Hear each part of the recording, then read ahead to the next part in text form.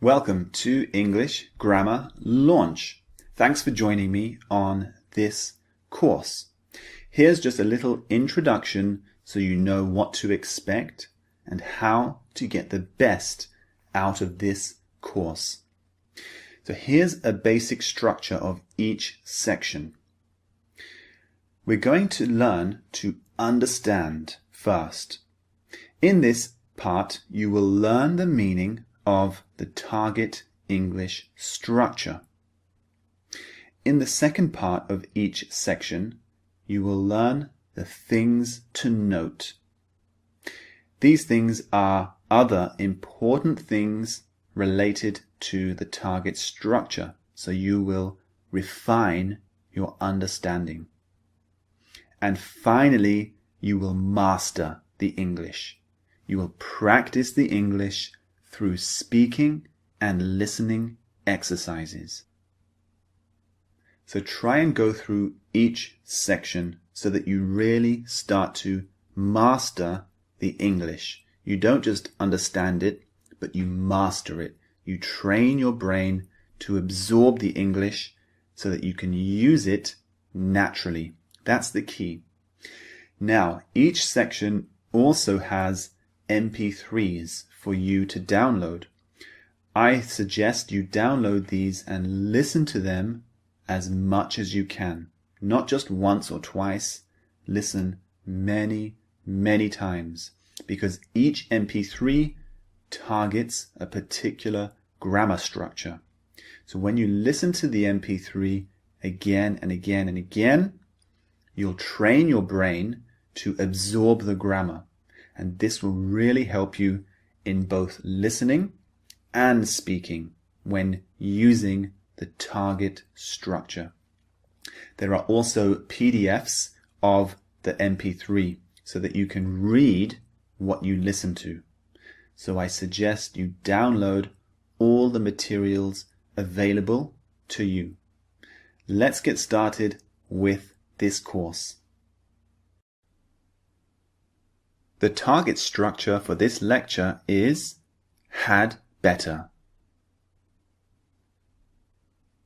So first of all, let's look at the example sentence and the meaning for had better. Look at this example. Your sickness is getting worse. We had better go to the doctor today.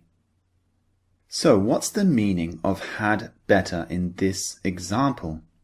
Had better means that you should do something. If you don't do this thing, there will be a problem or danger in the future. Had better is very similar to should. We use should to give advice to people. Okay, to say what we think someone else should do. So, I think you should buy this dress because it looks pretty.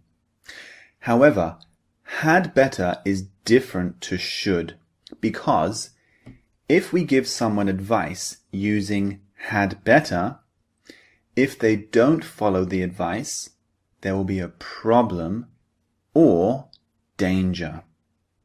Do you understand? So that's the difference. Should is for general advice. If I say to my friend, you should try this chocolate bar. It's delicious. If he doesn't follow this advice, there's no problem or danger. It just means he doesn't eat the chocolate bar. But if I say to someone, your sickness is getting worse. You had better visit the doctor. In this case, had better means if you don't follow this, there is a problem or danger that could happen. So if you don't go to the doctor, what is the problem or danger that could occur? The sickness could get worse. They might develop another illness, and they could, God forbid, die. So there are many problems or dangers if you don't go to the doctor when you have a sickness. Now, the problem or danger doesn't always have to be very, very serious. like death or sickness. Another example I'll give you is this one. Imagine there's a very, very busy Italian restaurant that I want to visit. I say to my friend, let's visit the Italian restaurant. However, it's very, very busy, so we had better book a table in advance. So why did I use had better? Because there's a problem or danger that might happen if we don't book the table. Now, the problem is quite small. It just means we won't be able to eat at the restaurant if we don't book in advance. But a small problem is okay. We can still use had better in this situation. So, let's move on to the structure of this grammar. So the structure for had better in the positive is simply had better plus a basic verb like walk, see, or go. So the example sentence that you can see below reads, we had better leave now. Otherwise, we will be late. So you can see had better plus leave. Leave is the basic verb.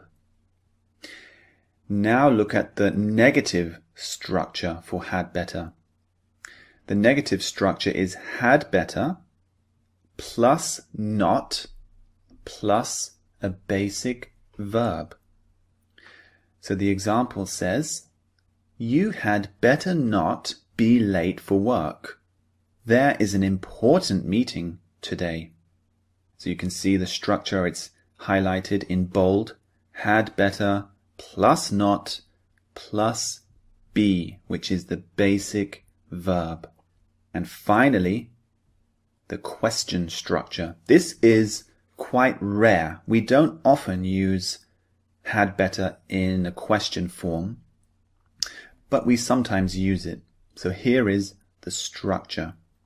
Structure for had better in the question form is hadn't plus I, he, she, etc. So you can put a pronoun here or a name of a person, plus better plus a basic verb. So the question below says, hadn't we better drive? It's quite far to walk. Let me highlight one thing about the question form for had better. It's usually used as a negative. So you saw the structure hadn't plus pronoun or name plus better. So hadn't we better drive? Now, the negative actually means positive. It's strange, but this is the way English works sometimes. English is a strange language. So if I say to my friend, it's very, very cold outside, hadn't we better drive to work? I've used the negative, hadn't we better drive? But I'm saying, I think it's a good idea to drive. I'm not saying, I don't think we should drive. I'm saying, we should drive. So just remember that.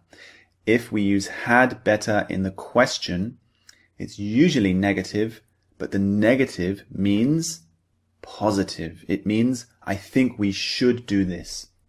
Let me give you another example to make it clearer for you. If I see some children playing on a busy street, which is very, very dangerous, I can say to those children, hadn't you better go to the park? It's much safer. So I used the negative, hadn't you better go to the park? But this negative means you should go to the park. I think it's a good idea. If you don't follow this advice, there will be some dangerous situation or problem that could occur. So let's move on to the next lecture. See you there. So now that you understand the meaning of had better and the structure of had better, your level of understanding should have risen. Now we're going to look at some things you need to note. Just some other things about the structure that are important to know. So let's look at the first thing that we should note. Had better is usually contracted in spoken English to I'd better, you'd better, she'd better, etc. So contracted means to make shorter. So instead of saying I had better go to the doctor, we contract I and had to become I'd.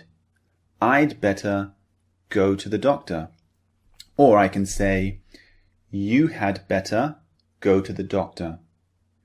Usually in spoken English, this will be contracted to you'd better go to the doctor.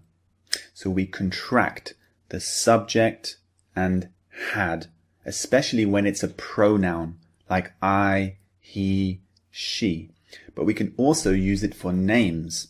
So if I say, imagine my friend John or Anthony. Let's say Anthony, which is my name.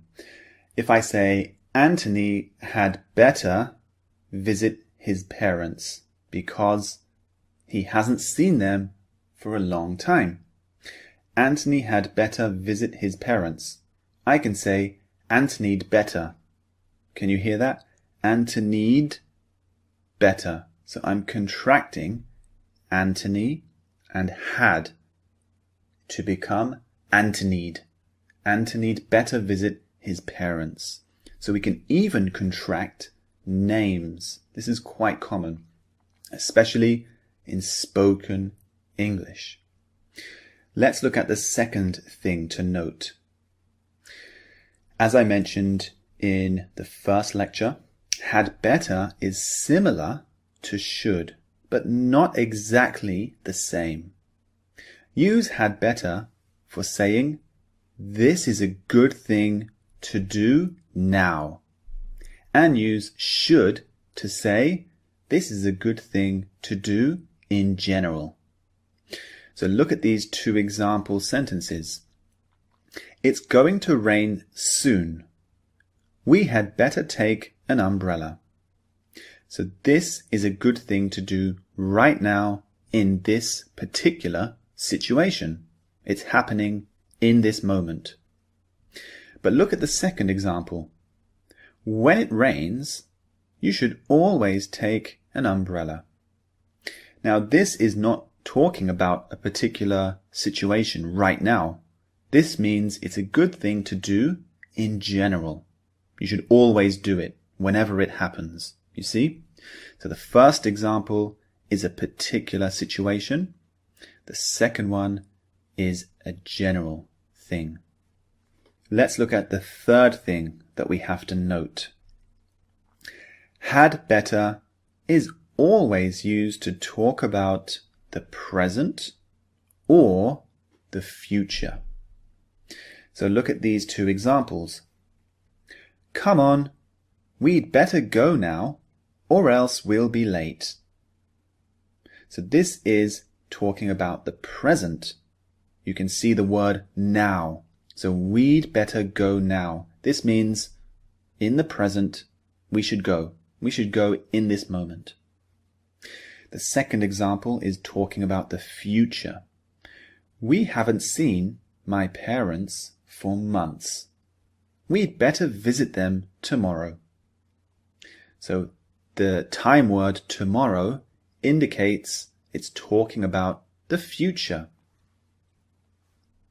So this is an important thing to note because had better, even though had is a past tense verb on its own. Had is the past tense of have. But had better is not the past tense at all. It never talks about the past. It's always talking about the present or the future. So don't get confused by the verb had. It's actually nothing to do with the past. Always present or future. Now let's look at the last thing that you have to note. We often use or else, or otherwise to say what will happen if we don't follow the advice. So look at this example. You had better stop eating junk food every day, or you will get fat. You can also say, or else you will get fat, or otherwise you will get fat. So they're trying to say, if you don't follow my advice, this will happen. So this is a really important thing to note, because using these words can extend your sentences when using had better. So use or else, or otherwise to say what would happen if you don't follow this advice. Let me give you one more example just to make everything clear. Imagine there's a new movie coming out next week, and I say to my friend, we'd better book a ticket early. Otherwise, we won't get a seat. You see? So the bad thing that might happen is we won't get a seat. So I used otherwise. I could also use or else. So we'd better book a ticket early, or else we won't get a seat. The meaning is the same. So use these words to extend your sentences when using had better. Speaking practice for had better. Listen to the sentence, then pause the video and repeat after me. Think about the structure we studied and train your brain to master had better. Let's get started. It's going to be very hot and sunny later. We'd better bring some sun cream and our sun hats.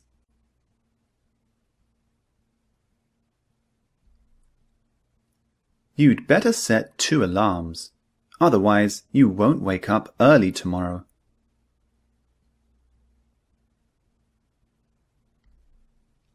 Who else shall we invite to the wedding? We'd better invite Aunt Joan, otherwise she will be really upset.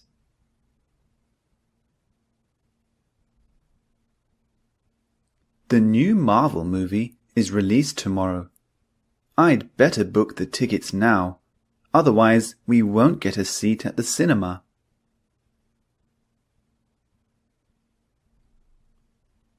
My toothache is getting worse and worse every day. I'd better book a dentist appointment as soon as possible.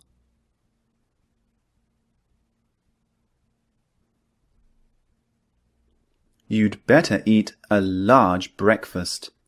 You need lots of energy for your performance today.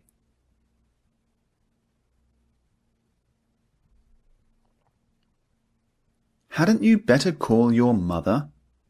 You promised you would call her today.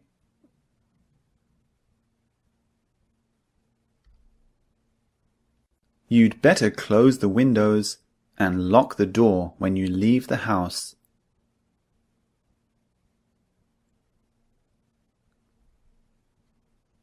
Everyone is tired after the long journey.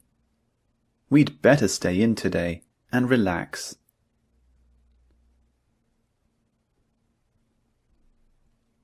Sam had better not borrow my car without asking again. Otherwise, I'll be really angry.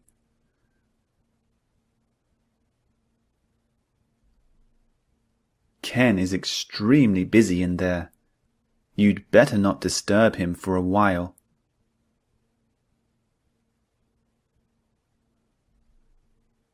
You haven't paid the house rent for last month.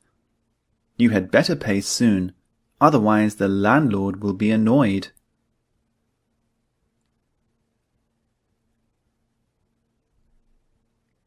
The new Turkish restaurant is so popular. We'd better book a table early.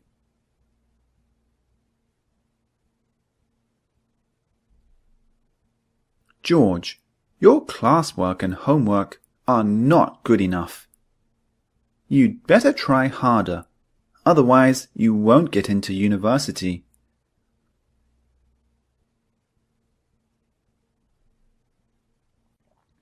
This meat looks bad. We'd better not eat it.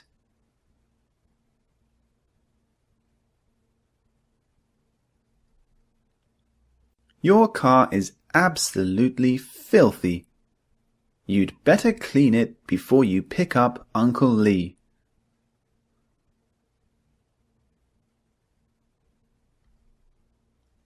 The computer keeps crashing and deleting all my work. We'd better get it fixed.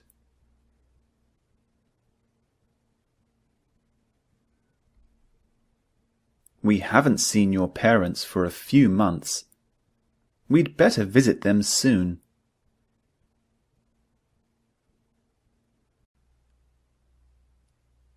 Listening practice for had better. Listen to me say the sentence, then pause the video and write down what you hear.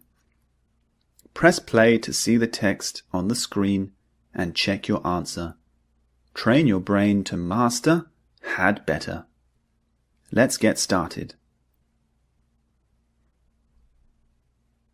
My eyesight is getting worse and worse.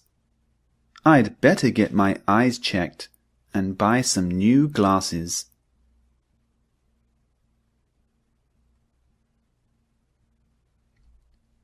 My eyesight is getting worse and worse. I'd better get my eyes checked and buy some new glasses.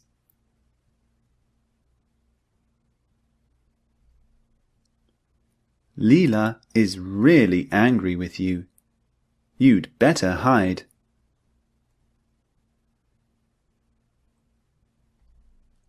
Leela is really angry with you.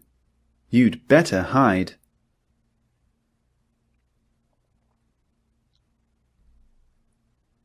Hadn't we better put a bigger lock on this door? I'm worried about thieves in the area.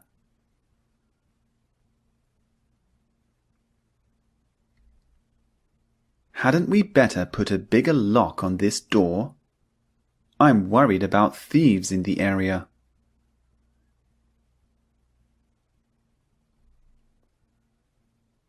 This president has promised so much for the people of the country. He'd better not break his promises, or else there will be huge public anger.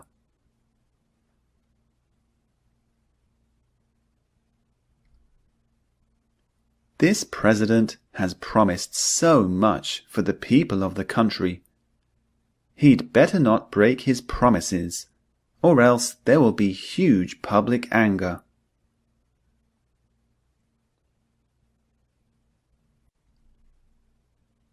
This movie is so boring. It had better finish soon. Otherwise, I'll just walk out before the end.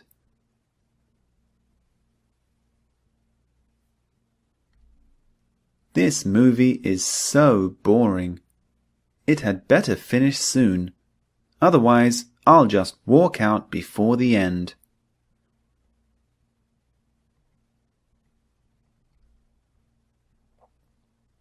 I'd better throw this broken ladder away. Otherwise someone will get hurt.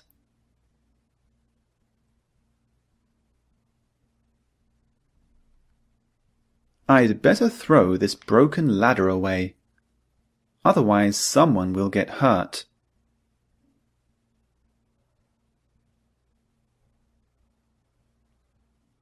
Mike had better pick up that broken glass. It's dangerous with these kids running around.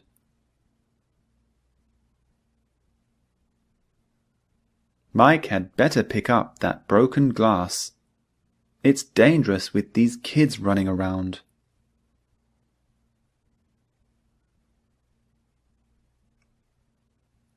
I'd better start cooking now.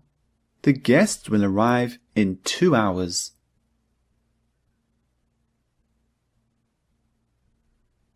I'd better start cooking now.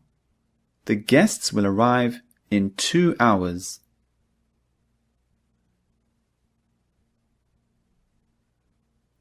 Michael, you are rushing your classwork. You'd better slow down, otherwise you'll make lots of mistakes.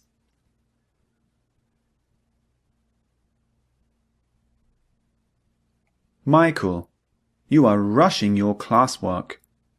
You'd better slow down, otherwise you'll make lots of mistakes.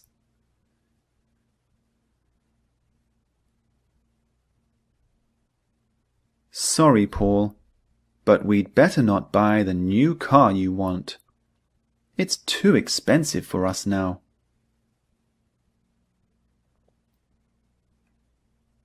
Sorry, Paul, but we'd better not buy the new car you want.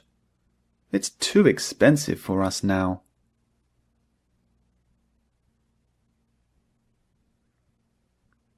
You'd better not sit too close to me.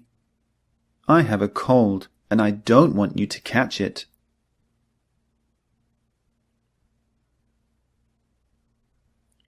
You'd better not sit too close to me. I have a cold and I don't want you to catch it.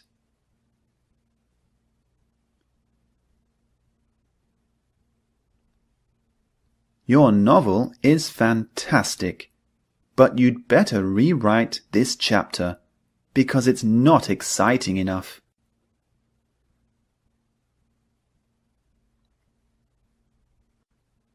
Your novel is fantastic, but you'd better rewrite this chapter because it's not exciting enough.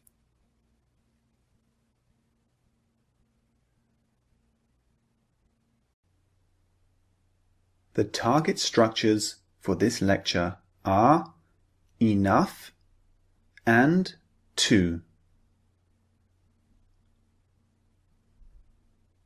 So let's look at the example sentence for the first structure, enough.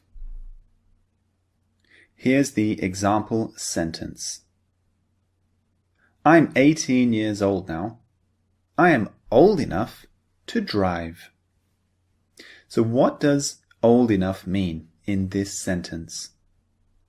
The words in bold indicate that the person is the necessary age to drive. It means the person is the age needed to drive. Now let's move on to the meaning of to. Here's the example sentence. John, you need to slow down. You are driving too fast. So what do the words too fast mean? The words in bold indicate that John is driving faster than is needed or necessary. He needs to slow down. So enough and to are related because they talk about a quantity of something. So in the first example sentence, the quantity was about age, how many years someone has lived. So if I say, I'm old enough to go out on my own, this means I have the necessary years in my life to go out alone. I'm 18, 19, 20. I'm old enough. To also talks about a quantity or an amount of something. So in the example sentence we saw, the person was driving too fast. The speed that he was driving was more than necessary or was needed. He should slow down. You see? So it's usually talking about quantity of something. Enough means it's good, it's sufficient. To usually means more than sufficient, more than enough. Let's look at the structure for these two words. The structure for enough is like this. We use an adjective or an adverb plus enough. Let's look at the first example. I think I am strong enough to lift this on my own. So that's an adjective plus enough. And the second example, the zebra ran quickly enough to escape from the lion.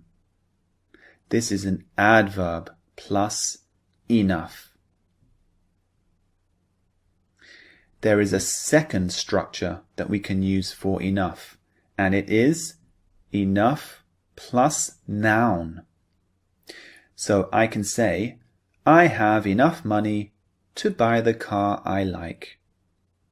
So you can see enough plus the noun money. It means I have a sufficient amount of money to buy the car I like. Now, the structure for to. To is usually used with an adjective. So to plus an adjective. The example is, this car is too old. Let's buy another one. So the car is older than is necessary. It's older than I like. So I don't want it. I want a newer car. So I hope the meaning and the structure is clear for you now. Let's move on to the things we need to note for enough and to. See you in the next lecture. So let's look at the things we need to note when using enough and to. Let's bring your understanding of these structures to the next level. Let's look at the first thing. So I'd like you to compare enough and to, just so that the meaning is even clearer for you.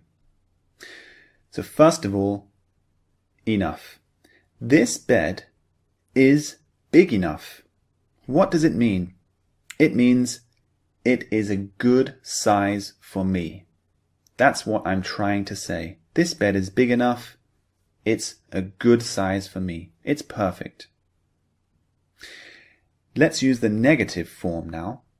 This bed is not big enough. What does this mean? I'm trying to say it needs to be bigger. It's not sufficient for me. Because I'm big, the bed is small, it's not big enough. Now let's use to. This bed is too big. This means it needs to be smaller. It's too big for me. It's more than is necessary. So it needs to be smaller. So that's a comparison of enough and to, just so that you can understand them better. Let's move on to the second thing that we should note. We can use enough without a noun if we mention the noun before, or if we know what the person is talking about. So one of the structures, remember, is enough plus noun. But if we know what the noun is, we can leave it out. So look at this example of Jane and Paul talking to each other. Jane says, I'm going to buy some more wine for the guests.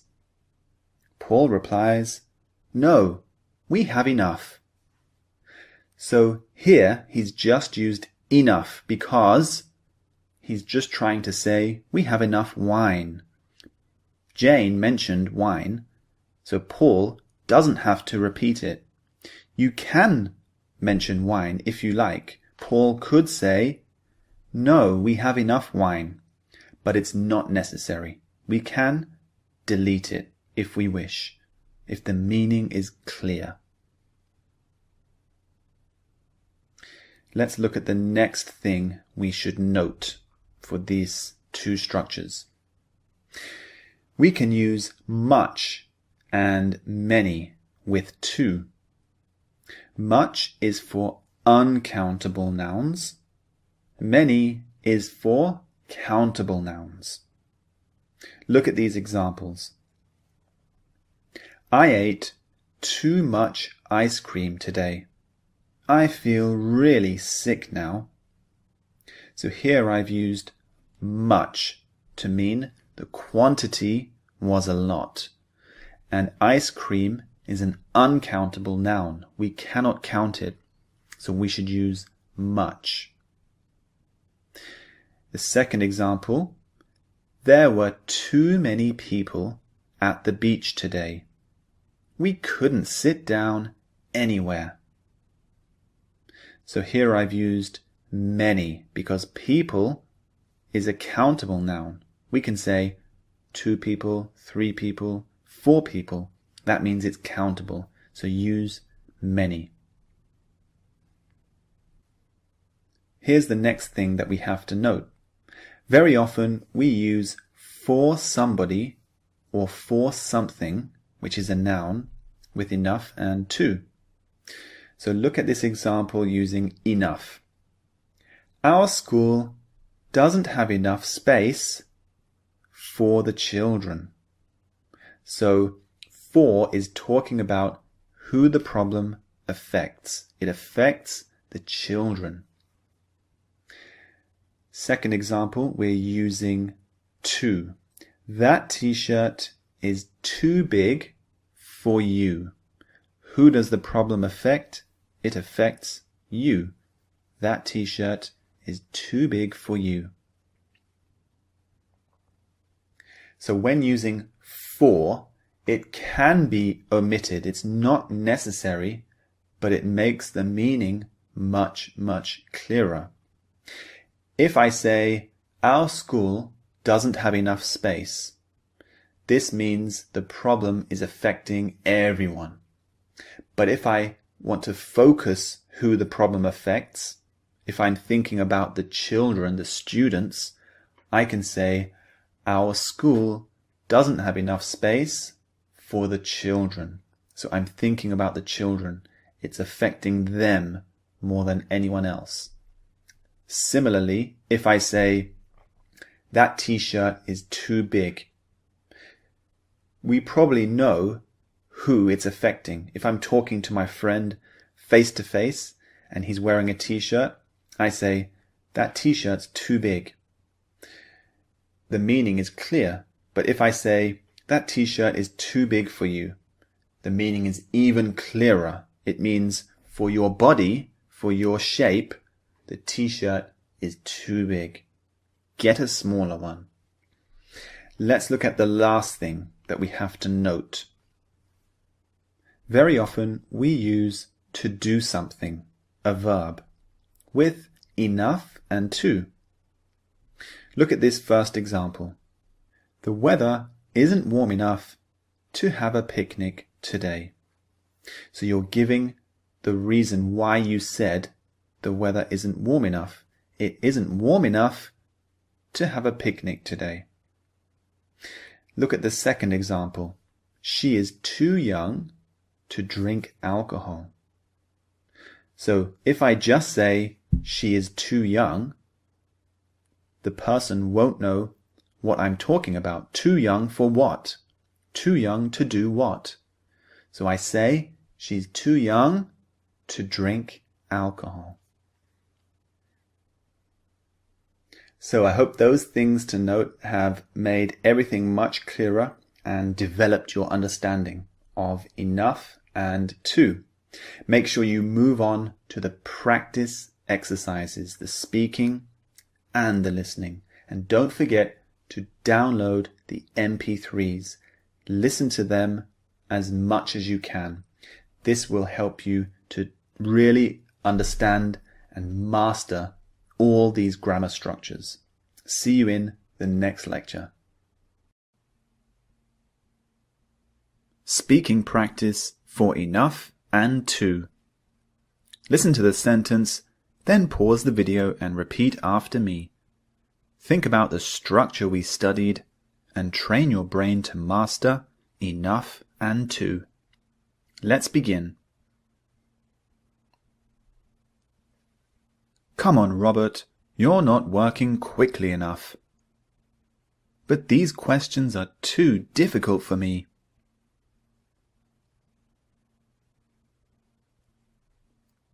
What do you think of the interviewee? I don't think he has enough experience for the job. He's too young.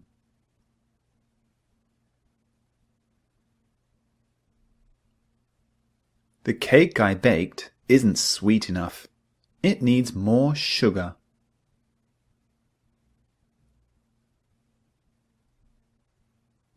The famous author C.S. Lewis famously said, "You are never too old to set another goal or to dream a new dream."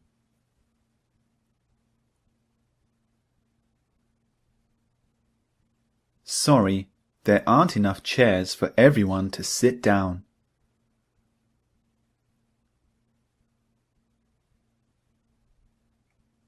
Sorry, I'm too busy to talk now. Can you call me back later?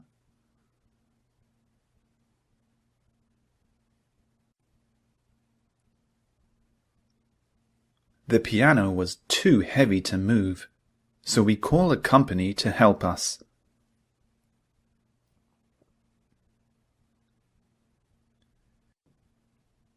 Do we have enough time to visit my parents on the way home? No, it's too late. Let's visit them tomorrow.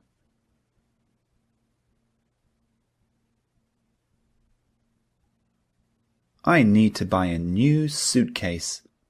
This one isn't big enough for all my stuff.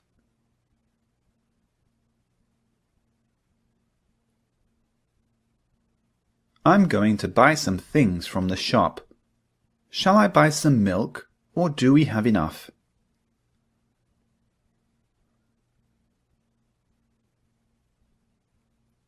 This road is too dangerous to play on. Go to the park. But the park is too far away.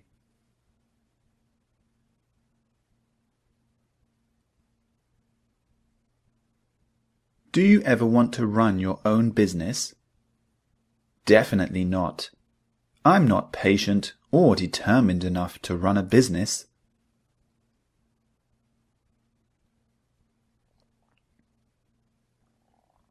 James is an excellent student, but his work is too messy. Sometimes it's not clear enough.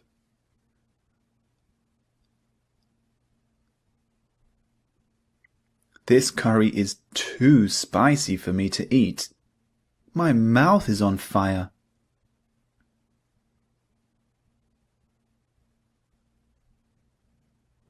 Jane and Emma saw Johnny Depp at the movie premiere, but they couldn't get close enough to take a picture with him.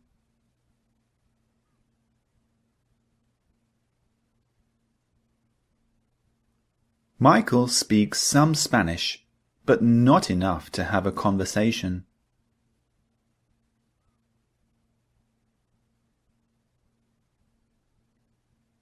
How is the food? The pizza is too salty for me.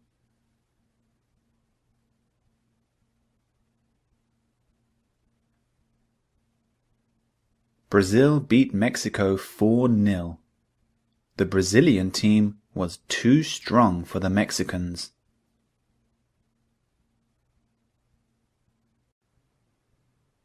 Listening practice for enough and to. Listen to me say the sentence, then pause the video and write down what you hear. Press play to see the text on the screen and check your answer. Train your brain to master enough and to. Let's get started. How was your trip to Canada? Did you enjoy it? It was amazing. There are so many beautiful places to see. We didn't have enough time to see everything we wanted.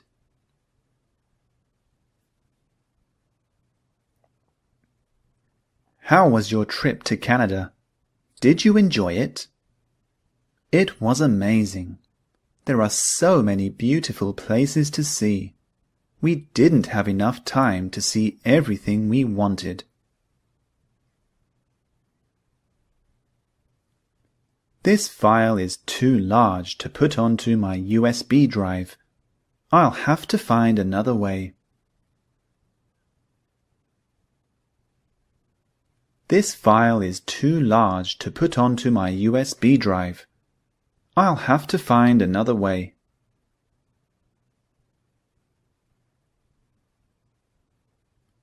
What do you think of my painting? It's very good, but it could be better.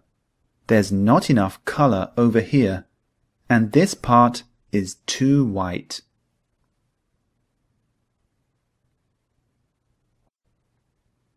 What do you think of my painting? It's very good, but it could be better. There's not enough color over here, and this part is too white.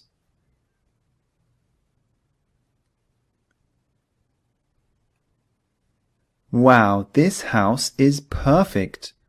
There is a pool, a large driveway, and enough space for the kids to run around.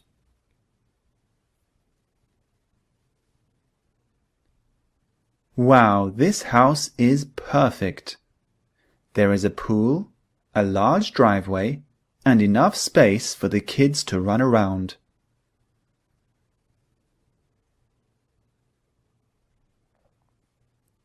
Do you have enough wine, or would you like some more? No, thanks. We have enough.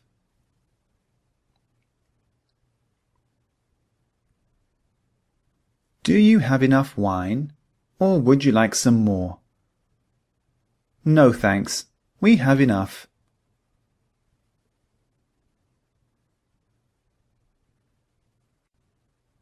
Let's go to the beach this weekend. It's not warm enough to go to the beach. Let's wait until the weather gets warmer.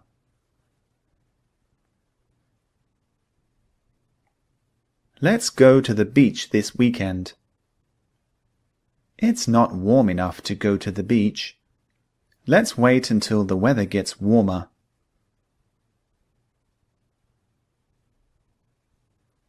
If you're determined enough, you can do anything in life. With enough dedication, anything is possible.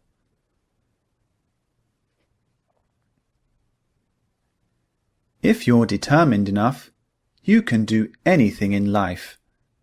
With enough dedication, anything is possible.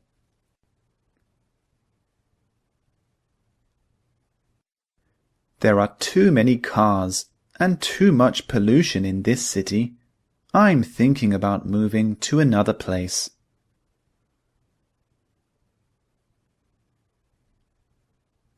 There are too many cars and too much pollution in this city. I'm thinking about moving to another place.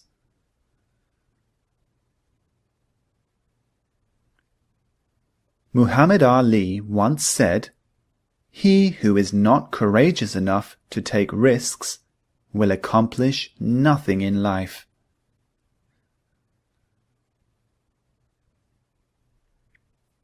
Muhammad Ali once said, "He who is not courageous enough to take risks will accomplish nothing in life."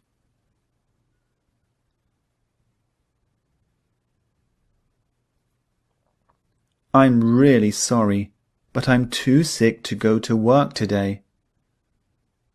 No problem. Make sure you get enough rest. I'm really sorry, but I'm too sick to go to work today. No problem. Make sure you get enough rest.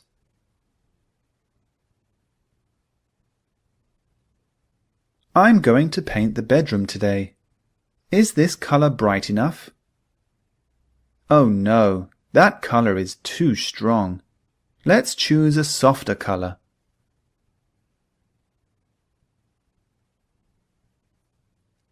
I'm going to paint the bedroom today. Is this color bright enough?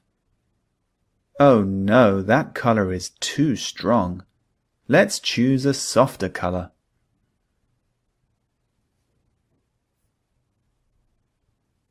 Nowadays, phones are small enough to carry around with us, but they weren't always so small. In the 1980s, they were too big to carry easily.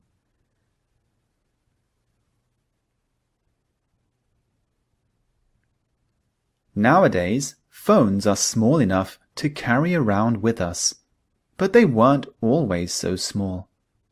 In the 1980s, they were too big to carry easily.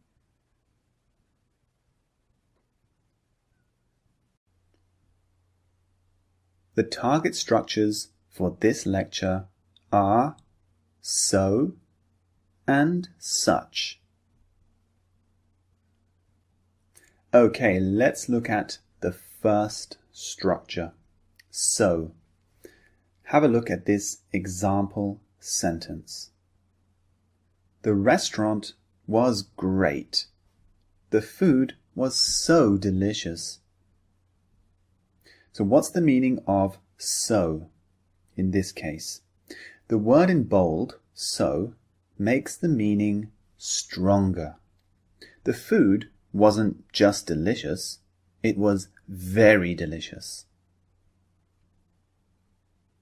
Let's move on to the meaning of such. Let's look at a very similar example sentence so you can compare. The restaurant was great. They served such delicious food. So what does such mean? The word in bold, such, makes the meaning stronger, just like so. The food wasn't just delicious, it was very delicious. There we have so and such. The meaning of these two words is the same. They just make the following words stronger. So what's the difference? The difference is in the structure, how we use the words in the sentence, which we'll go over in just 1 minute. But let's go back to the meaning. So the meaning of so and such make words stronger. So instead of just saying, the weather today is beautiful, I can make this meaning stronger. I can say, the weather today is so beautiful. Can you feel the difference? Notice how I pronounce the word as well. So.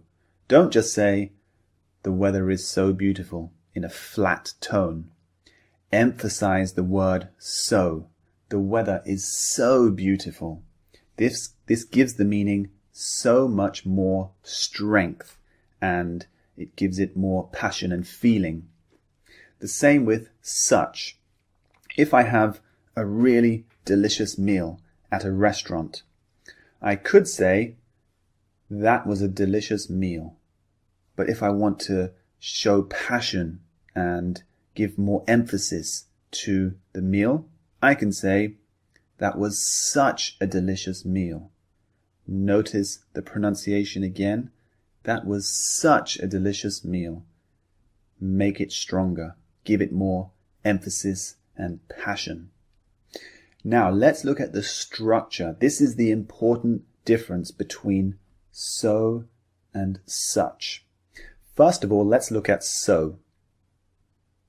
The structure for so is so plus an adjective or an adverb. So the first example sentence shows an adjective. John is so slow at driving. So you can see we're making the meaning stronger. We're not saying John is just slow. He is so slow at driving. The second example shows an adverb. John drives so slowly. So that's the structure for so. Now let's look at such. Such actually has two structures. Here's the first. Such plus an adjective plus a noun. So this is one of the big differences between so and such. It's a very different structure. So look at this example. It's similar to the one we just looked at. John is such a slow driver. Can you see the structure? So I've used such plus the adjective slow, but in this case we have to use a noun as well. So the noun I used is driver. John is such a slow driver. And the second structure for such is simply such plus a noun. For example, Einstein was such a genius. So here we have such plus the noun, genius.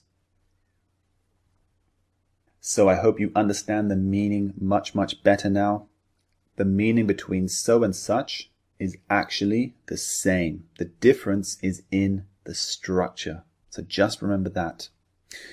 Now, make sure you move on to the next lecture, the things to note, and don't forget to complete the practice exercises as well, the listening and the speaking. This will train your brain to master the structures. See you in the next lecture.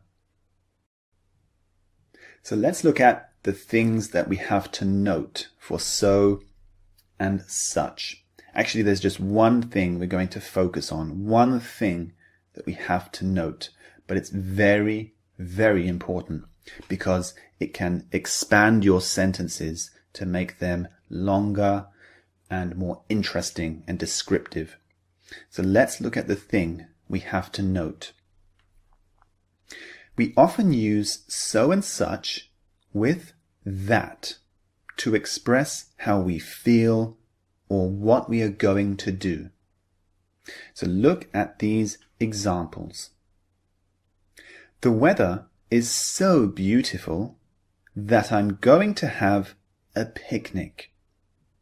So in this example, I used that to say what I'm going to do. Because the weather is so beautiful, I'm going to have a picnic. So that extends the sentence. Look at this next example. It's such a rainy day that I'm going to stay inside. Again, I used that to extend the sentence. I explained what I'm going to do because it's such a rainy day. It's such a rainy day that I'm going to stay inside. Now, you can also leave out that. It's not necessary to use it. So look at these sentences. The meaning is exactly the same as the two we just went through, but we left out the word that. The weather is so beautiful, I'm going to have a picnic. See, I left out the word that, but the meaning is exactly the same. Similarly, with the second sentence, it's such a rainy day, I'm going to stay inside. So this is a very important thing I want you to note. Listen as well to the intonation of the sentence when we use that with so and such. So listen to my intonation with this example sentence. It's such a rainy day that I'm going to stay inside. Can you hear the intonation? It's rising up and then it's falling. It's such a rainy day that I'm going to stay inside. Listen to another example.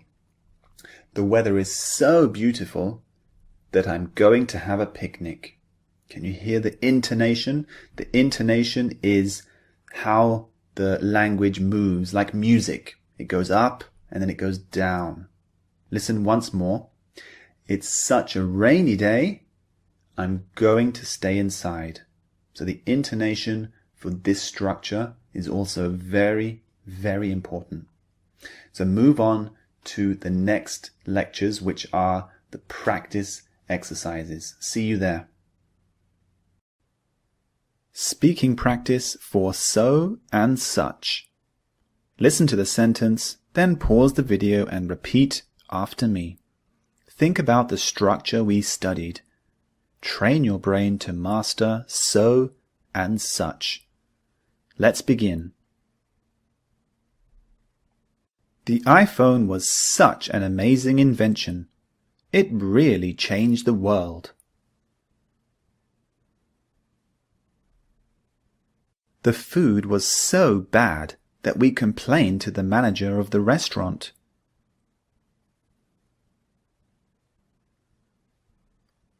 Nina and I had such a wonderful time in Vietnam. We didn't want to come home.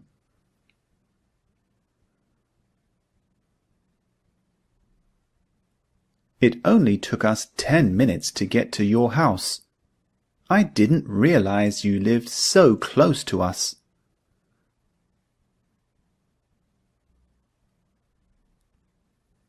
The 9/11 terrorist attacks in New York were such a shock that most people remember exactly what they were doing at the time.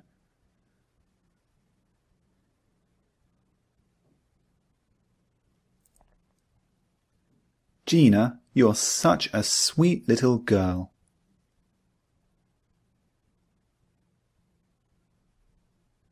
Paul is so strong that he can lift me above his head. He's got such big muscles.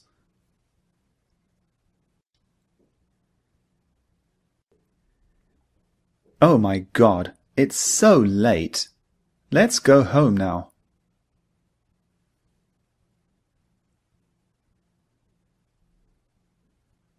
Mahatma Gandhi was such an inspirational man that he peacefully led his country to independence.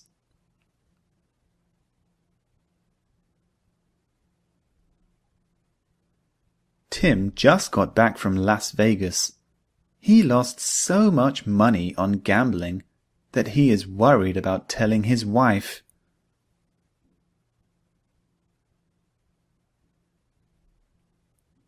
London is a great city to live in, but it's so expensive.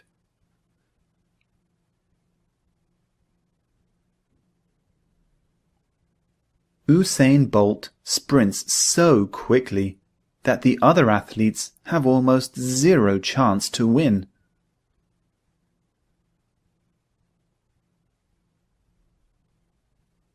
As a doctor, you can earn so much money, but it's such a stressful job.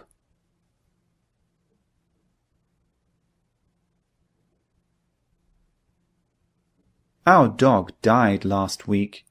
Philip is so sad that he can't stop crying.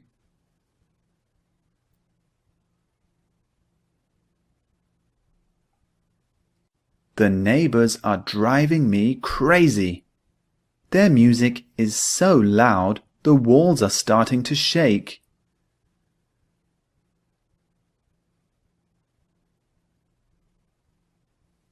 Your English is so fluent now.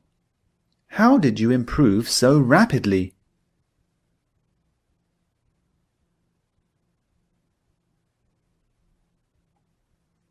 Hi, Mike. I'm so sorry, but I'm going to be late. There is such a lot of traffic on the roads today.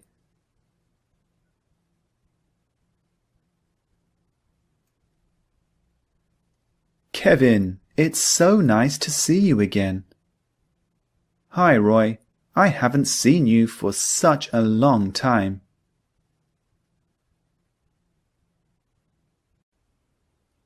Listening practice for so and such. Listen to me say the sentence, then pause the video and write down what you hear. Press play to see the text on the screen and check your answer. Train your brain to master so and such. Let's begin. Shakespeare was such a masterful writer that his work is still studied and celebrated today.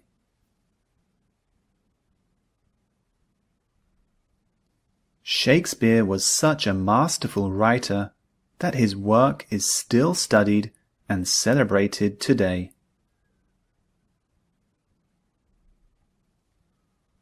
The movie was so boring, I fell asleep halfway through.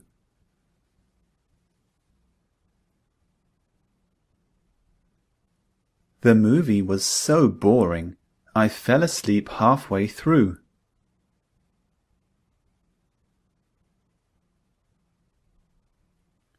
Russia is such a vast country that it takes days to cross it by car.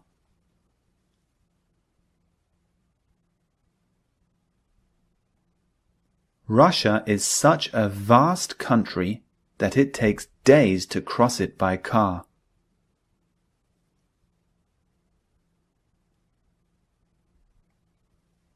We went to a Rolling Stones concert last night. They were so energetic and impressive.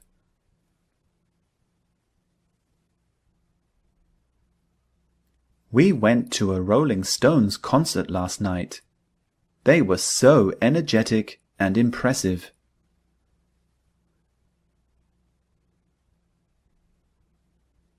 The roads were so icy and so dangerous that the government issued a warning.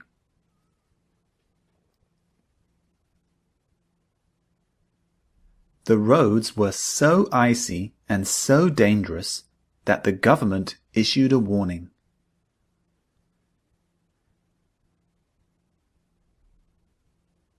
I haven't eaten since breakfast.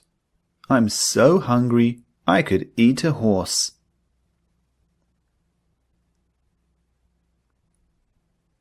I haven't eaten since breakfast. I'm so hungry I could eat a horse.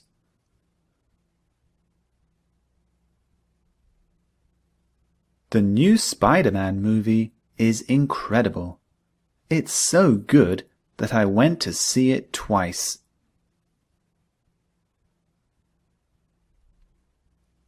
The new Spider-Man movie is incredible. It's so good that I went to see it twice.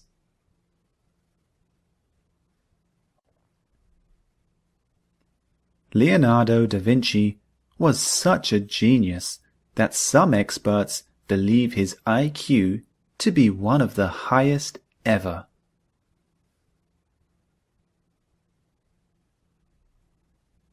Leonardo da Vinci was such a genius that some experts believe his IQ to be one of the highest ever.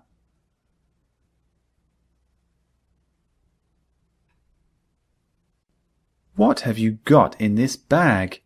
It's so heavy I can't lift it.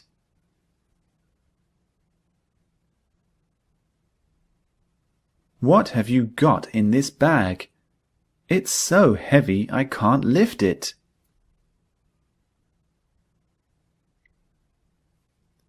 The ballet dancer moved so beautifully that the audience was silent in amazement.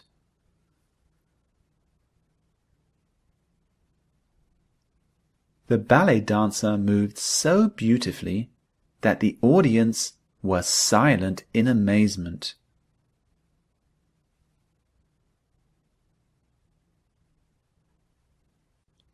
Some parts of the world's oceans are so deep that we don't even know what's down there.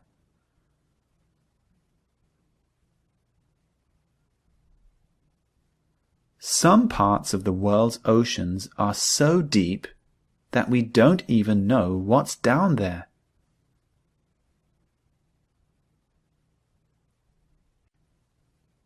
Some fans were so excited to see Brad Pitt that they fainted.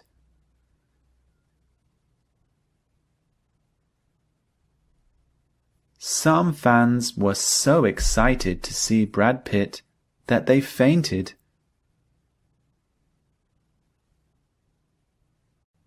The structure that we're focusing on in this lecture is used to. the first thing I want you to notice is the pronunciation of this structure. Used to. The spelling, U-S-E-D, used, and T-O, to. Because we have a D at the end of used and a T at the beginning of to, these two sounds merge together in English. They almost become one sound.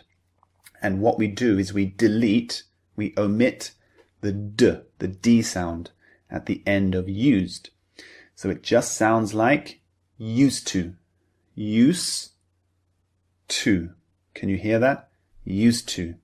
So that's just something you can note in terms of pronunciation. Let's move on to the meaning of used to. There are two main meanings. Let's look at the first one.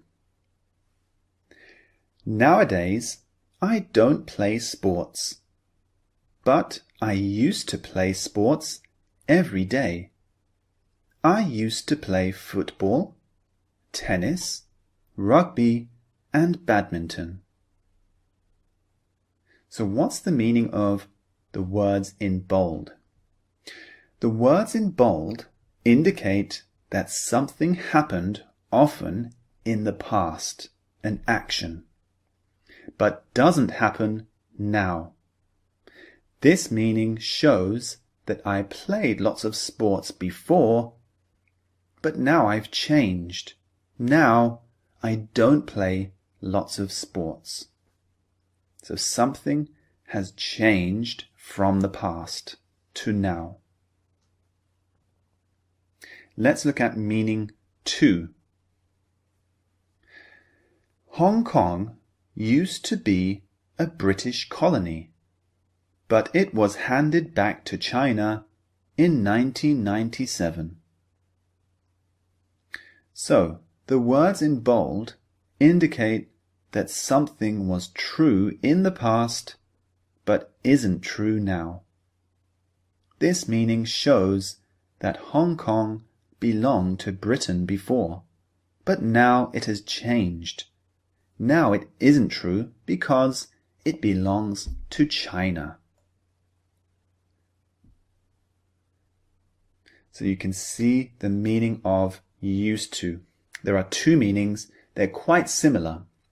The first meaning is to do with an action, something we do. For example, in the example I gave, used to. I used to play football, but now I don't. So this is an action. The second meaning is something that was true before, but isn't now. Something has changed. You see? So Hong Kong used to be British, but now it isn't. So used to basically means something has changed from the past. Let me give you another example. When I was younger, I loved Pokemon. Now I'm a bit older. I don't love it as much. It's still fun, but I don't love it as much. So something has changed. In this case, I can use used to. So I will say, I used to love Pokemon when I was younger, but now not so much. So you can see something has changed in my life. So used to is a perfect structure to use.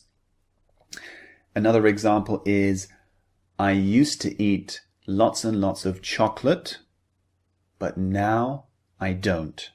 So there's something changed. That's when we use used to. Now, what's the structure of used to? Let's have a look. So the structure for the positive of used to is I, we, he, she, etc. So a pronoun or a name or a noun plus used to plus a basic verb. Be, go, play, etc.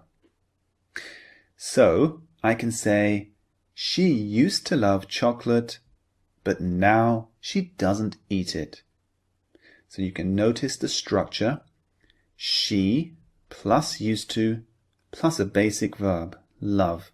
She used to love. And the thing that's changed is she used to love chocolate, but in the present time, she doesn't. Now, the negative structure is I, you, he, she, etc. plus didn't plus used to plus a basic verb. So, for example, we didn't used to enjoy baseball, but now we love it. So this is the opposite, you see? It's talking about something in the past that you didn't used to do or you didn't enjoy, but now you do. And there is another negative structure, which is very, very common. I, we, he, she, etc. plus never plus used to plus basic verb. So instead of using didn't, you can use never. For example, I never used to eat spicy food, but now I really enjoy it.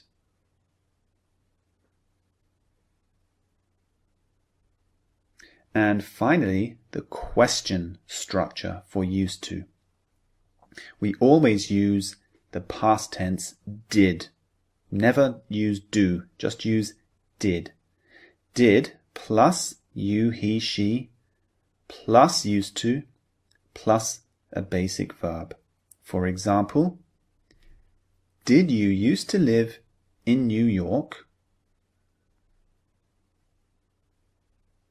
So there you have it, the meaning and the structure for used to. So go over this lecture again if you want to refresh your memory for the meaning or the structure.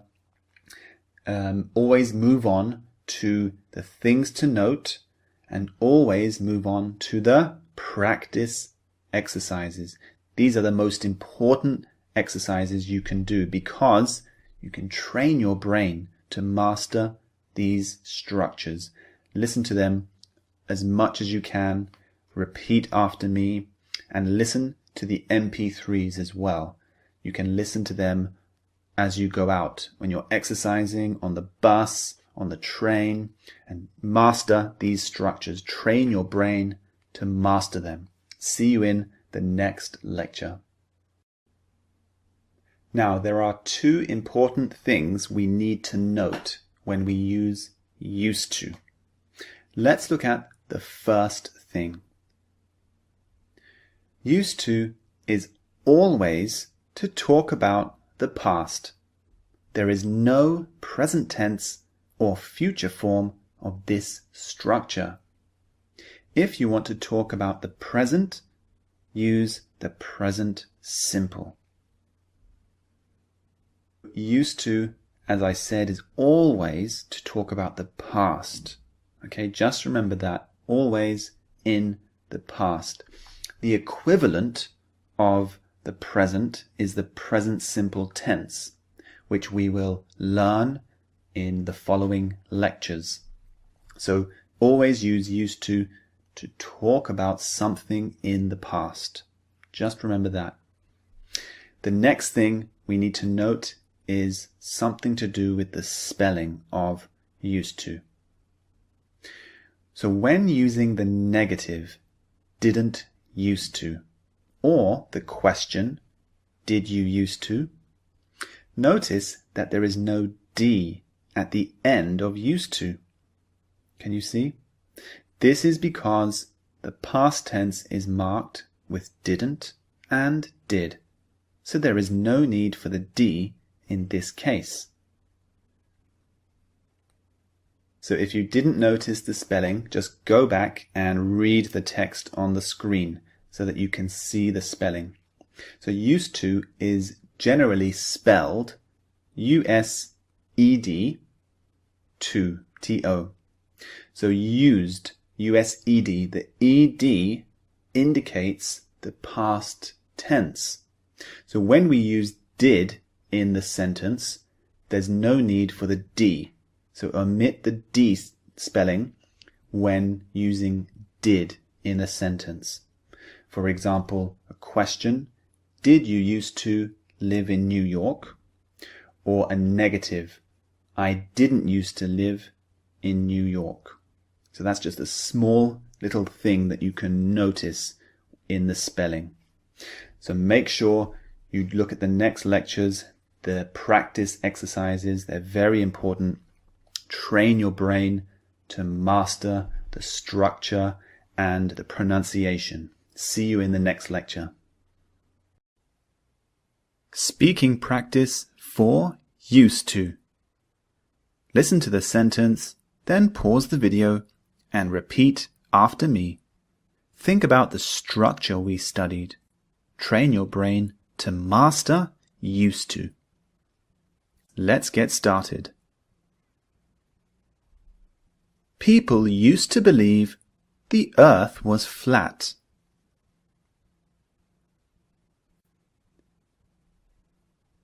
My wife used to spend so much money on shoes. Now she has calmed down.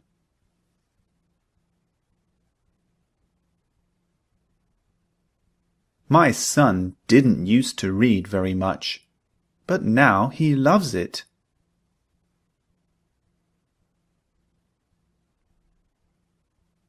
I never used to like coffee, but nowadays I drink 2 or 3 cups a day.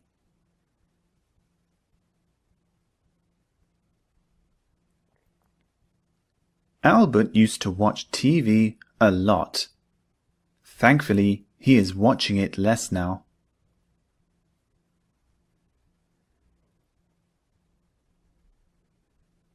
Did you used to work at the supermarket near Vine Street? I think I recognize you.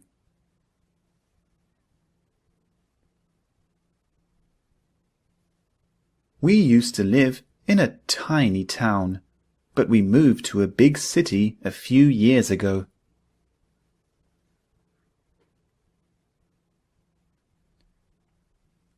Gary bought a car recently. He used to ride a motorbike, but it was so dangerous.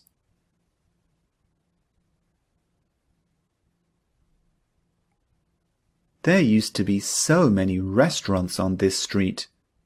Now there are just clothes shops.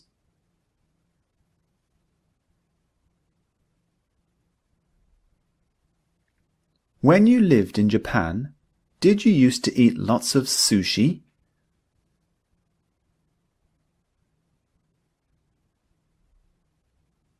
My cat doesn't play much anymore because it's getting old.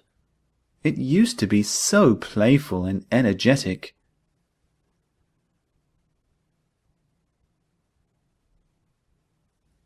When I was a university student, I used to live with 3 flatmates. It was so much fun.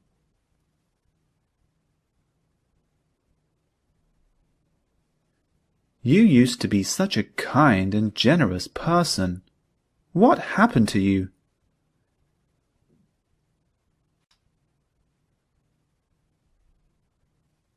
Nice camera. Do you often take photos? Not anymore, but I used to be a keen photographer.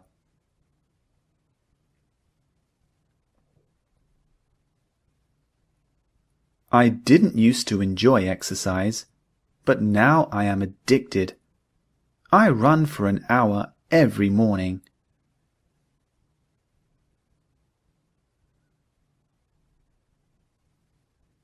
Bob used to wear glasses, but he recently switched to contact lenses.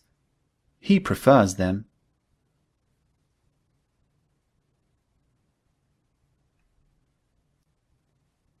Lisa used to be a real party animal, but she rarely goes out now.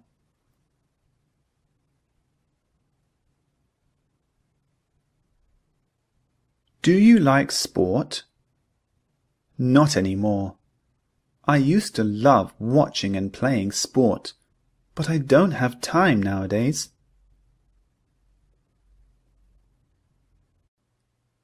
Listening practice 4. Used to.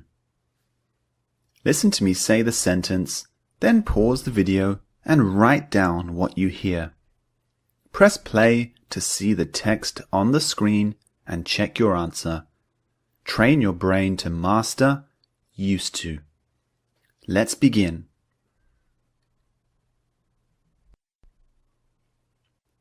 Where is the supermarket that used to be here? Did it move to a new location?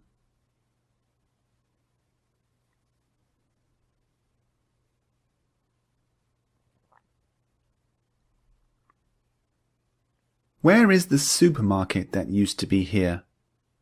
Did it move to a new location?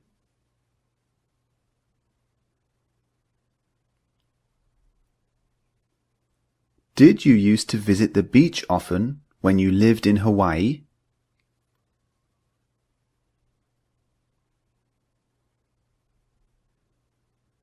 Did you used to visit the beach often when you lived in Hawaii?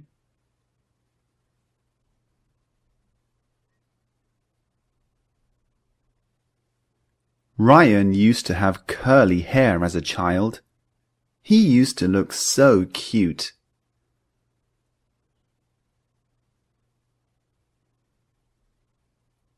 Ryan used to have curly hair as a child. He used to look so cute.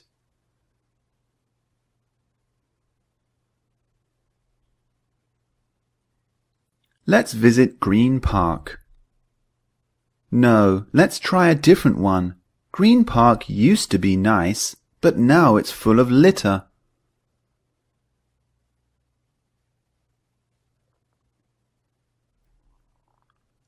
Let's visit Green Park. No, let's try a different one. Green Park used to be nice, but now it's full of litter.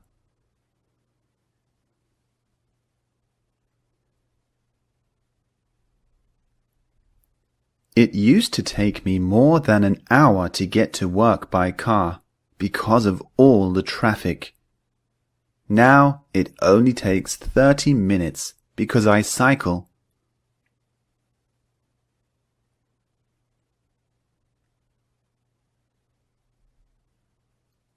It used to take me more than an hour to get to work by car because of all the traffic. Now it only takes 30 minutes because I cycle.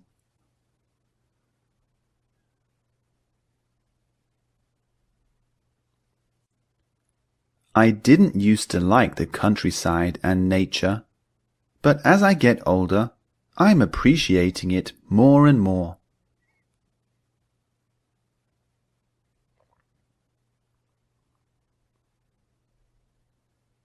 I didn't used to like the countryside and nature, but as I get older, I'm appreciating it more and more.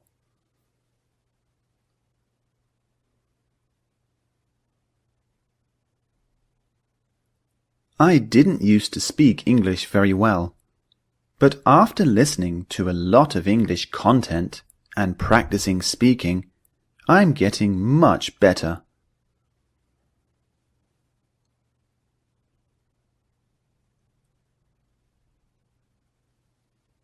I didn't used to speak English very well, but after listening to a lot of English content and practicing speaking, I'm getting much better.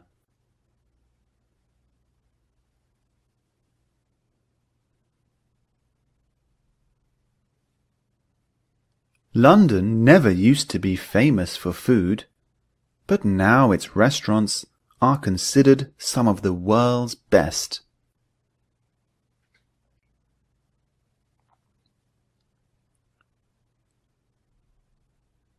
London never used to be famous for food, but now its restaurants are considered some of the world's best.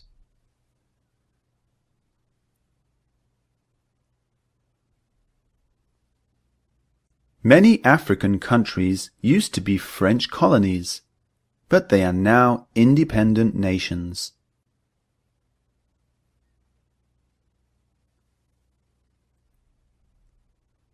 Many African countries used to be French colonies, but they are now independent nations.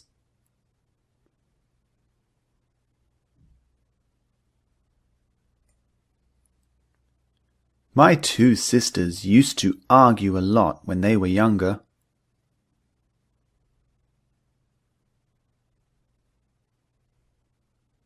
My two sisters used to argue a lot when they were younger.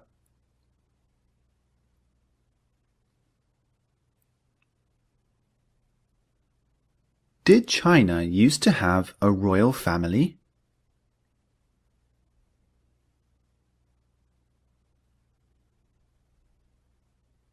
Did China used to have a royal family?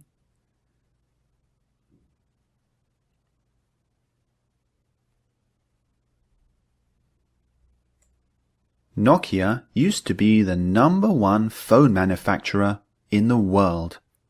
Now it's declined massively.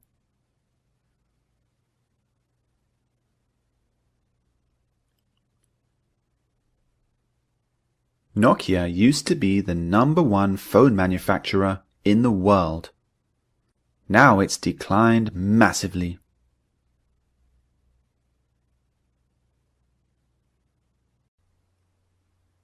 The target structure for this lecture is the present continuous. So the present continuous is a tense in English. Let's look at the meaning of the present continuous. There are 3 main meanings that we're going to look at. They're similar but slightly different. So let's go over the first meaning. Look at the example sentence. John is on the plane. He is on his way to Hawaii. John is flying to Hawaii. So the words in bold indicate the present continuous. This meaning shows that John is flying right now at the time of speaking. The action is continuing and isn't finished. So that's meaning 1. Let's look at the second meaning. Look at this example. Sarah is talking on the phone. She says to her friend, "I'm reading an amazing book at the moment. I highly recommend it." The words in bold indicate the present continuous. This meaning shows that Sarah is reading a book nowadays. She has started it, but she hasn't finished it. She isn't reading it at the time of speaking. So it's slightly different to meaning 1. Meaning 1 is talking about something at the time of speaking. Meaning 2 is talking about something happening nowadays, but not necessarily right now, at the time of speaking. And let's look at meaning 3. Frank is talking to the CEO of the company. He says to the CEO, "The company is growing rapidly this year. We are having an amazing 12 months." So the words in bold indicate the present continuous, but this meaning shows the company is doing well around this time period, which is 1 year. It is changing over this long time period.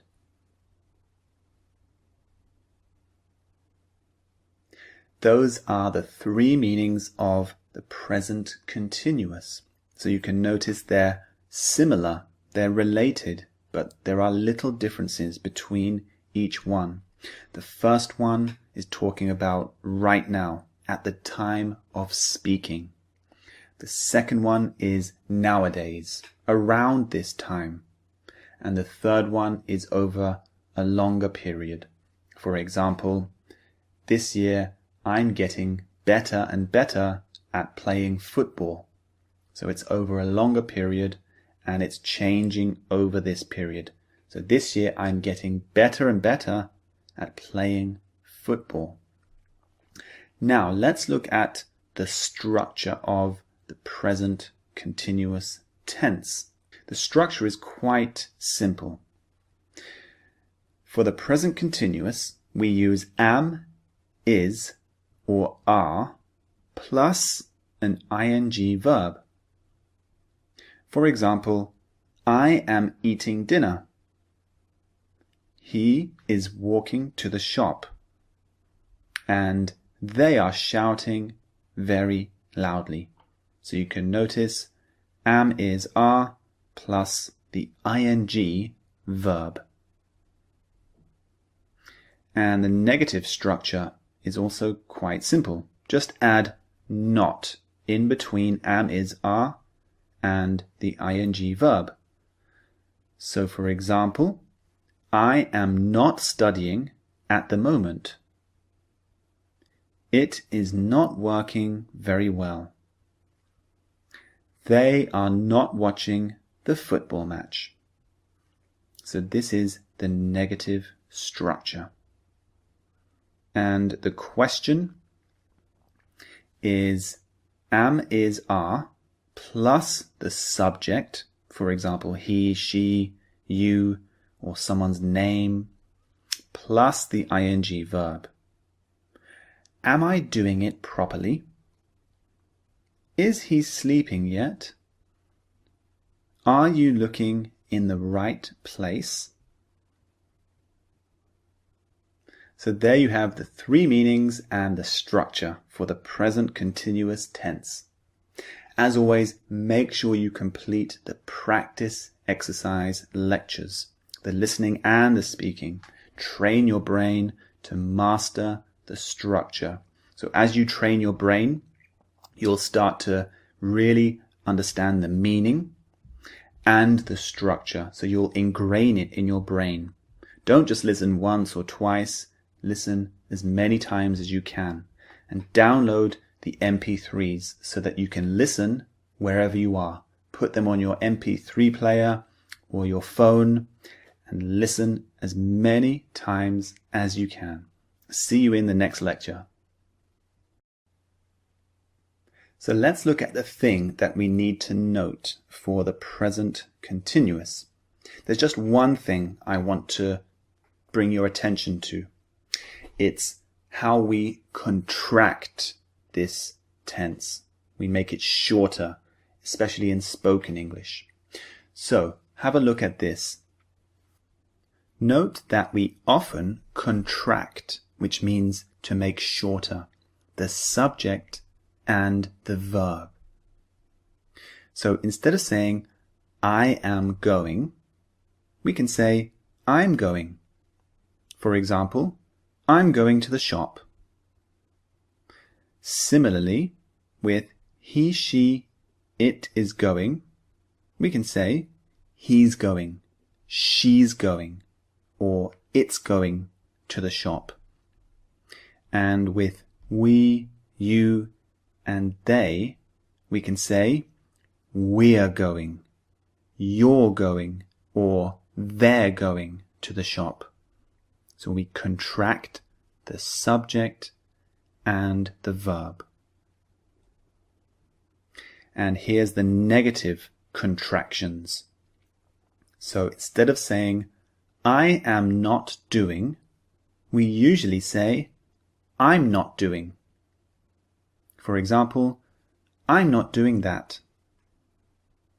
He, she, it is not doing becomes he's not or he isn't.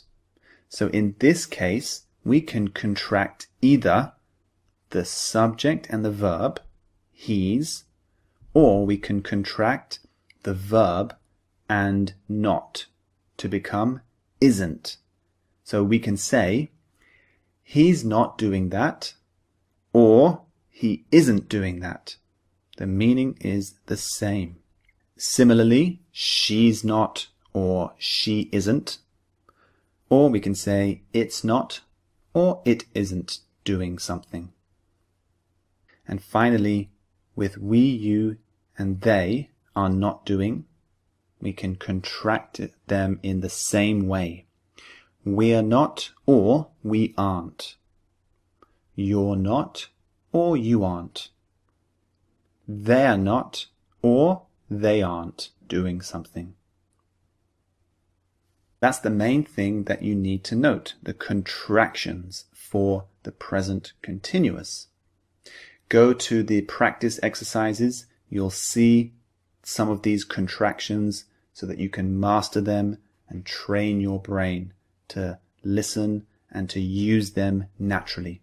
See you in the next lecture. Speaking practice for the present continuous. Listen to the sentence, then pause the video and repeat after me. Think about the structure we studied. Train your brain to master the present continuous. Let's get started. Please turn down that music. I'm working.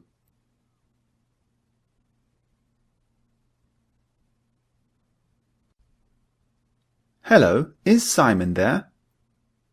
Yes, but he's taking a shower. I'll tell him to call you back.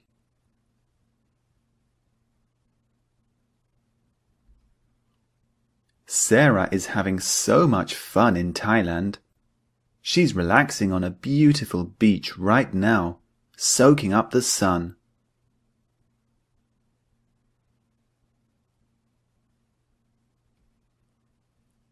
Your baby is growing up so quickly. Is she doing well at kindergarten?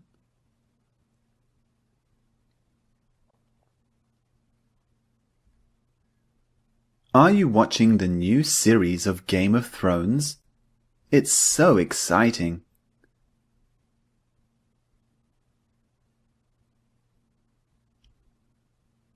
What a beautiful day. The weather is getting better and better.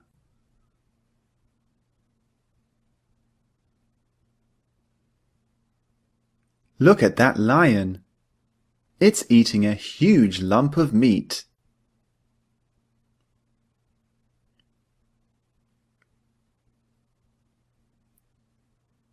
Come on, it's getting late. We should go home now.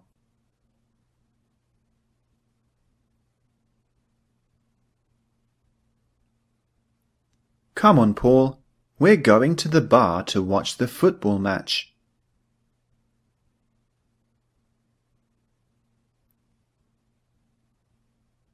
Ouch! Sally, you're standing on my foot.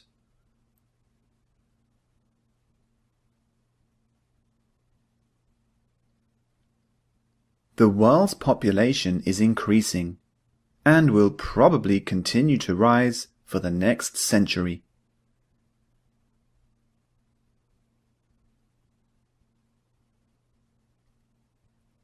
Unfortunately, you can't see the crocodile today. It's sleeping and is hidden away from view.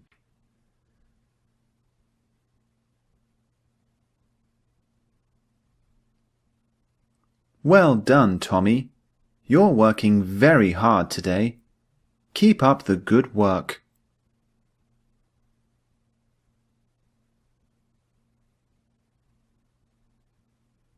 Nick was sick all weekend. He isn't feeling better today, so he won't be able to come to the party.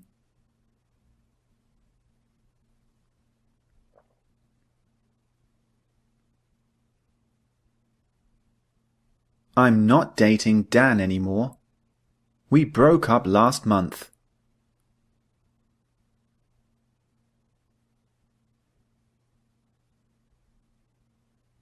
I'm taking a course on childcare. I go to college in the evenings to study.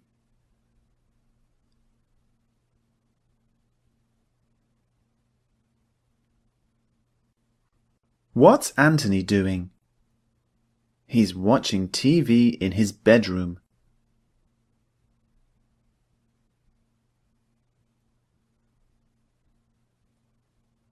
Gemma had to go home early. She's not feeling too good after eating that spicy food.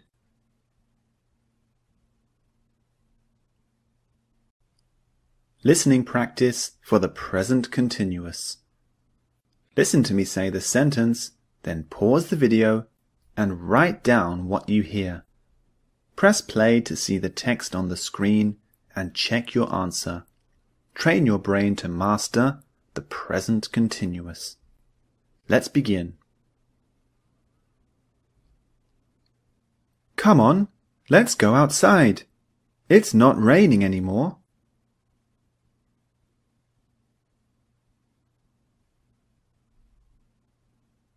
Come on, let's go outside. It's not raining anymore.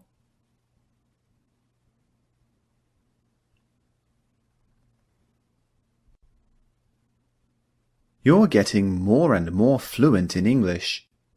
Are you studying hard?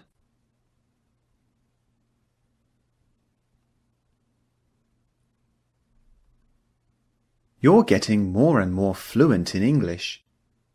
Are you studying hard?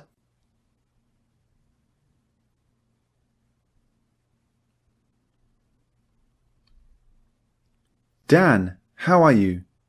How is your new business going?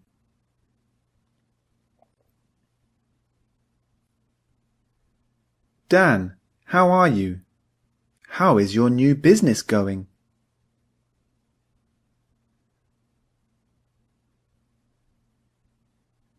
Will you children please be quiet? We're not talking, sir.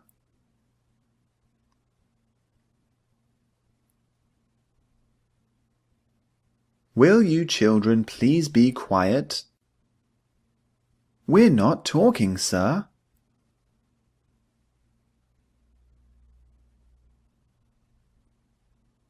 You're not throwing the ball properly. Watch me.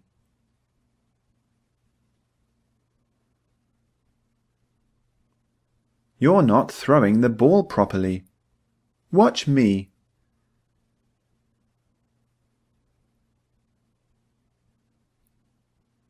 This has been a fantastic few years for the company. Profits are rising, the company is growing, and we are starting to become known internationally.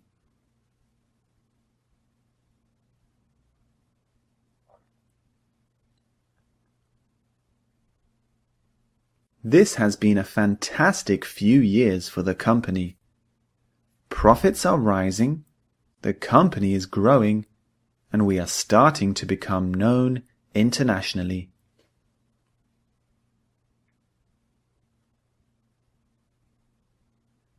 These baby hamsters are not much fun. They're not doing anything.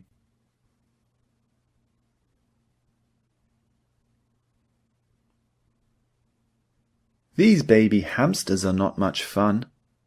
They're not doing anything.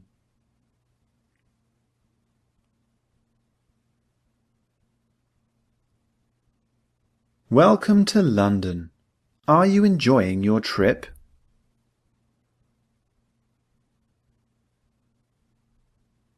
Welcome to London. Are you enjoying your trip?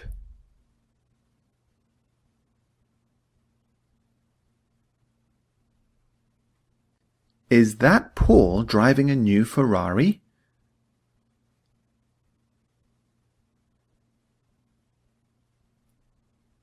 Is that Paul driving a new Ferrari?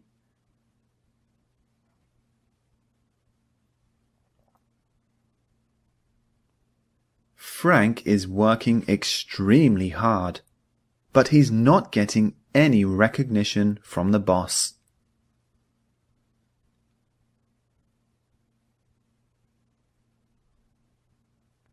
Frank is working extremely hard, but he's not getting any recognition from the boss.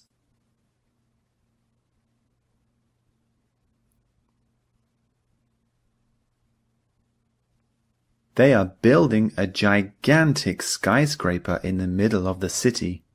Have you seen it?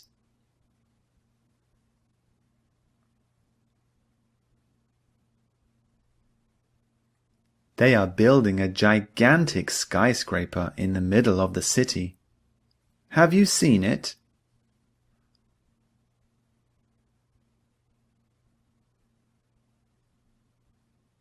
Nowadays, the world is changing dramatically. The internet is connecting people. Smartphones are changing the way we communicate. And cities are offering opportunities like never before.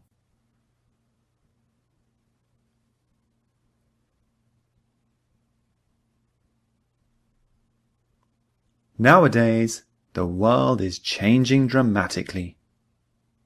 The internet is connecting people. Smartphones are changing the way we communicate. And cities are offering opportunities like never before.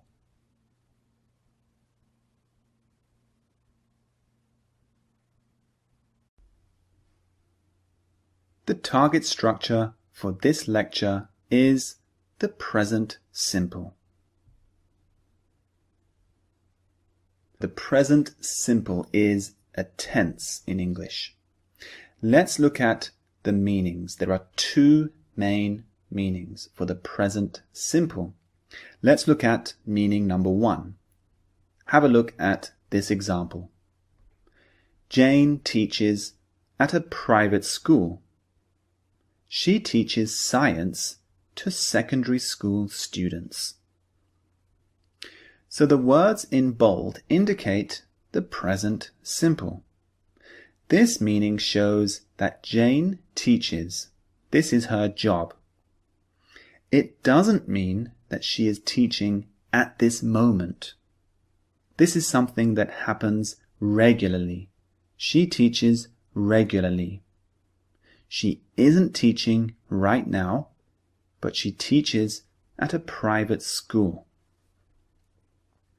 Just to clarify the first meaning, we use the present simple in this way to talk about something that happens regularly, not something we're doing right now necessarily, but something that happens regularly, every day or every week. For example, John plays football every Wednesday. This is the present simple tense. John plays. Notice the S at the end of play. John plays football every week. I can say, I play football every week as well. This is the present simple. Notice there's no S at the end of play in this example. I play football every week. This is a rule of the present simple, which we'll go over in just 1 second. Now, let's look at the second meaning for the present simple. Have a look at this sentence. The sun rises in the east and sets in the west. So the words in bold indicate the present simple. This meaning shows factual information. The sun rises in the east and sets in the west. This is always true and is factual. For the second meaning, we use the present simple when something is always true. The sun rises in the east and sets in the west. This is always true. It's not going to change. So we use the present simple tense. Now, let's look at the structure, because the structure for this tense is very important. This is the structure for the positive. So we use I, we, you, or they, plus a basic verb. But when we use he, she, and it, we use a basic verb plus s. So notice the difference. I walk home from work every day. He walks very quickly. Can you see the S at the end of walks? Use the S at the end of the verb when you use he, she, or it. So when you use a name as well, for example, Anthony, use the S at the end of the verb. Anthony walks very quickly because Anthony is a he, a boy, a person. So it's just the same as he. Anthony walks very quickly. The negative structure is like this. I, we, you, they, plus don't, plus a basic verb. He, she, and it. Remember, before we added S to the basic verb. Well, now we use doesn't plus a basic verb. So we add S to do. Can you see that? Instead of saying do not, we say does not. He does not plus basic verb. For example, they don't watch television very much. Or she doesn't play outside too often. Remember, if you use someone's name, for example, Jane, use the second form, doesn't. Jane doesn't play outside too often. Finally, let's look at the question structure. We use this form. Do plus I, we, you, or they plus a basic verb. And for he, she, and it, we use does as the question word. Can you see does? Does is basically do plus S. So does plus he, she, it plus basic verb. For example, do they usually work hard? Or does he often go to the park? So that's the meaning and structure of the present simple. Let's move on to the things that you have to note for this structure. See you in the next lecture. So let's look at what we need to note for the present simple. This is very important. There are some particular phrases that we can use with the present simple. This will make you sound much more fluent and will add more meaning to your sentences when you use the present simple. Let's look at the thing we need to note. For the present simple meaning 1, which was talking about things that happen regularly, we often use words and phrases to say how often we do things. Phrases such as every day, twice a week, once a year, very often, etc. So we can change these phrases. We can say, instead of saying every day, we can say every week, every month, every year. Instead of saying twice a week, which means 2 times a week, we can say 3 times a week or 4 times a month. Instead of saying once a year, we can say twice a year, 3 times a year, 4 times a year, and so on. So for example, Jane teaches at the school 5 days a week. So 5 days a week is giving us more information about how often Jane teaches at the school. We could just say Jane teaches at the school, but when we add 5 days a week, we have more information. I visit my parents once a month.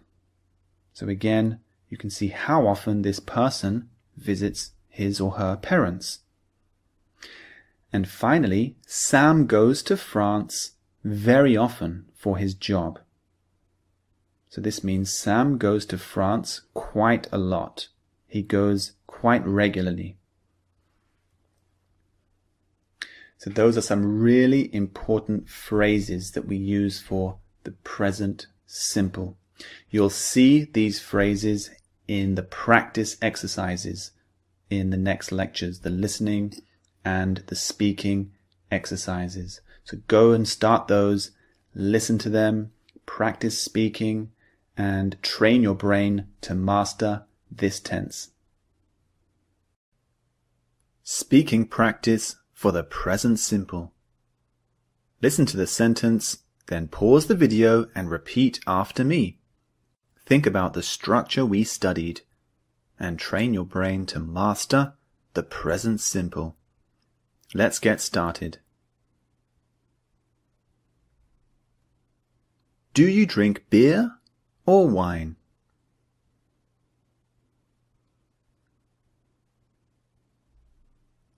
Michael speaks 4 languages. He speaks English, Russian, Japanese, and German. I only speak 1.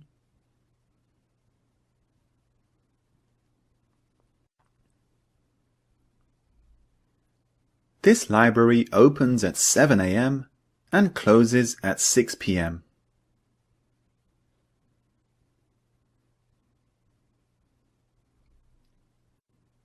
Wild animals cause many car accidents. Drivers accidentally hit the animals or panic when they see the animals.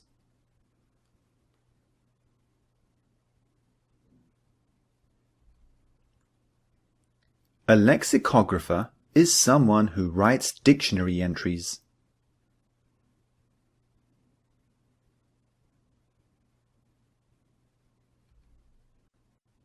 Harry doesn't go to university. He works as an online language tutor.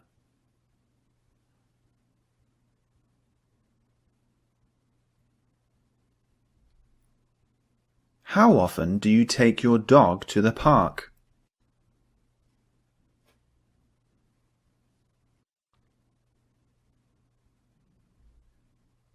Where does Ji-sung come from? He is from South Korea.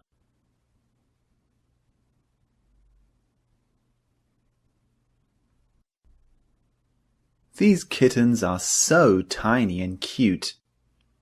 They are staring at me with their lovely little eyes.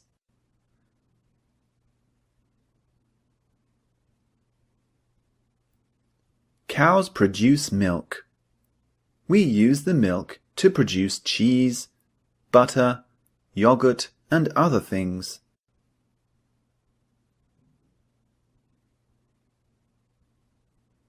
What time does this bank shut?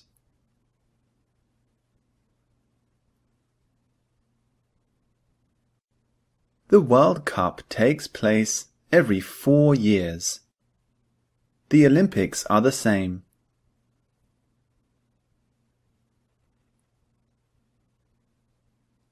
Nature is incredible. I always watch nature documentaries to learn more about wildlife.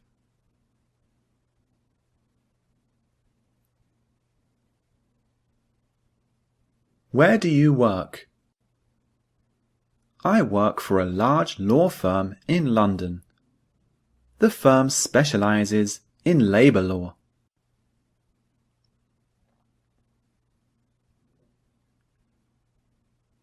Simon, you don't go outside enough. I suggest you go out and get some fresh air.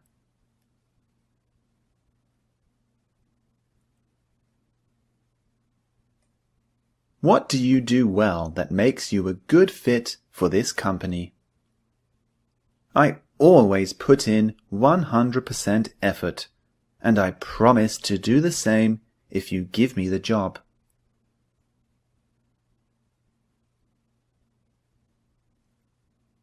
People in England drink a lot of tea.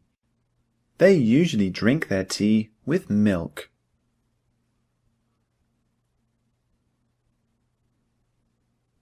Vegetarians don't eat any meat or fish. Vegans are the same, but also don't consume any dairy products.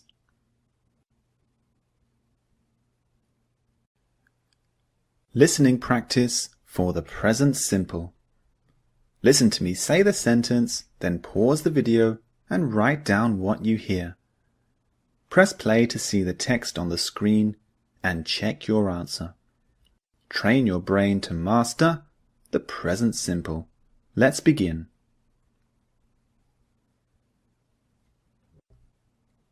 What kind of movies do you like?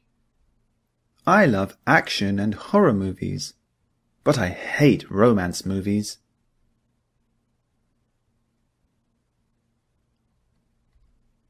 What kind of movies do you like? I love action and horror movies, but I hate romance movies.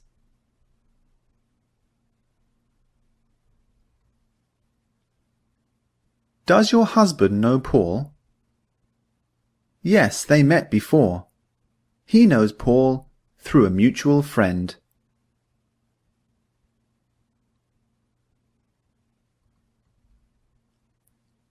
Does your husband know Paul? Yes, they met before. He knows Paul through a mutual friend.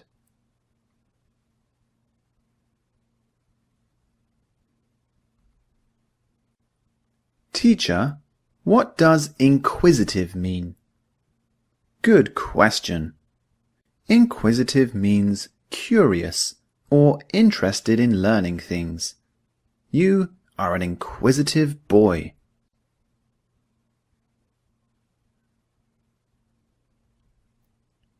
Teacher, what does inquisitive mean? Good question. Inquisitive means curious or interested in learning things. You are an inquisitive boy.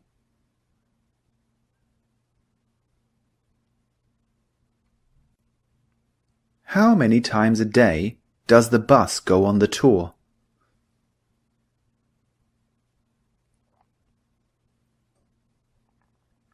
How many times a day does the bus go on the tour?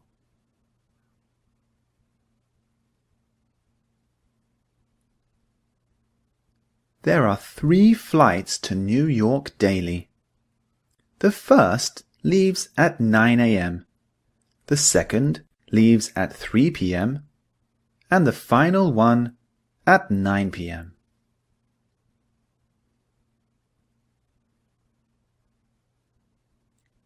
There are 3 flights to New York daily. The first leaves at 9 a.m. The second leaves at 3 p.m. and the final one leaves at 9 p.m.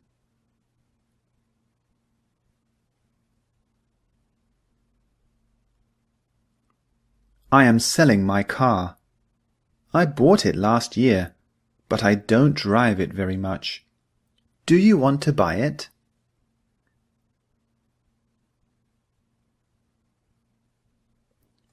I am selling my car. I bought it last year, but I don't drive it very much. Do you want to buy it?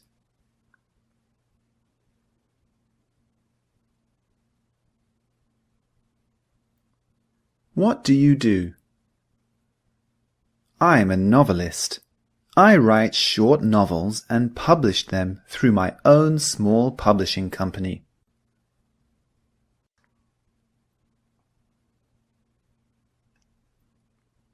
What do you do? I'm a novelist. I write short novels and publish them through my own small publishing company.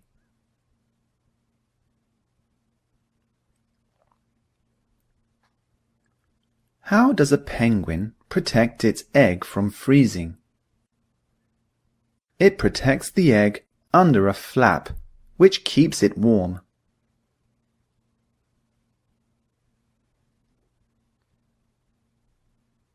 How does a penguin protect its egg from freezing? It protects the egg under a flap, which keeps it warm.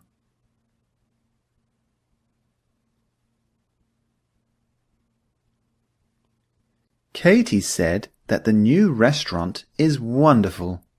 She recommends that we go and try it.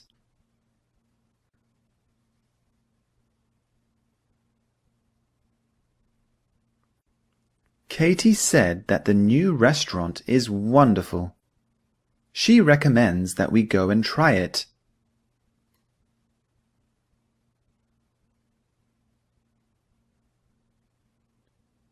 Ian travels so much. He goes away 5 or 6 times every year.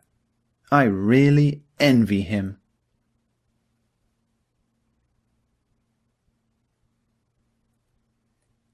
Ian travels so much. He goes away 5 or 6 times every year. I really envy him.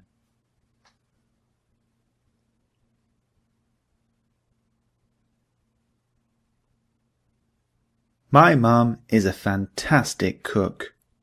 She cooks Italian, French, and Japanese cuisine very well.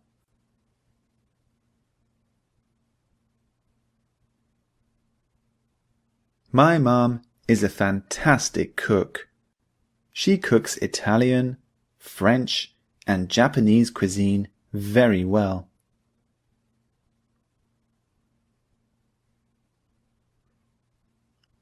It takes around 6 hours to get from London to New York by plane.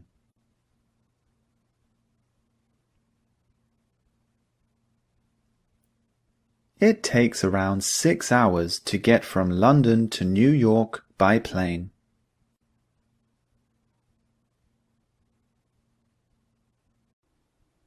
The target structure for this lecture is the past simple. The past simple is an English tense. You may know it. It's not so difficult, but it's very good to look at in detail so that you can master the tense. Let's have a look at the meaning. There's just one meaning. Have a look at this example. Shakespeare was a famous playwright, poet, and actor. He wrote world-famous plays such as Romeo and Juliet. He got married at the age of 18 and later moved to London, where he began a successful career. The words in bold indicate the past simple.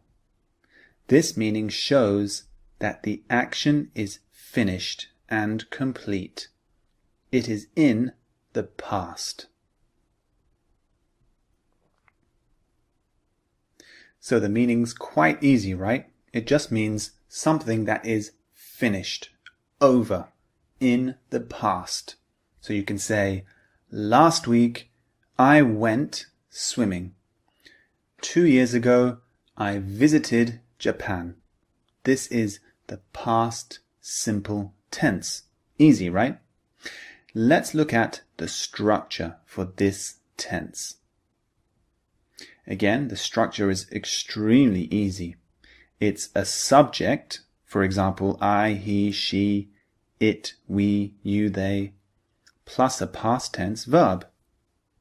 For example, I visited the zoo yesterday. He ran really quickly. They bought a new car. So very, very simple. The negative structure is the subject, I, he, she, you, etc., plus didn't, plus a basic verb. So didn't indicates the past tense. For example, I didn't visit Paul yesterday because he was sick. She didn't go to school. We didn't enjoy the movie. So notice that the verbs in these examples are basic verbs because the past tense is indicated by did, not, didn't. This indicates the past tense. And here is the question structure for the past simple. Did plus the subject, I, he, she, they, etc., plus a basic verb. For example, did I perform well on stage? Did Paul find his keys? Did your family have a good time in Italy? So that's the past simple. It's quite easy, right? But it's very important to master this tense because it's one of the most common tenses in English. So if you master this tense, you'll take your English fluency to the next level because it's very, very common. So make sure you go on over to the practice lectures, the practice exercises. Make sure you practice speaking and listening so you can really train your brain to master the past simple. See you in the next lecture. Let's look at a couple of things that we need to note for the past simple tense. The first thing is that in English, many past simple verbs end in ed. I'm sure you know this. For example, stopped, jumped, visited, etc. These are called regular verbs. So they're easy to construct. Just add ed to the end of a basic verb. However, other verbs in English are irregular, and their past tense form is different. For example, drove, went, heard, etc. So these irregular verbs need to be learned. They're not easy to just construct by adding an ending to. So you need to learn them. For example, the past tense of drive, to drive a car, is drove. The past tense of go is went. So these are quite easy ones. Then there are slightly more complex ones. For example, the past tense of buy, to buy a chocolate bar, is bought. The past tense of eat is ate. So these are all irregular verbs. You need to learn them, and you can learn many of them in the practice lectures, the practice exercises that you can move on to next. Let's look at one more thing that we need to note. For the verb be, which is am, is, and are, the past simple tense is formed with was or were. For example, I was born in 1985. So was is the equivalent of am. Am is the present, the basic form of the verb, and was is the past tense. The next example is using were. Lee and Fiona were at the party last night. So were is the equivalent of are. Are is the present basic form, and were is the past form. And here are a couple of question examples. Was Sam upset when you saw her? Were you naughty when you were a child? So that's just another little thing for you to note. Am and is become was in the past. So for example, I am happy is happening right now, but if I want to change it to the past simple, I say I was happy. Similarly, if I say Jane is happy, if I want to change that to the past simple, Jane was happy. If we use are, they are happy. In the past simple, it becomes they were happy. So was and were are used in the past simple. See you in the next lecture. Speaking practice for the past simple. Listen to the sentence, then pause the video and repeat after me. Think about the structure we studied. Train your brain to master the past simple. Let's begin. Where did you go during the summer holidays? We went to Greece. It was fabulous.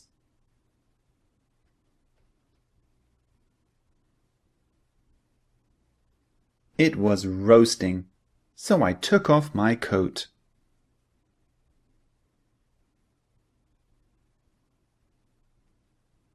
The party lasted 10 hours. We got home at around 3 a.m. and slept straight away.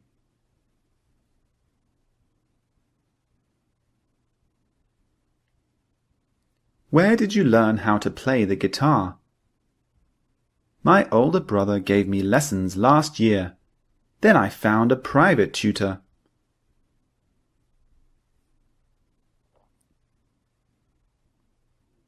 Did you visit the Statue of Liberty in New York? Of course we did. It was incredible.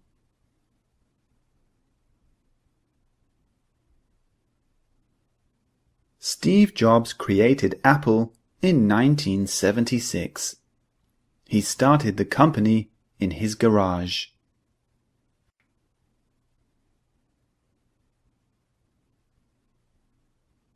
Daniel is extremely busy, so I didn't disturb him.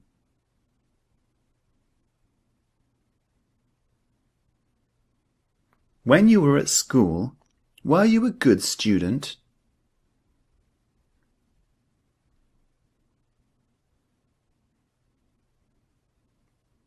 Laura spent so much money last weekend. She bought a really expensive dress and new shoes.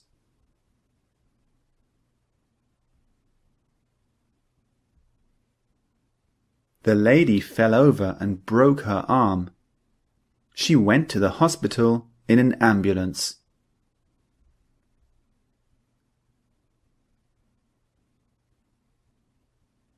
As we relaxed on the grass, the birds flew above us in the clear blue sky. It was so peaceful.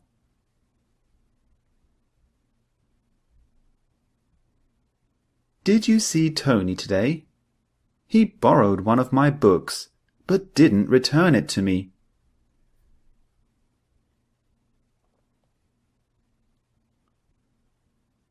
In many people's eyes, Muhammad Ali was the greatest boxer ever.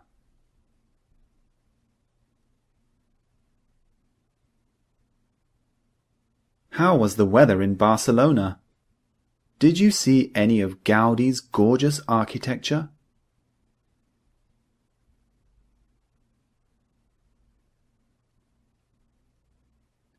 The meal we had at the new Italian restaurant was delicious, and it didn't cost much.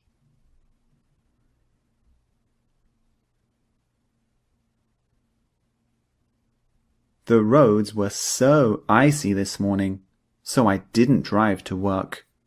I walked instead.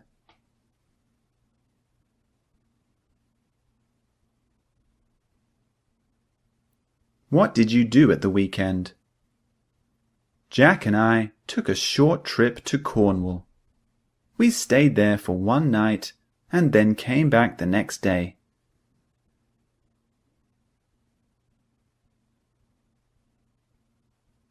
Man first landed on the moon in 1969.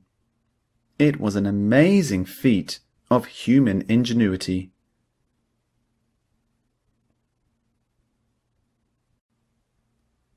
Listening practice for the past simple. Listen to me say the sentence, then pause the video and write down what you hear. Press play to see the text on the screen and check your answer. Train your brain to master the past simple. Let's begin. Ronaldo shot from outside the penalty box and scored an incredible goal which won the match.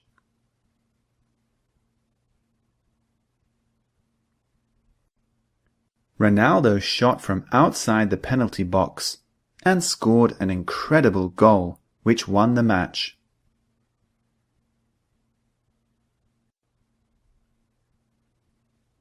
I wonder, was Shakespeare a good English student at school?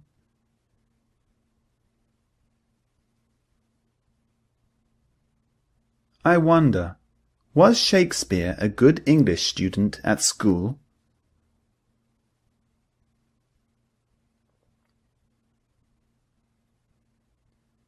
Did you remember to give the camera back to Mark?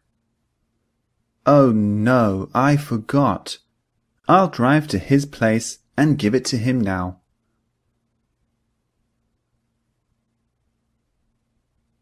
Did you remember to give the camera back to Mark?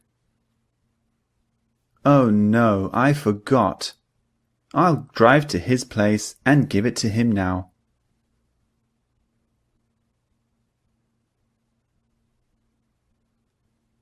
I just remembered. Gary told me that he can't come today because he has a doctor appointment.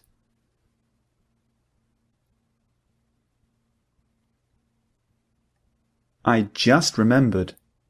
Gary told me that he can't come today because he has a doctor appointment.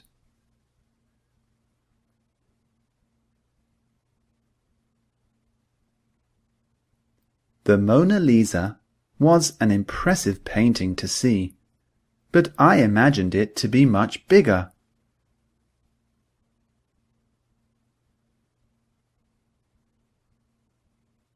The Mona Lisa was an impressive painting to see, but I imagined it to be much bigger.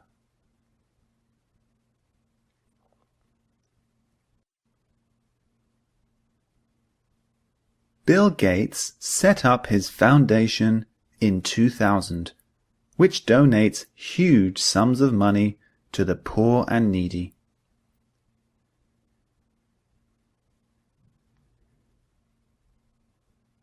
Bill Gates set up his foundation in 2000, which donates huge sums of money to the poor and needy.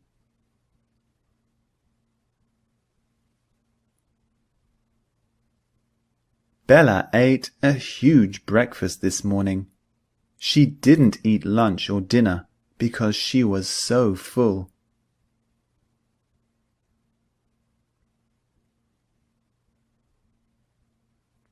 Bella ate a huge breakfast this morning. She didn't eat lunch or dinner because she was so full.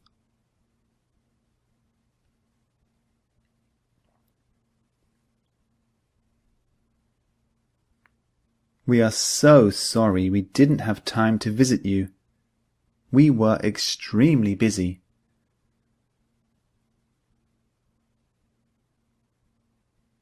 We are so sorry we didn't have time to visit you. We were extremely busy.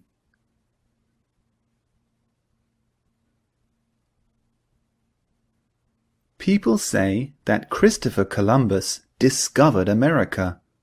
In reality, he was simply the first European to visit.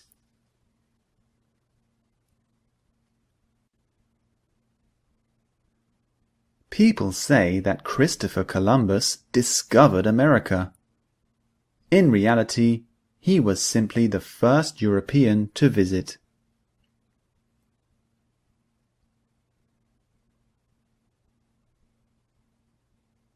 The show we went to last night was quite dull. The singers didn't sing very well, and the dancers weren't very impressive.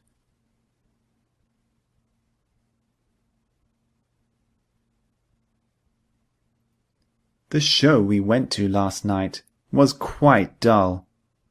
The singers didn't sing very well, and the dancers weren't very impressive.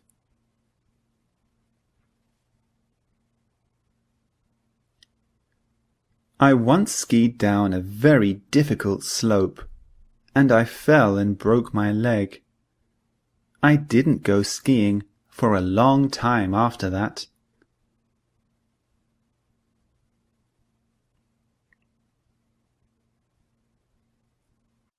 I once skied down a very difficult slope, and I fell and broke my leg.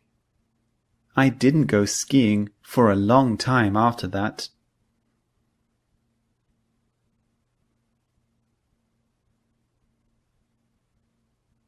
Ryan and Chris climbed a mountain yesterday. They were exhausted this morning, so they didn't want to come.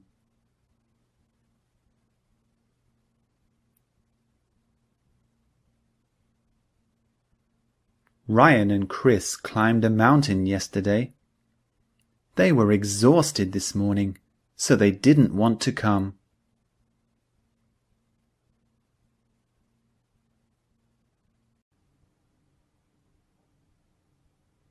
The target structure for this lecture is the present perfect.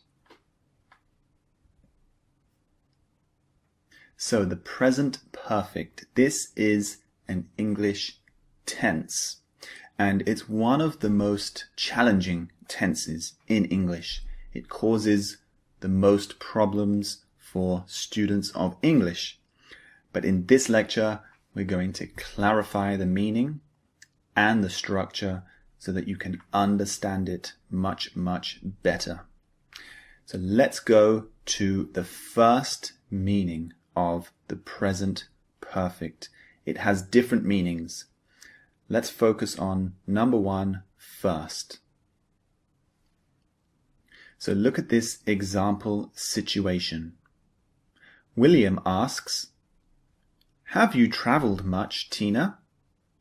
Tina replies, "Yes, I've visited over 10 countries in Europe, but I haven't visited the USA yet. That is next on my list." So the words in bold indicate the present perfect. This meaning shows that Tina has visited all these countries in her life up to now, the present day. She will visit more countries in the future, but up to today she has visited over 10 in Europe. Think of this meaning as in my life up to now. So that's meaning one. It's important to clarify the meaning. Think of it as in your life up to now. So imagine your life from when you were born this year up to now, the present day.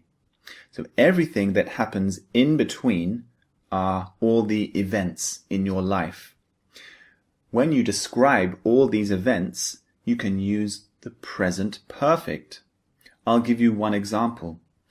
I have visited Japan 3 times in my life. So in my life since I was born up to today, I have visited Japan 3 times. 1, 2, 3. So the present perfect is the perfect tense to use. I can say, I have visited Japan 3 times. This means in my whole life. Let's look at meaning 2 now. Look at this example. Robert has eaten so much food today. He has had 2 burgers, half a pizza, and a huge slice of cake. So the words in bold indicate the present perfect. This meaning shows that you have done something over a period of time. In this example, today, up until now. Robert has eaten all this food so far today. He will eat more, but so far he has eaten this much. So that's meaning 2. It's very similar to meaning 1. Remember, meaning 1 is from when you were born up to today. But meaning 2 is talking about a shorter time period. For example, one day, today, or 1 week. So I can say, so far this week, it's a very short time period, I have eaten 3 hamburgers. You see? So I'm talking about a much shorter period. I can also talk about my whole life. In my life, I have eaten hundreds of hamburgers. But this week, I've eaten 3 hamburgers. You see? So we can change the period of time.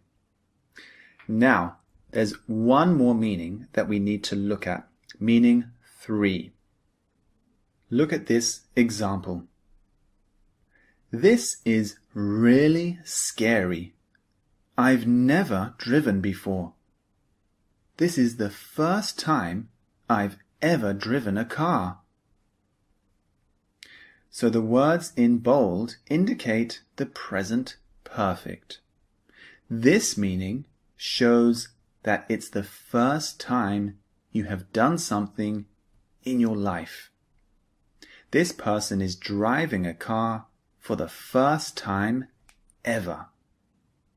And notice the words never means not in my life. It means I've never done something in my whole life. And ever is the positive form. It means in my life. Those are the 3 meanings of the present perfect that we're going to focus on in this lecture and the following lectures. Now, the structure is also very, very important for the present perfect. Let's have a look at how we form the present perfect. So we use I, we, you, or they, plus have, plus a past participle verb. For example, eaten, gone, driven, lost, etc. When we use he, she, or it, we use has, plus a past participle verb. So he, she, and it, remember, can include a person's name. For example, Jane or Anthony. If we use a name, we also use has plus past participle verb. So look at these 2 examples. I have eaten many kinds of food.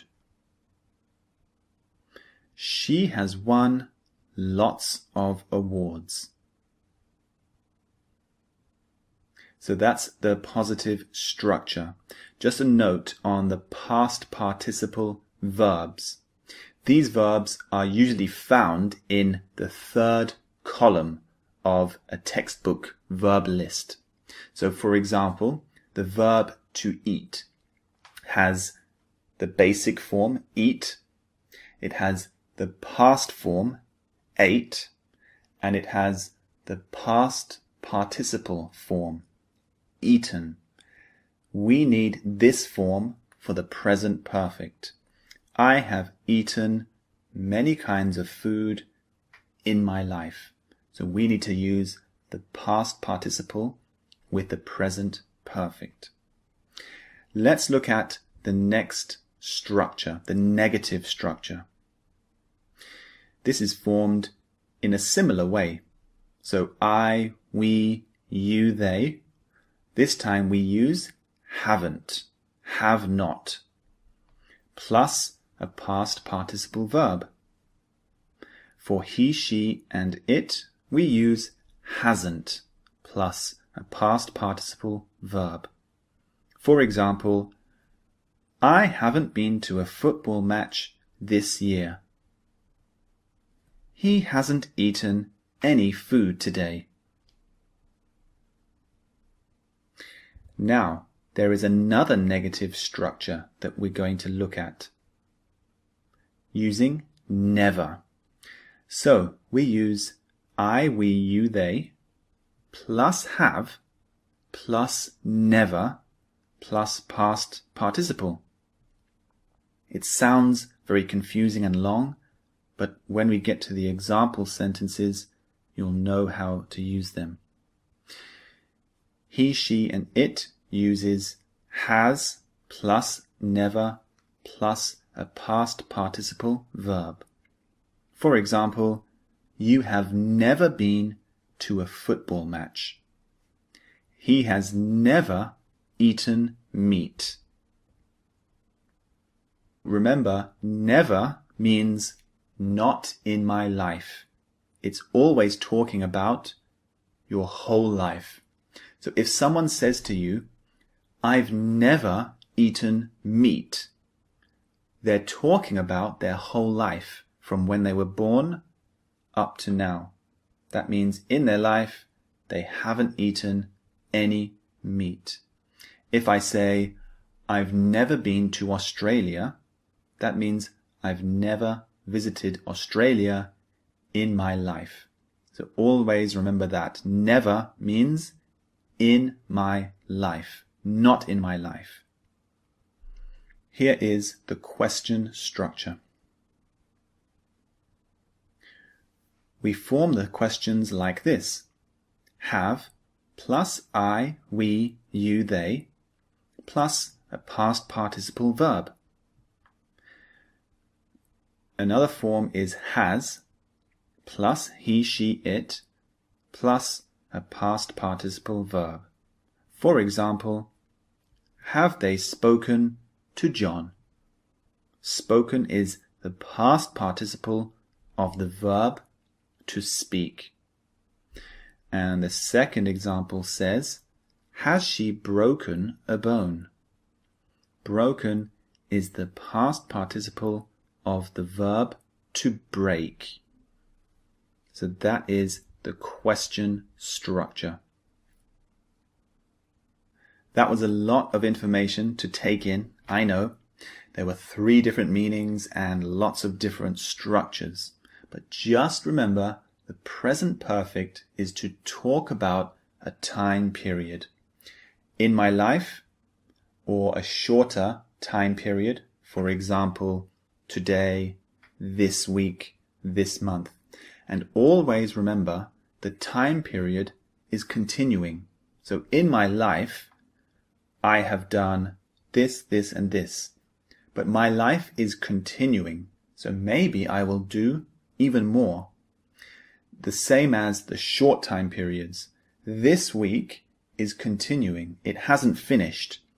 So just keep that in mind. The present perfect always means that the time is continuing. Something else could happen soon as well. So if I say, I've eaten 3 hamburgers this week, it means I might eat more tomorrow or the next day. I might not, but I may. That's the key of this tense. Let's move on to the things we have to note for the present perfect. See you in the next lecture. Let's look at the things that we have to note for the present perfect tense. As I said, it's one of the most challenging tenses in English, so there are a few things we have to look out for and keep in mind. Let's look at the first thing. We can use many time words with the present perfect. For example, today, this week, this year, this morning, etc. When we use them, we always mean that the time period is continuing now and will continue in the future. You can think of it like the phrase so far or up to now.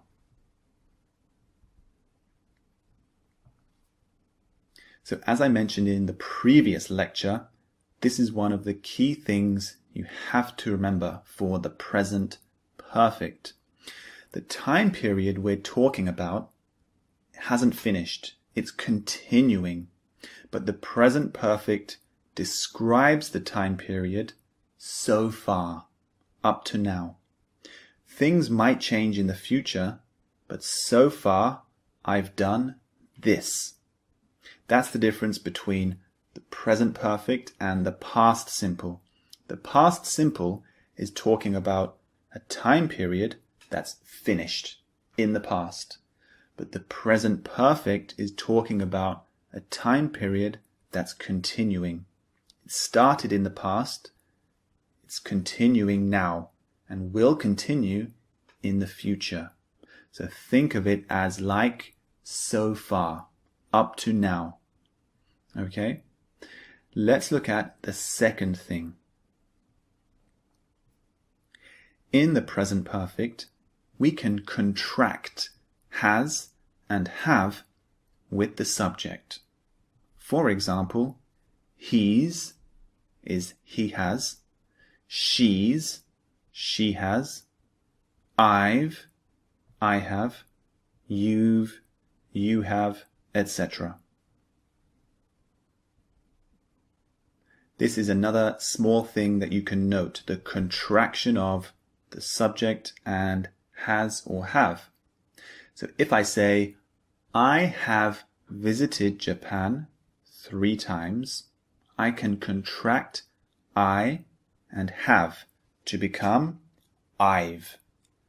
I've visited Japan 3 times. This is much more common in spoken English. We contract I and have to become I've.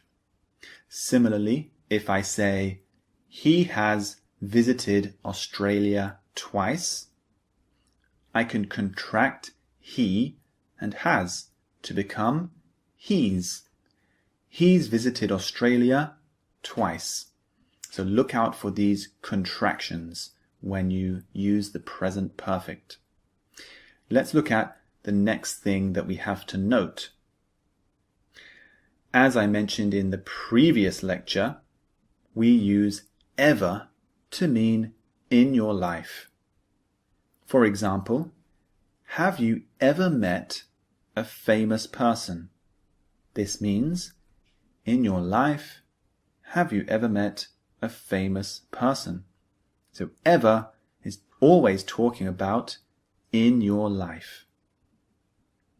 Similarly, never is the negative version. We use never to mean not in your life. For example, I have never seen the movie Toy Story. This means, in my life, I have never seen Toy Story. So never means not in your life. Finally, we use been to mean visited or went in the present perfect. For example, I have been to Mexico 3 times. Or we've been to 3 weddings this week. So been is the past participle of go. There you have it. Those are the things you need to note for the present perfect tense. Move on to the practice exercises, the speaking and the listening for this tense. This will take your understanding to the next level. Don't forget also to download the MP3s and the PDF, which has all the transcripts of the MP3s. Download all that, listen as much as you can, and train your brain to master the present perfect. Speaking practice for the present perfect. Listen to the sentence, then pause the video and repeat after me. Think about the structure we studied. Train your brain to master the present perfect. Let's get started. Have you ever been to Greece? I highly recommend you go.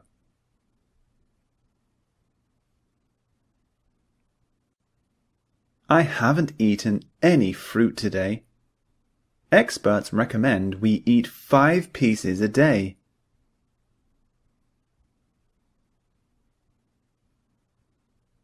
I've never tried caviar, but I really want to.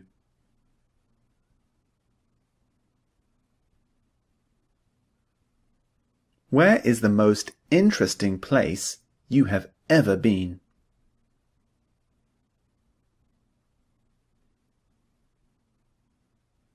My car is broken down. It's the third time it has broken down this year.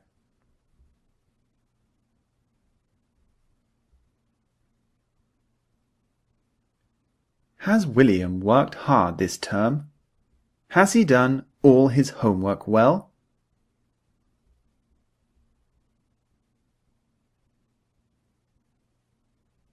Brian is incredibly fit. He has run in 20 marathons, and he plans to do another one next month.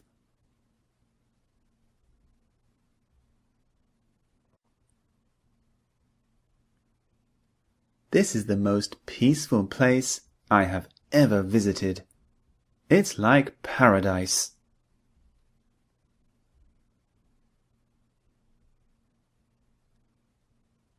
I've never seen that woman before. Is she the new employee?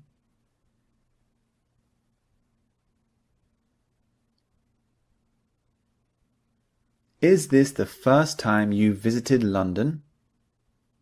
No, I have been here many times before.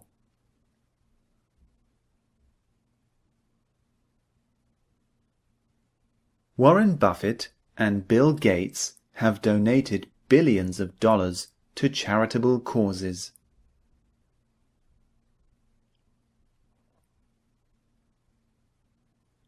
Edward made a New Year's resolution to read more.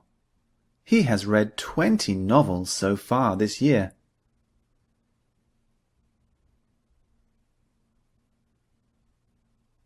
Who is the most famous person you have ever seen or met?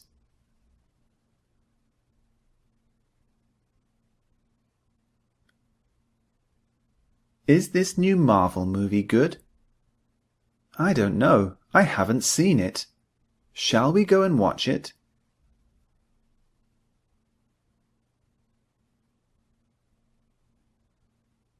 Sorry, I am really bad at tennis. This is the first time I have ever played.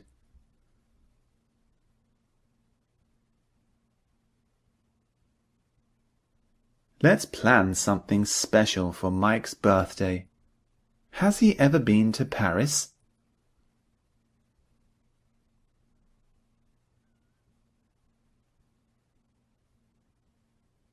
Can you play poker? Yes, but I haven't played for over a year.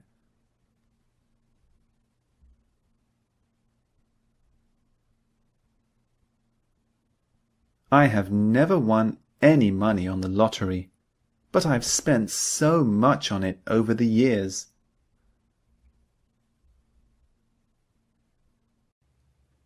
Listening practice for the present perfect. Listen to me say the sentence, then pause the video and write down what you hear. Press play to see the text on the screen and check your answer. Train your brain to master the present perfect. Let's get started. Can you believe it? Andrew has never travelled by plane. He is terrified of flying.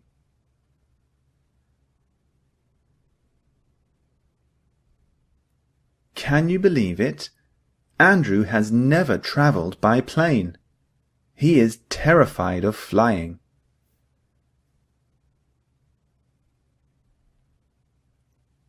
I haven't eaten any chocolate this year. I'm on a diet.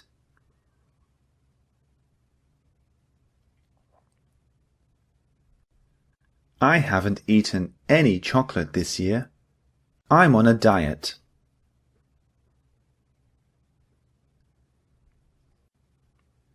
Recently, I have studied hard for the test. I haven't slept much.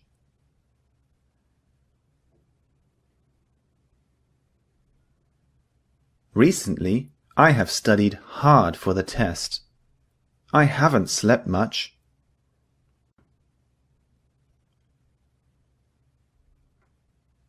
Pamela has worked so hard this year that I think she deserves a bonus.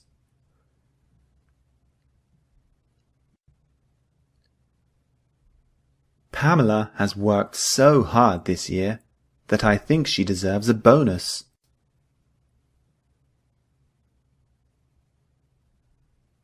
Chris has won a writing award for the second time this year.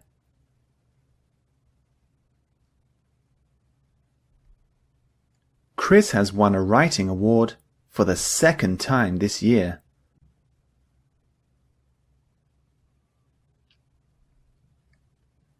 Wow, this is the first time I've eaten Korean food, and I am impressed.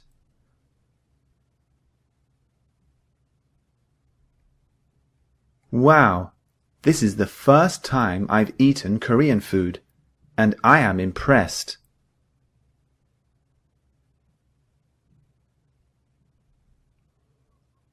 Over the last few days, we have been to 3 parties. We are completely exhausted now.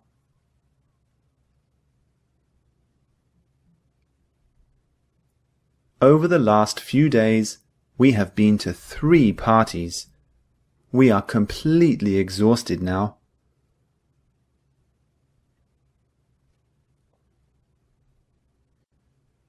Have you heard anything from James recently? I haven't seen him for a long time.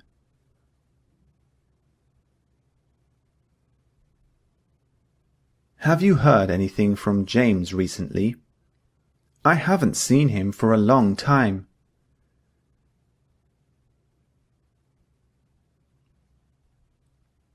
Sorry, sir, I didn't do my homework. That's the second time this week you haven't done it.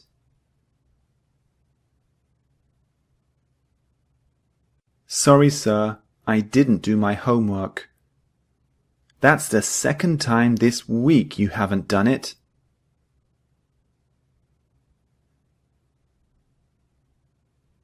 We can go horse riding when we visit Germany. Have you ever ridden a horse?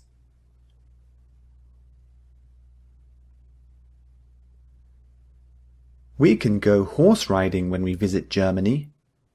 Have you ever ridden a horse?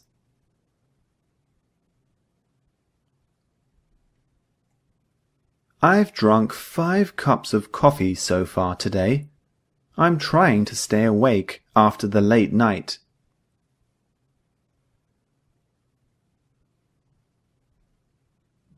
I've drunk 5 cups of coffee so far today. I'm trying to stay awake after the late night.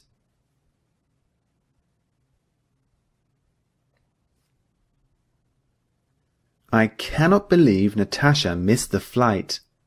That's the second time she has done that.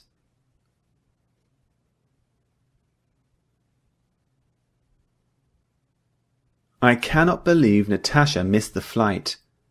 That's the second time she has done that.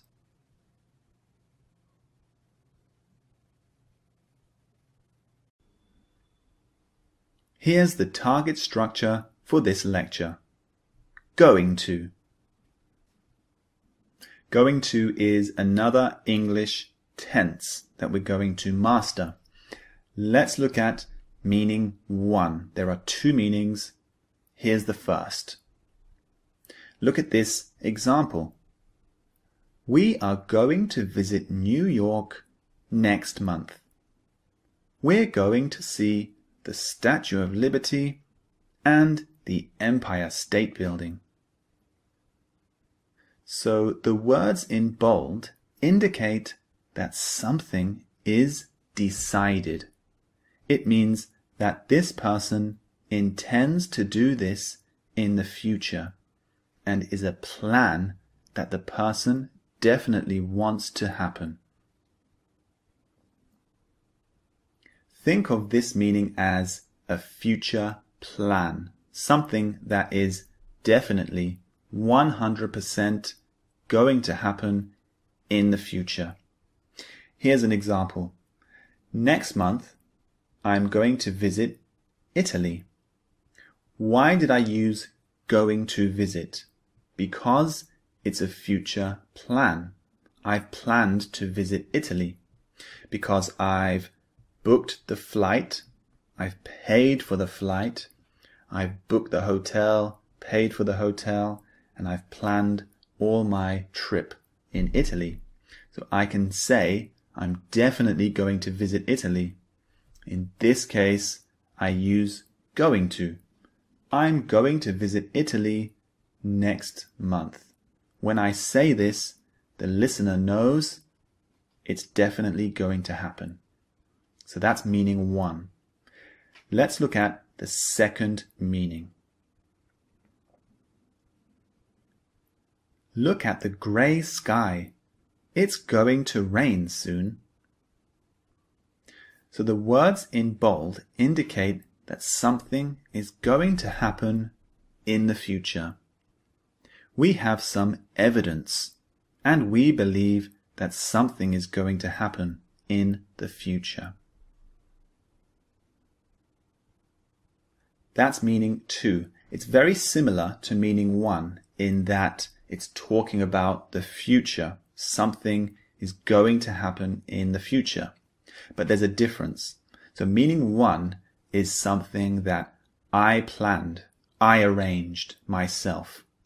But meaning two is something that's just happening elsewhere, but based on some evidence, based on something that I can see, I guess something is going to happen in the future.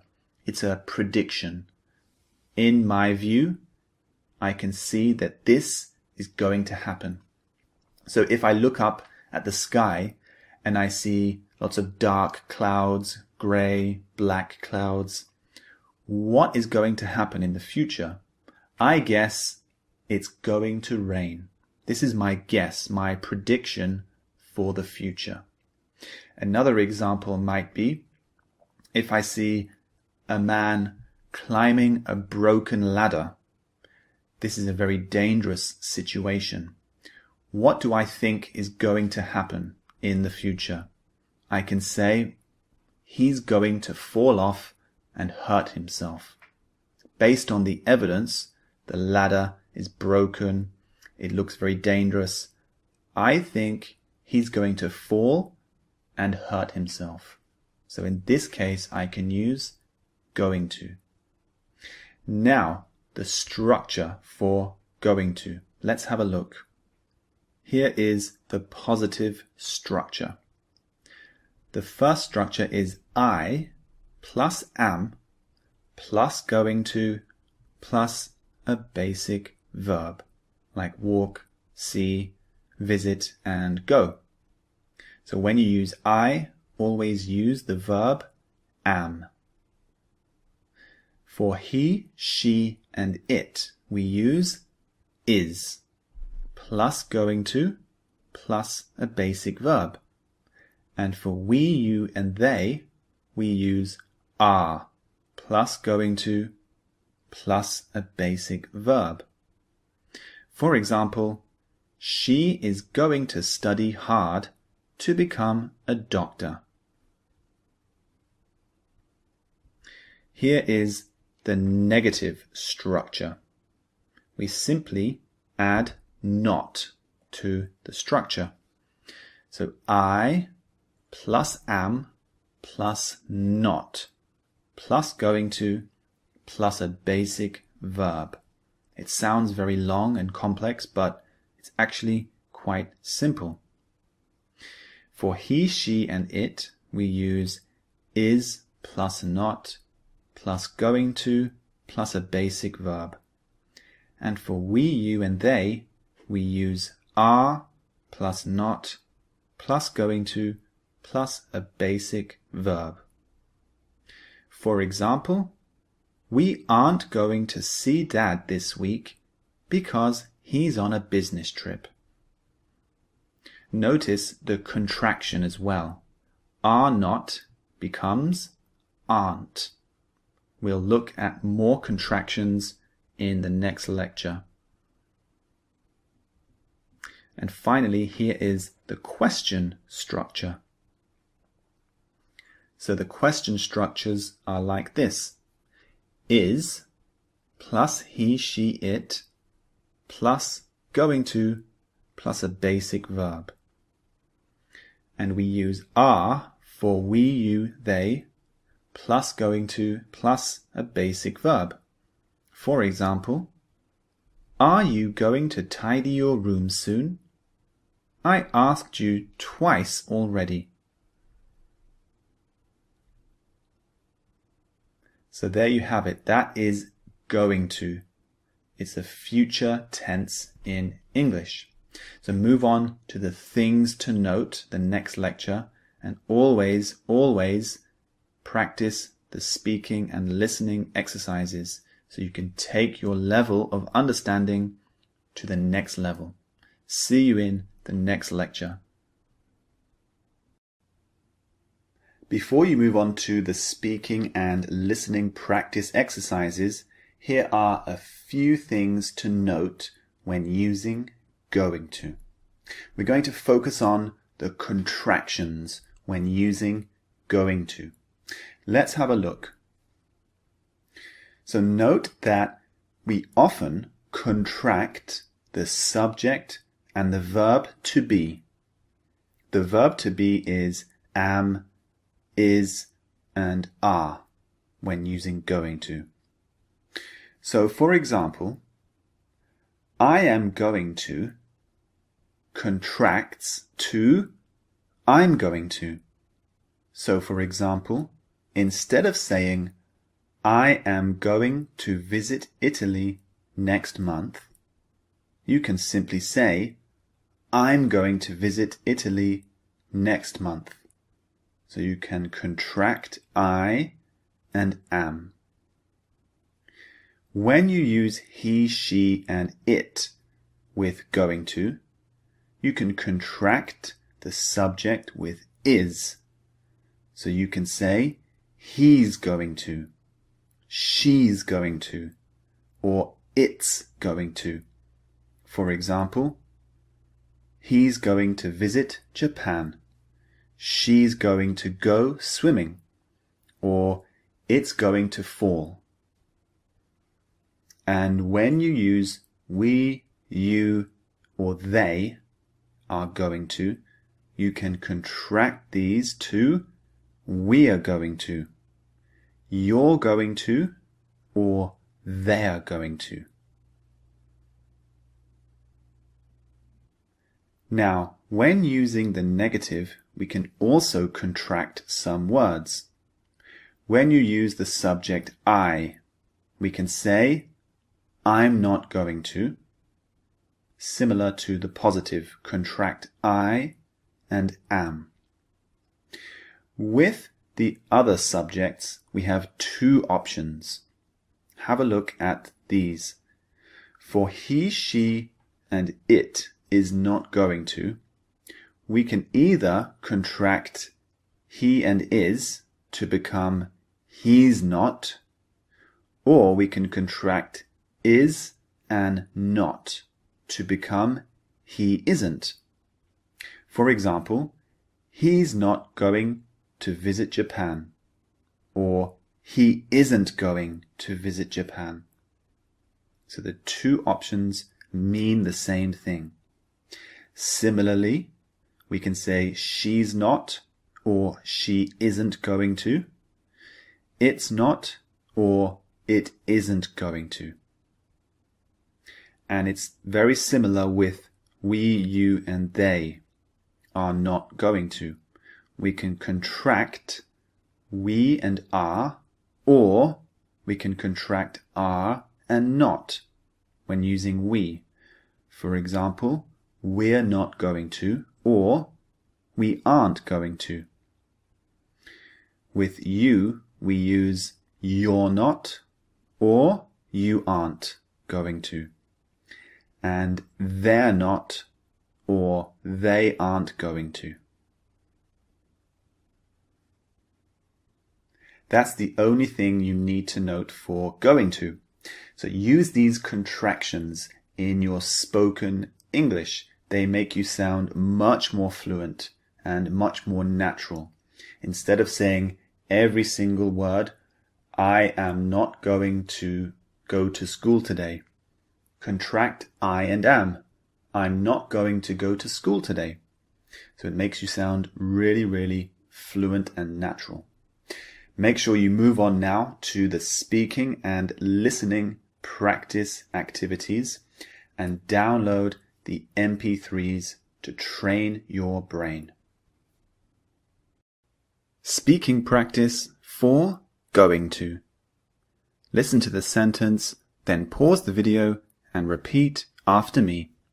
Think about the structure we studied and train your brain to master going to. Let's get started.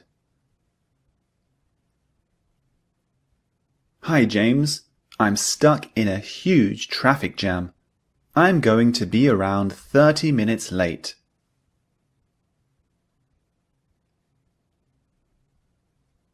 I won some money in a competition last night. Fantastic. What are you going to do with it?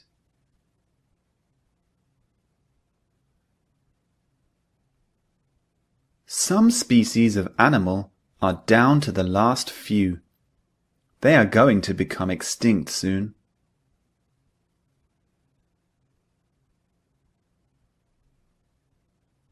Are you going to visit your parents tonight?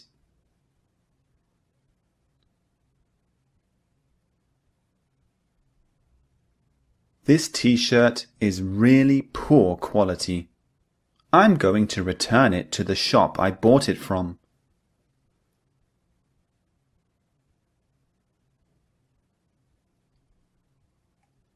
I think you boys should stop playing football on this dangerous road. You are going to hurt yourselves.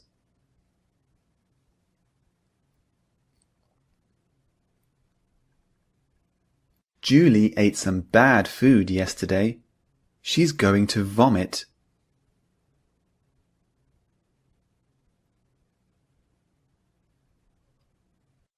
The car engine is making a really strange sound. It isn't going to survive for much longer.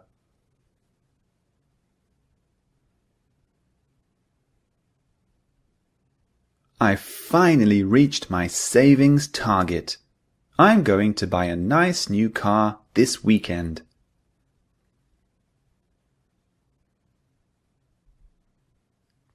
Ken and I are going to play badminton this week. Do you want to join us?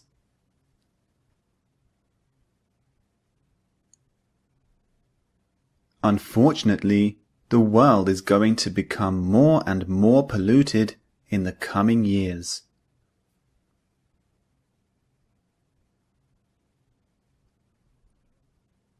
Jessie found a tiny kitten in the front garden. What is she going to do with it?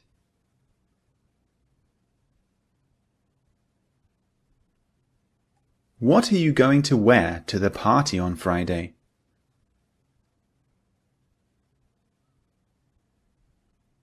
The service in this restaurant is really poor.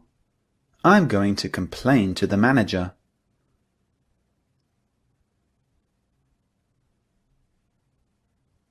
The company had some trouble last year, but sales are doing well now.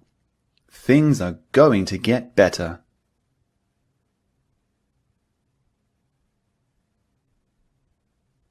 Is Oscar going to accept the new job?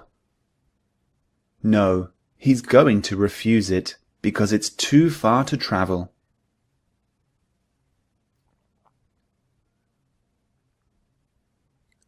I bought a brand new grand piano. Are you serious? Where are you going to put it?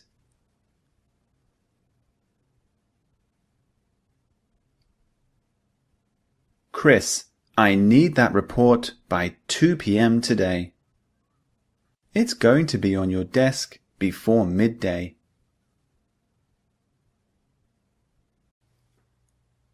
Listening practice for going to. Listen to me say the sentence, then pause the video and write down what you hear. Press play to see the text on the screen and check your answer. Train your brain to master going to. Let's begin.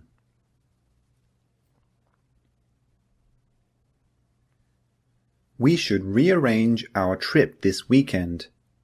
The weatherman said there is going to be heavy rain on Saturday.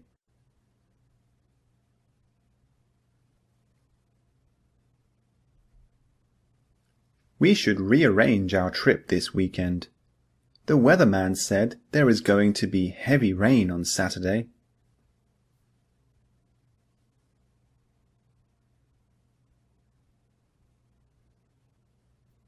Hi, Paul. I can't talk for long because my battery is going to die.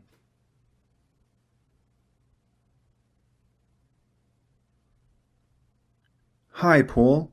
I can't talk for long because my battery is going to die.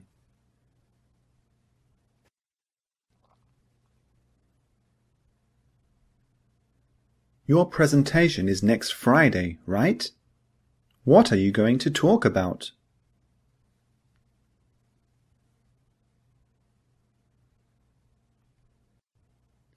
Your presentation is next Friday, right? What are you going to talk about?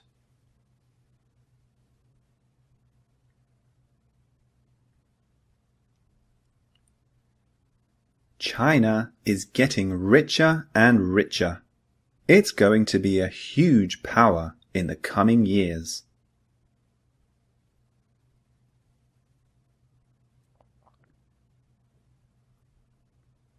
China is getting richer and richer.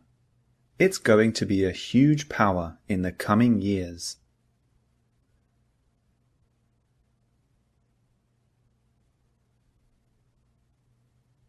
I'm going to buy a few things from the shop.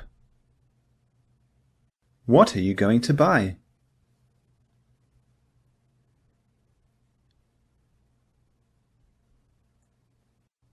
I'm going to buy a few things from the shop. What are you going to buy?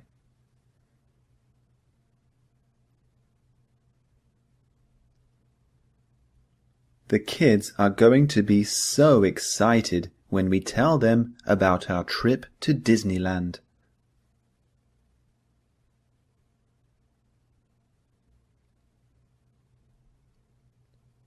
The kids are going to be so excited when we tell them about our trip to Disneyland.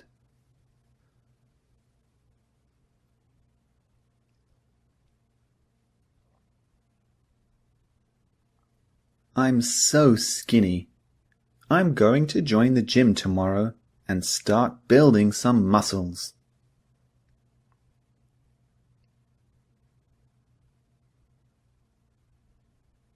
I'm so skinny. I'm going to join the gym tomorrow and start building some muscles.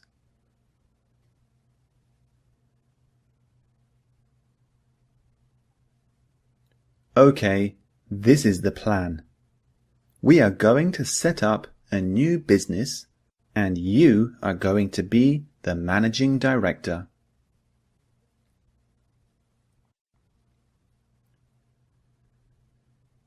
Okay, this is the plan.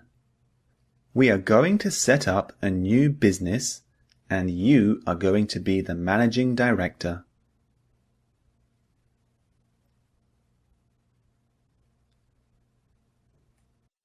Are you going to see Nina later? No, I'm going to meet her tomorrow.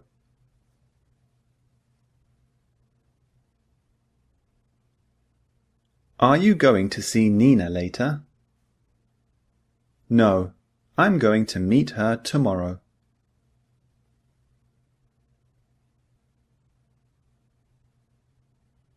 Your kids are going wild.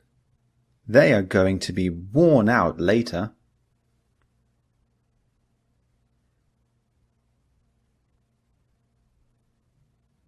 Your kids are going wild. They are going to be worn out later.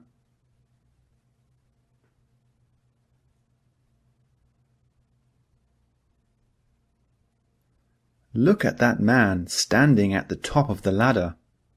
He's going to hurt himself if he isn't careful.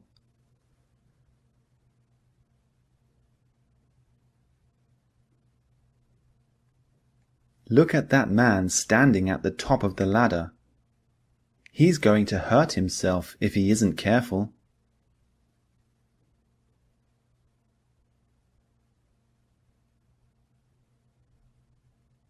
Are you ready for the World Cup final today?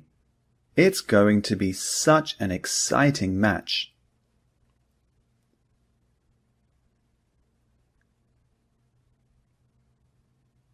Are you ready for the World Cup final today? It's going to be such an exciting match.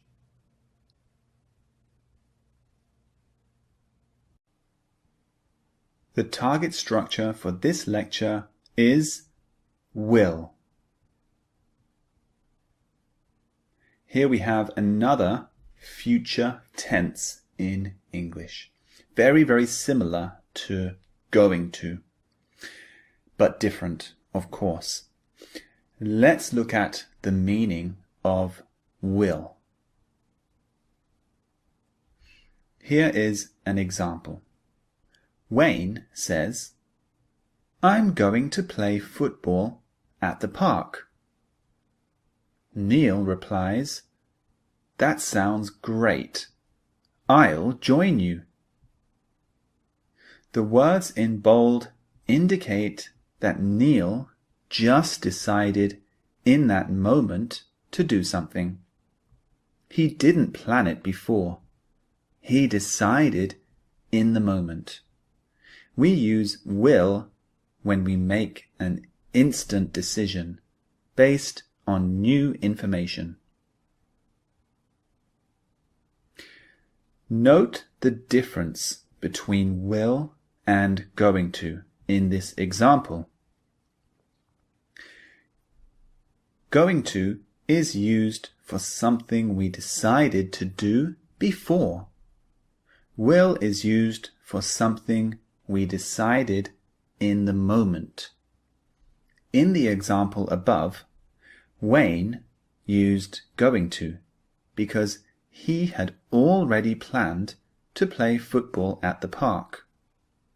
Neil used will because he just heard about this information and decided right in that moment to join Wayne. Can you see the difference between will and going to? Going to is for a future plan, something that you decided beforehand. Will is also for the future, but it's about something you decided in the moment, right then, based on some new information. So imagine my friend calls me one day and says, I'm going to the cinema to watch the new action movie. This is new information for me. So if I say, I want to go, I can use will because it's new information and I just decided in that moment when he called me. So I can say, that's great. I will join you because I didn't plan it beforehand. I just decided right then. So that's the difference between will and going to. Now let's look at the structure for will. It's quite easy. It's basically I, he, she, it, we, you, they, etc. plus will plus a basic verb. So even if you use a name like Anthony or Sarah, you can just use will plus a basic verb. Here's an example. Your luggage looks very heavy. I'll help you. Here is the negative structure.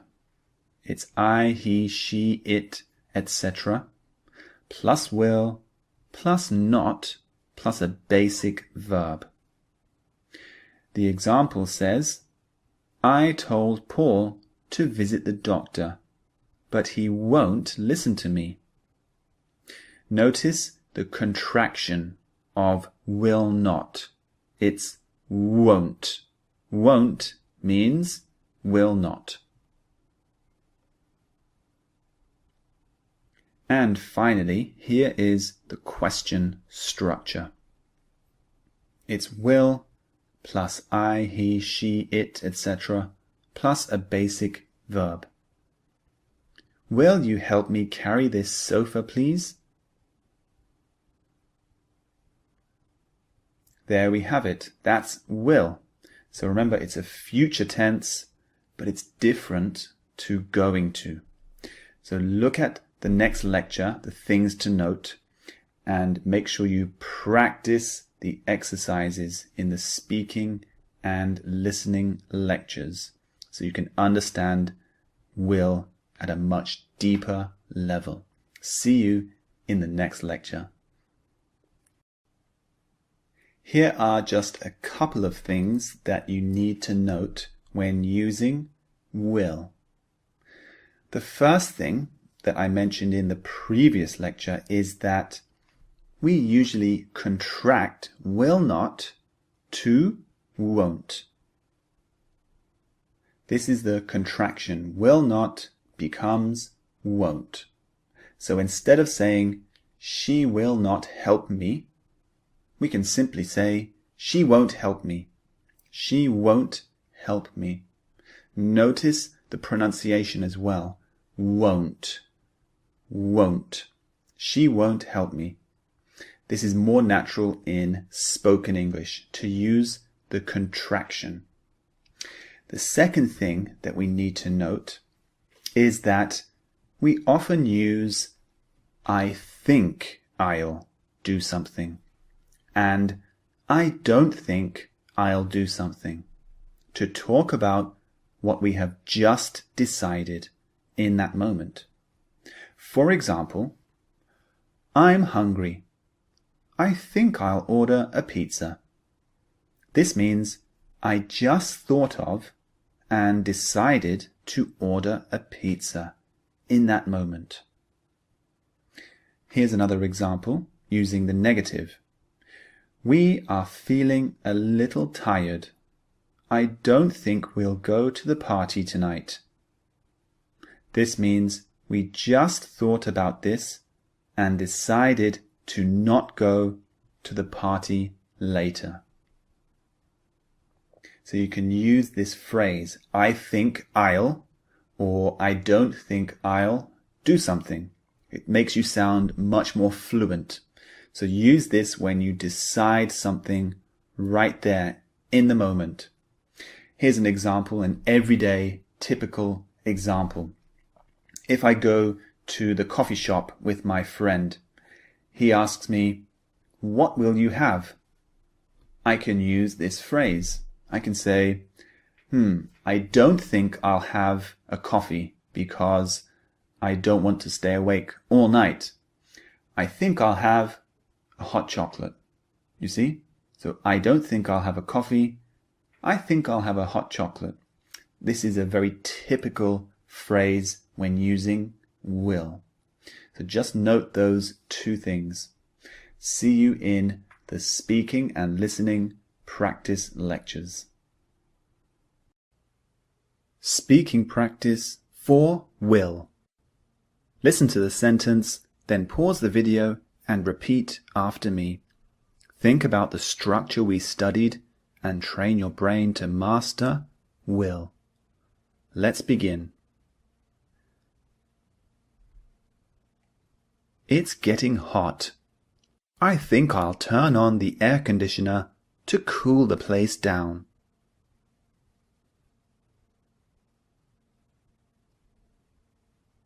Did you remember to send that email to Simon? Oh, I forgot. I'll do it right now.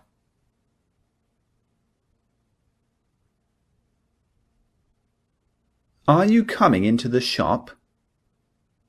No, I'll wait out here for you.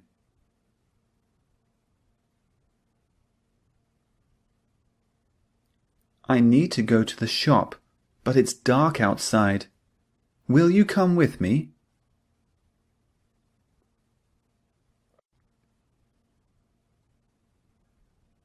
That was a fantastic meal, Ricky.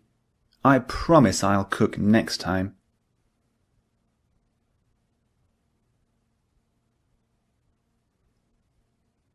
Thanks for lending us the money. We'll pay you back next month.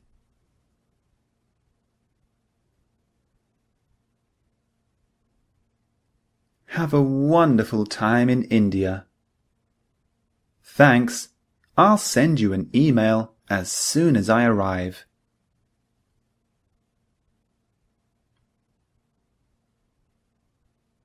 Oh no, I left the baby's toy at home. It's okay, you keep walking. I'll go back and get it.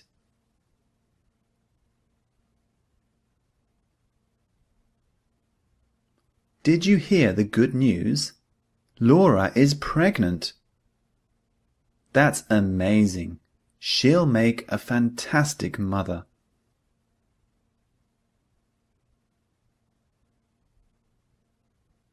James is feeling really sick. I don't think he'll be better for the performance tomorrow.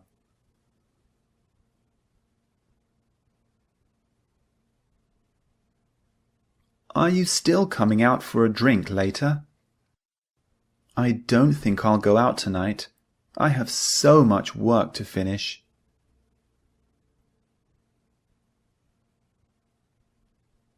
It's freezing in here. I'll turn on the heating.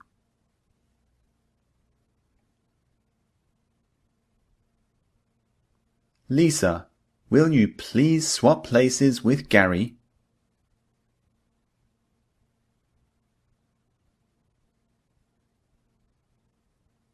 Will you promise not to tell anyone about this secret?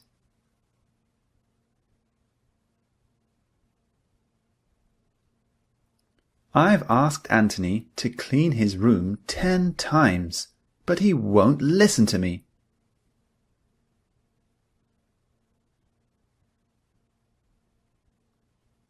Will you kids please be quiet? I'm trying to concentrate here.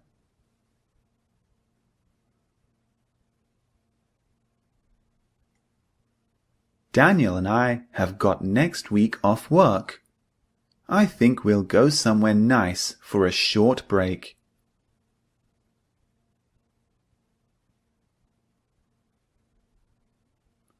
What would you like, sir?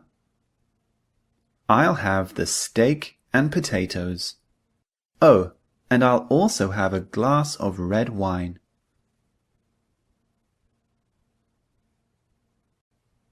Listening practice 4 will.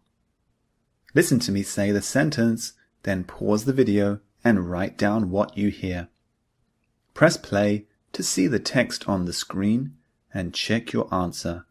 Train your brain to master will. Let's get started.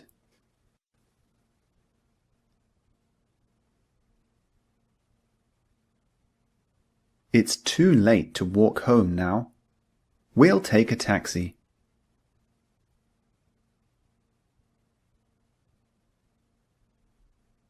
It's too late to walk home now. We'll take a taxi.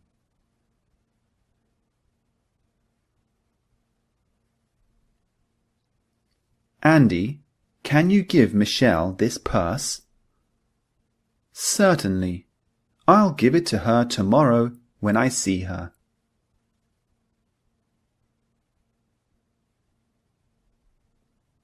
Andy, can you give Michelle this purse? Certainly. I'll give it to her tomorrow when I see her.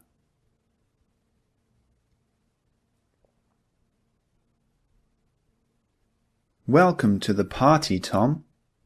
Will you have beer or wine? I'll have beer, please.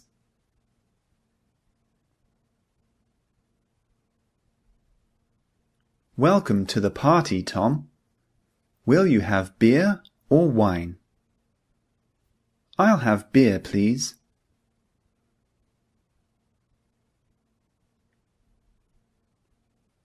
I'm feeling really sleepy now. I think I'll have a coffee to wake myself up.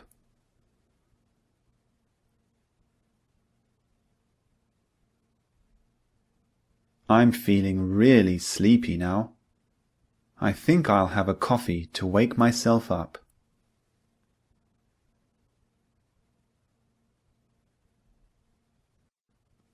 The baby's crying again. I'll go and give her a bottle. No, you did it last time. I'll feed her.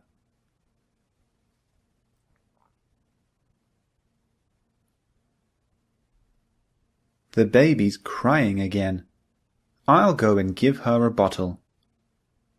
No, you did it last time. I'll feed her.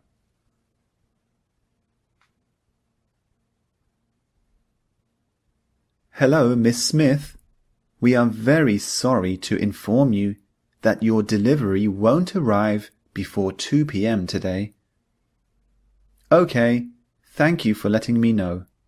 When will it arrive?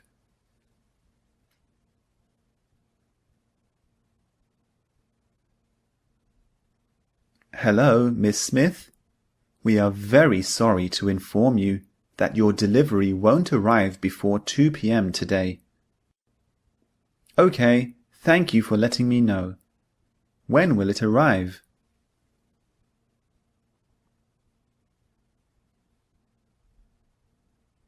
Will you be attending the Christmas party next week? Yes, I'll definitely be there.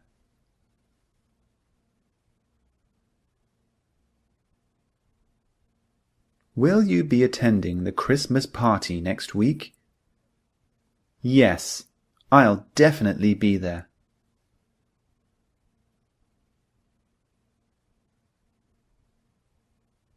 Please tell Chris about the meeting tomorrow. It's very important that he comes. Okay, I'll send him a message right now.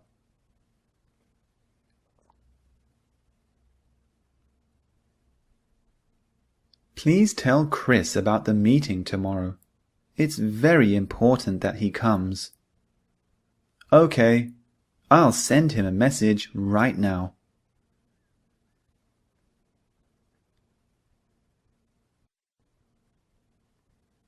Billy has tried to teach that dog so many tricks, but it won't learn anything.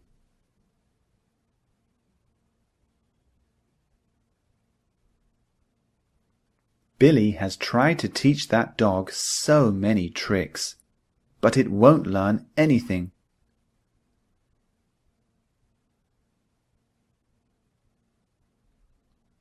Hi, Neil. I'm running late. I'll meet you at the office at 10 o'clock instead of 9:30.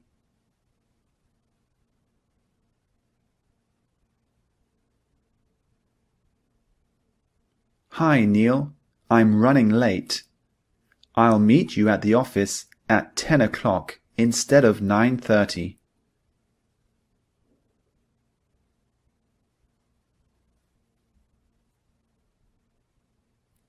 Sarah says that she has a big surprise for my birthday. She won't tell me anything.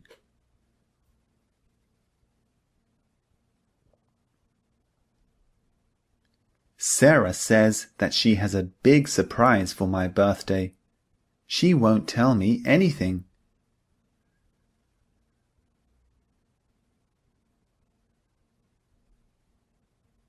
I think I'll skip the gym today. I'm feeling a bit tired from yesterday.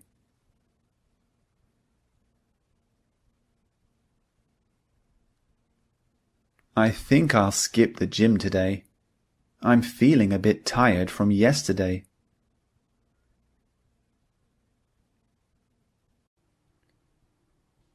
The target structures for this lecture are relative clauses with who and that. Relative clauses sounds very confusing and complex, but actually quite simple and very good for improving your English. Let's have a look at the relative clauses. Here are the examples. The boy who broke his arm went to the hospital. The jacket that we found belongs to John. The words in bold are relative clauses. They give information about the person or thing. We use who for people and that for things. So relative clauses using who and that give some extra information about a person or thing. Usually the information is very important to identify the person or thing that you're talking about. Here's an example. If I simply say, the train leaves in 30 minutes. Which train am I talking about? How do I identify the train? Imagine there are 10 trains. The train leaves in 30 minutes. Which train am I talking about? Now I can use a relative clause to identify the train.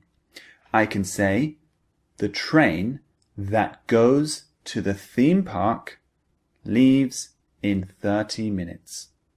Now I've identified what train I'm talking about. So this is what a relative clause is.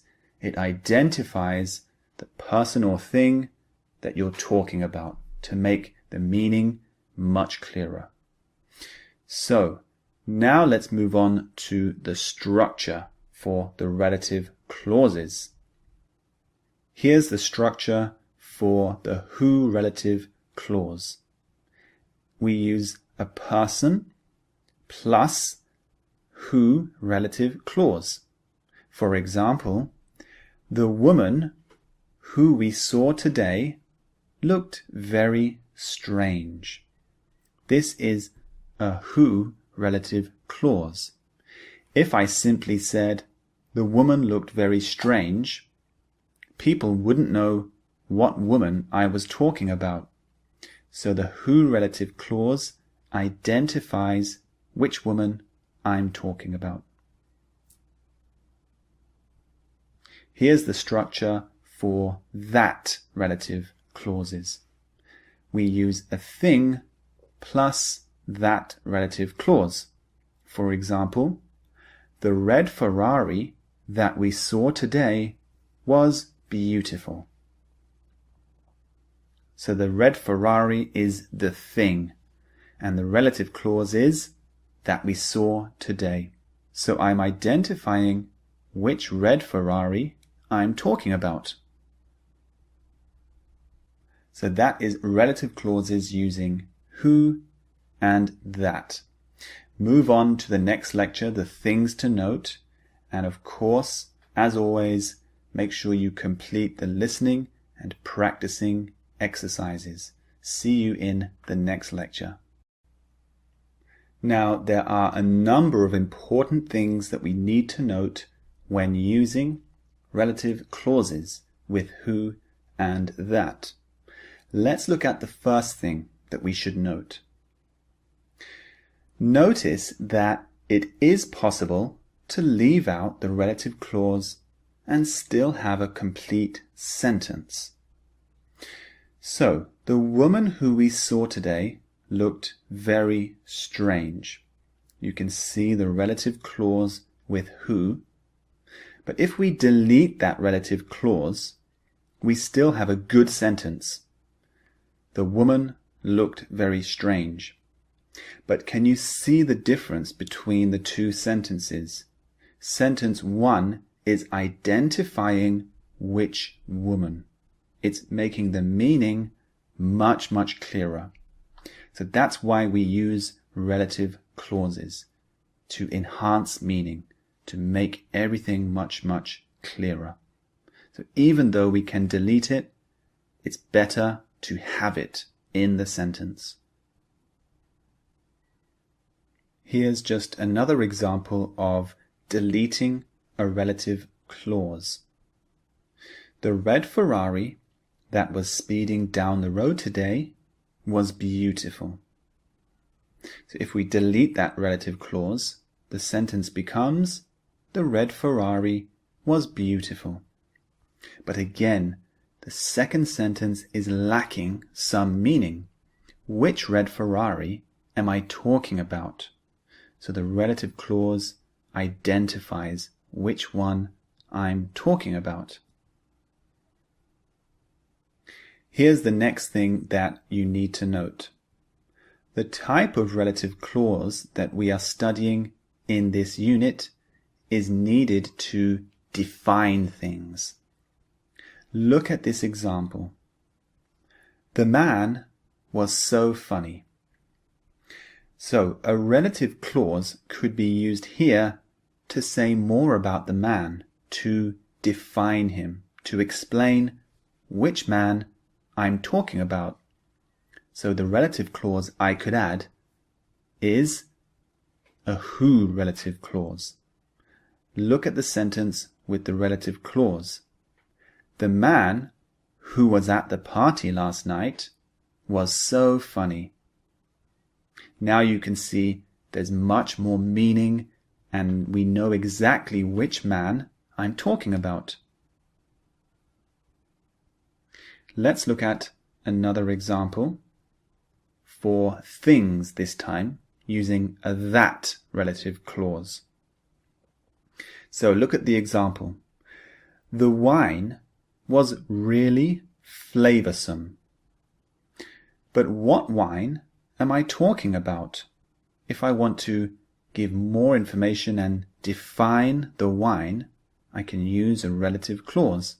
So I can say, the wine that we drank at the wedding was really flavoursome. Now the sentence has much more meaning. So I hope that's helped you understand relative clauses much better. Use them in your speaking to really define things and people. Move on to the practice exercises next and make sure you download the MP3s so that you can train your brain to master relative clauses. See you in the next lecture. Speaking practice for relative clauses with who and that. Listen to the sentence, then pause the video and repeat after me.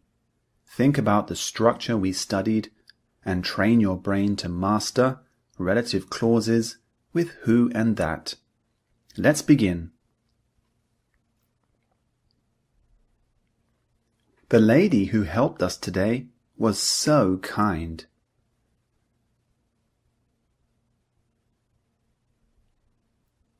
An architect is a person who designs buildings and bridges.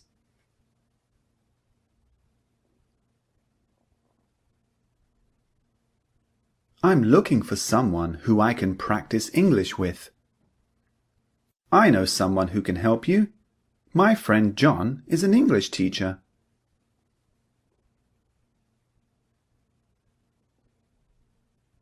I hate watching movies that go on for more than 2 hours.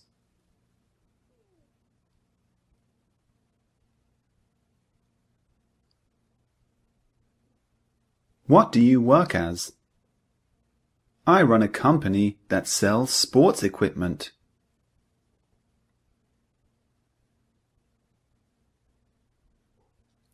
Do you remember the name of the street that we used to live on?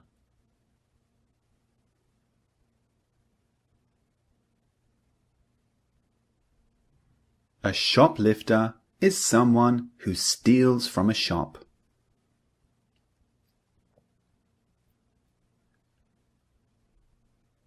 The man who served us at the bar was really handsome.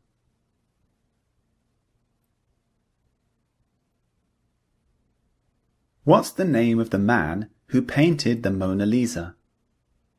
Leonardo da Vinci. He's also the man who painted The Last Supper. These cakes look delicious, but a few aren't cooked properly. What should I do with the ones that aren't cooked?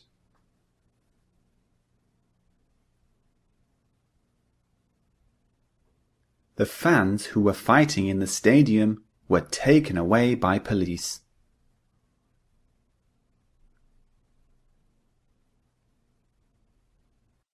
What happened to the art gallery that was on the corner?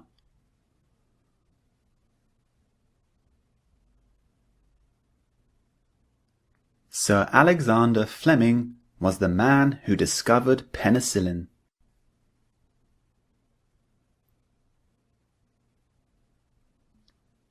A thesaurus is a book that gives you similar meanings of words, synonyms.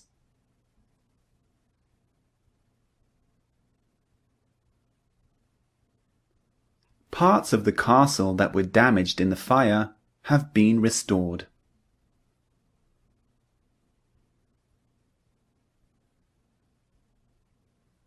The book that we are reading at school is really interesting.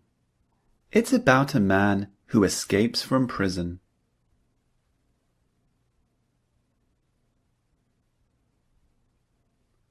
The train that goes to the theme park leaves in 30 minutes.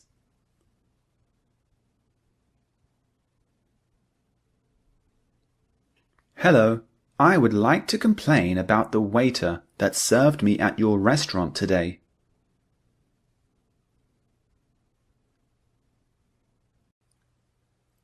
Listening practice for relative clauses with who and that. Listen to me say the sentence, then pause the video and write down what you hear. Press play to see the text on the screen and check your answer. Train your brain to master relative clauses with who and that. Let's get started.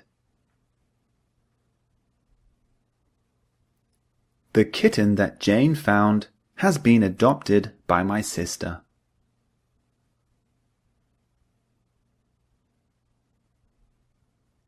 The kitten that Jane found has been adopted by my sister.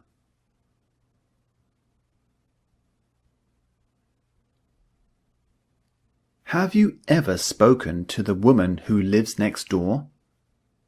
Never. I don't even know her name.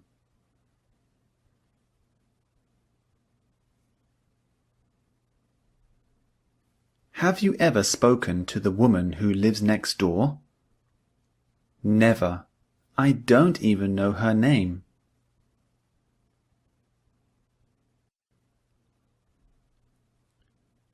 Obsolete is a word that means no longer in use or outdated.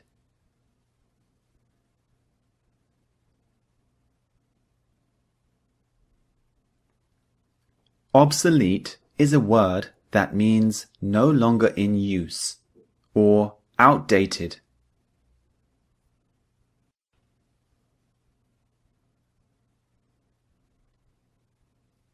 What's this movie about? It's about a boy and girl who fall in love and run away together.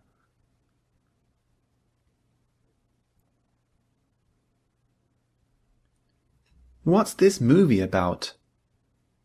It's about a boy and girl who fall in love and run away together.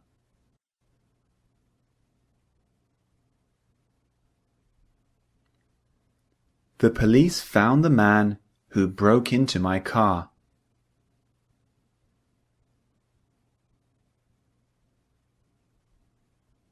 The police found the man who broke into my car.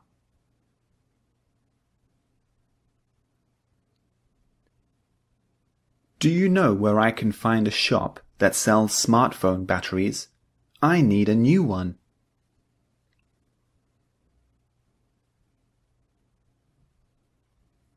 Do you know where I can find a shop that sells smartphone batteries? I need a new one.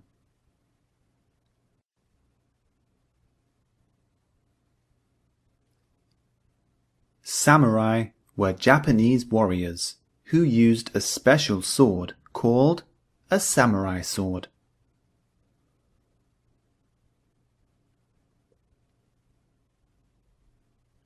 Samurai were Japanese warriors who used a special sword called a samurai sword.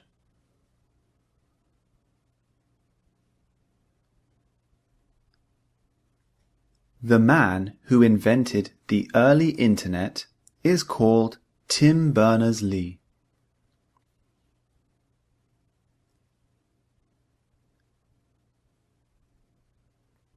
The man who invented the early internet is called Tim Berners-Lee.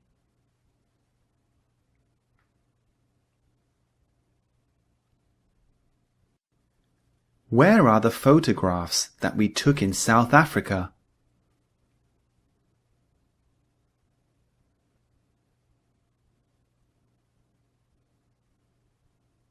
Where are the photographs that we took in South Africa?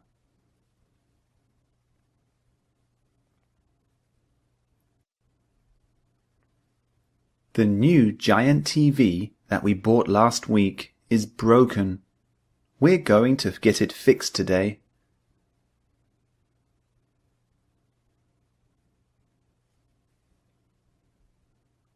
The new giant TV that we bought last week is broken. We're going to get it fixed today.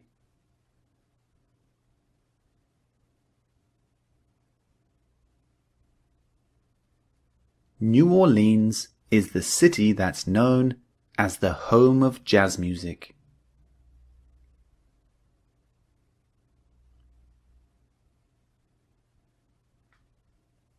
New Orleans is the city that's known as the home of jazz music.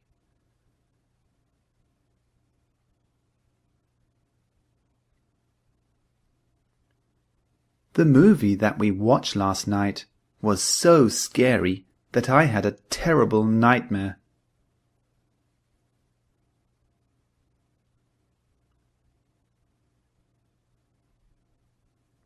The movie that we watched last night was so scary that I had a terrible nightmare.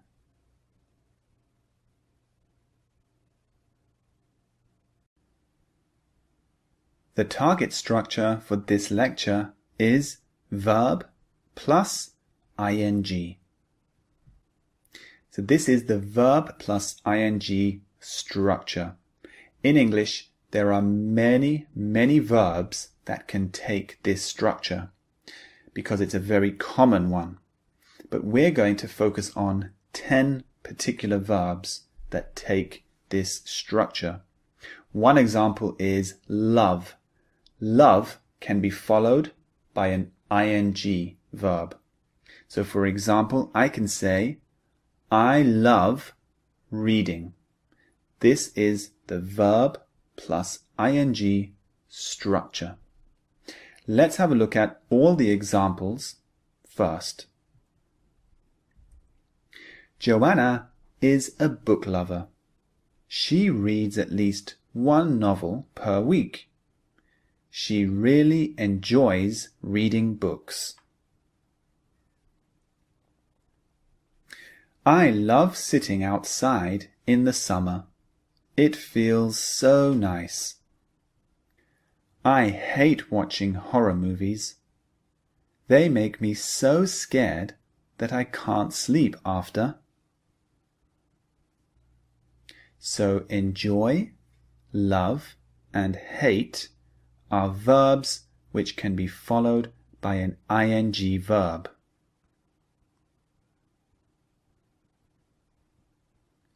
Tom stopped smoking last year. He hasn't smoked for 10 months. Try to avoid eating dairy products if your skin is having problems. Whenever I'm angry, I imagine walking along a beautiful beach. My anger quickly disappears. So here are 3 more verbs that can be followed by an ing verb. Stop, avoid, and imagine.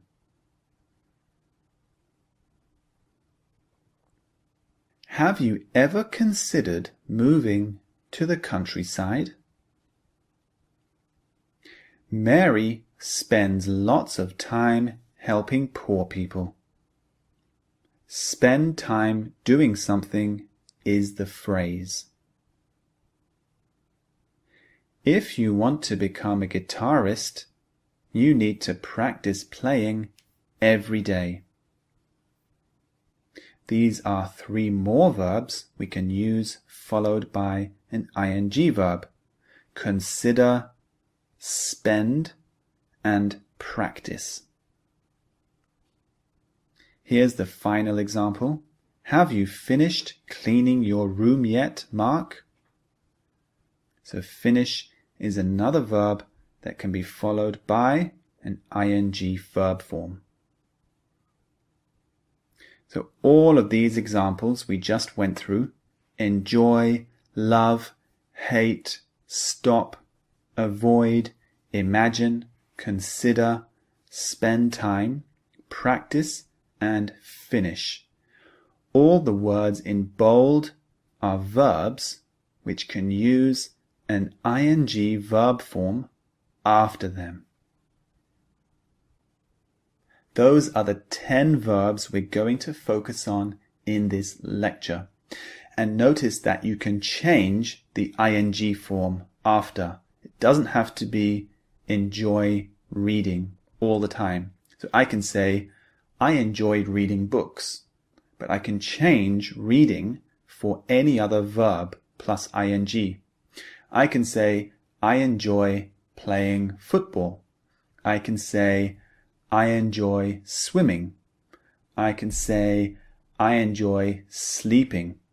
Any ing form can go after these verbs. So it's very, very flexible and very useful for your speaking. Let's look at the structure. So the structure is simply like this. I, he, she, it, etc. plus one of the verbs, enjoy, love, hate, stop, avoid, imagine, consider, spend time, practice, or finish, plus an ing verb form. For example, walking, watching, visiting, traveling, etc. Look at this sentence. My daughter used to hate studying, but now she loves going to school. So we have hate plus ing and love plus ing. Here is the negative structure. I, he, she, it, etc. plus one of the verbs from the list plus not plus an ing verb form. For example, the summer holidays are here. I enjoy not waking up early every day. And here is the question structure.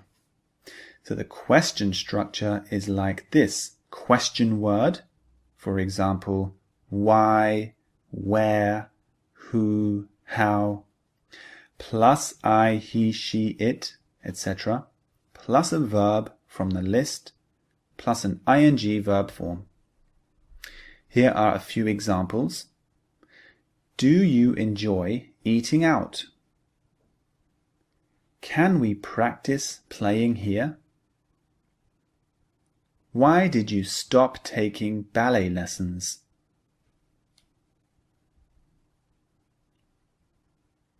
There we have the verb plus ing structure. This is a very, very common structure and really useful for upgrading your English level very, very quickly. So move on to the next lecture. I'll see you there.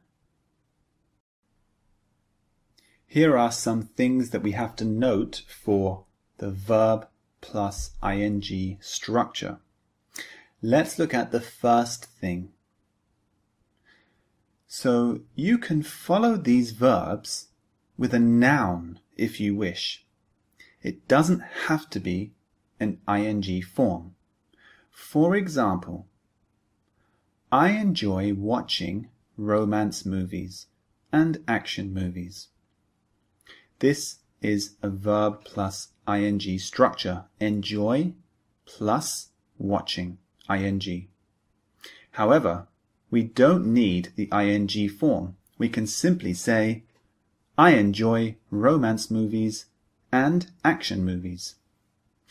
The meaning of these two sentences is very similar, but the first is emphasizing that you enjoy watching these movies.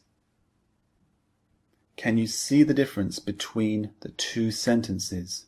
Imagine if I say, I enjoy tennis. What does this mean? Does it mean I enjoy playing tennis? Does it mean I enjoy watching tennis on television? What does it mean? I enjoy tennis. We're not sure, but if I add an ing form, it's much, much clearer. I enjoy playing tennis, or I enjoy watching tennis. Can you see? So adding the ing after the verb can clarify and enhance the meaning. Let's look at the next thing that we should note. The tense of the verbs can change, but the ing form must still be used after. For example, I loved eating chocolate when I was a child. I love eating new cuisine from around the world. She loves eating at expensive restaurants. Notice the tense loved, love, and loves. It's different in each sentence, but the ing form always comes after. So it doesn't matter about the tense, whether it's past or present. What matters is the actual word, love. Love can be followed by an ing form in any tense. Here is the final thing to note. The verb plus ing structure is different to the present continuous, which we looked at in a previous lecture. It's very similar, it looks similar, but the meaning is different.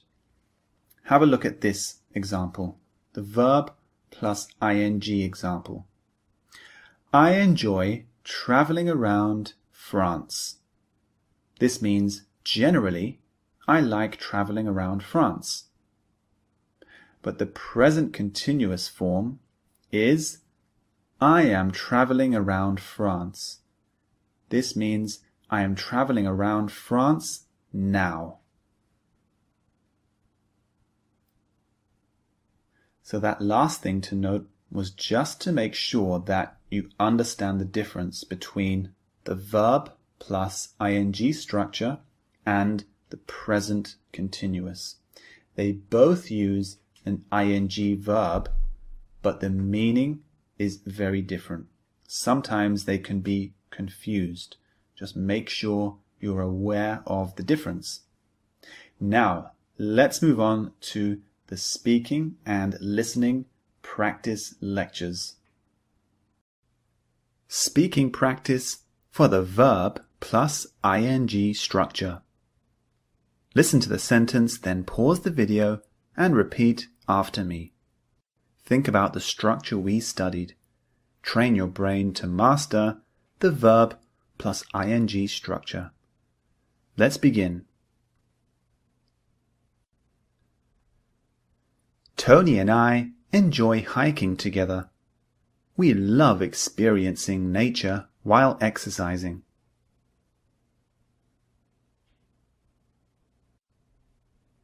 My dog loves racing around the park. He's so energetic that he can run for hours.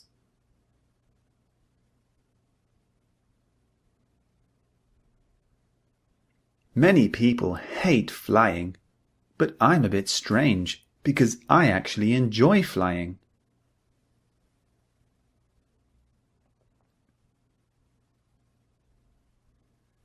Will you kids stop shouting so loudly? You're giving me a headache.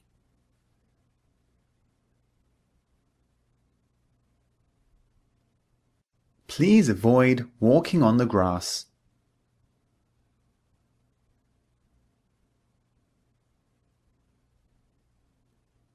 Imagine living on a paradise island without any stress or worries. That would be heaven.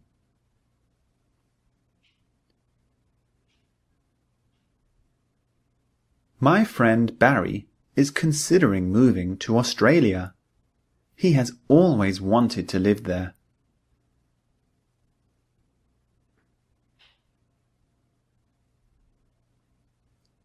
Artists need to spend lots of time thinking so that they can come up with creative ideas for their work.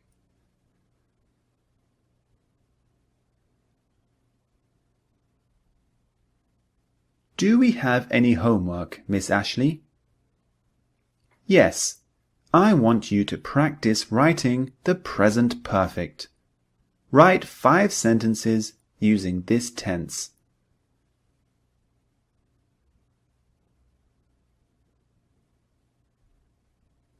Hi, Ray.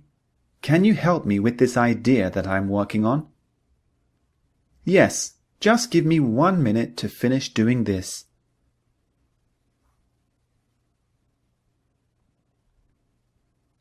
John, have you finished painting the bedroom yet? Not yet. I'll be finished doing it in about 30 minutes.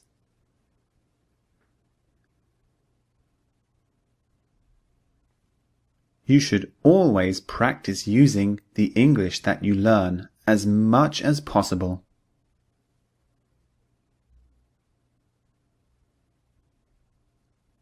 Simon, you are spending too much time watching TV and surfing the internet.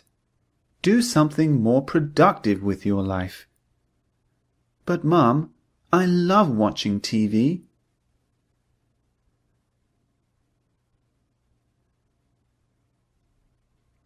Some cultures consider burping and eating aloud as a sign of enjoyment.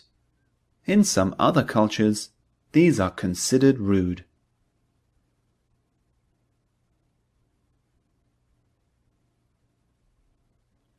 Now it's time to relax. I want you to imagine walking in a beautiful green field, feeling the warm sun on your face, listening to the birds and smelling the flowers.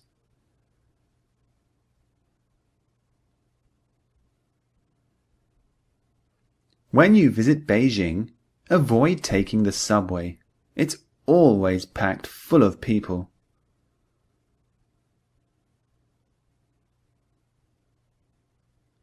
That movie we watched last night was so scary. I loved it. Can you stop talking about that movie? I had nightmares because of it.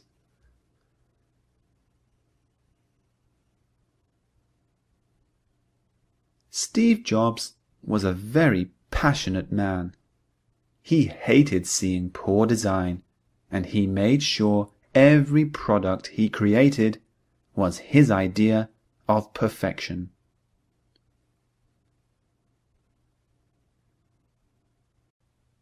Listening practice for the verb plus ing structure. Listen to me say the sentence, then pause the video and write down what you hear. Press play to see the text on the screen and check your answer. Train your brain to master the verb plus ing structure. Let's get started.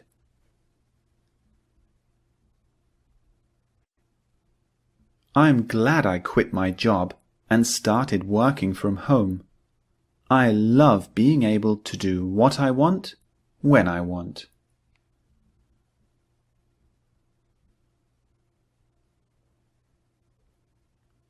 I'm glad I quit my job and started working from home.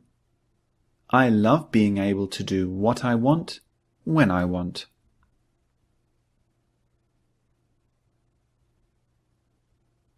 Do you enjoy being a pilot? I love being a pilot. Ever since I was a little boy, I wanted to fly planes. Now I do it as a job.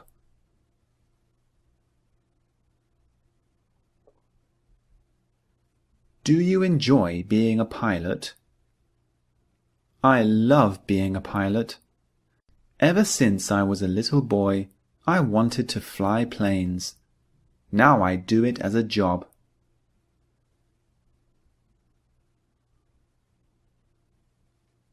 Would you consider accepting $8,000 for the car? Sorry, that's too low. Why don't we consider meeting halfway at $9,000?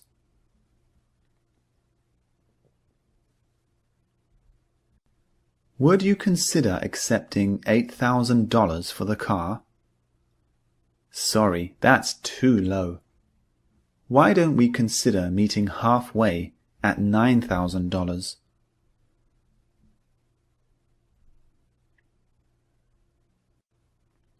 People used to spend lots of time reading.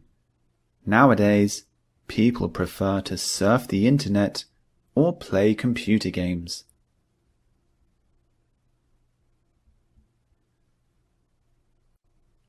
People used to spend lots of time reading.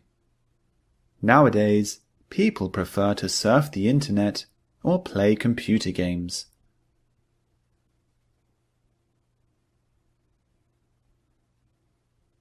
Today, we are going to have football class. We are going to practice passing, shooting, and dribbling with the ball.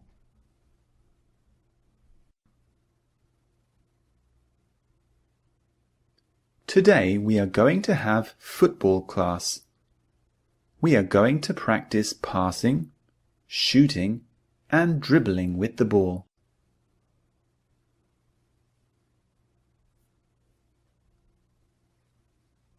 Dad, I've finished doing my homework. Can I go out to play now?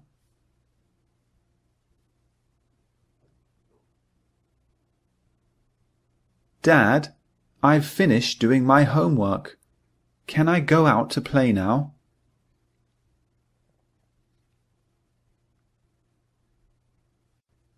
What kinds of music do you enjoy listening to? I love listening to rock and classical.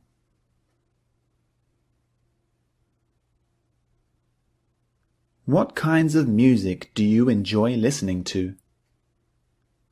I love listening to rock and classical.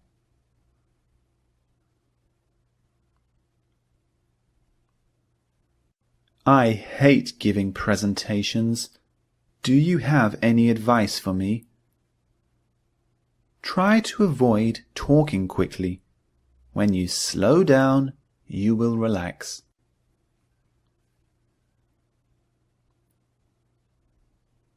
I hate giving presentations. Do you have any advice for me? Try to avoid talking quickly. When you slow down, you will relax.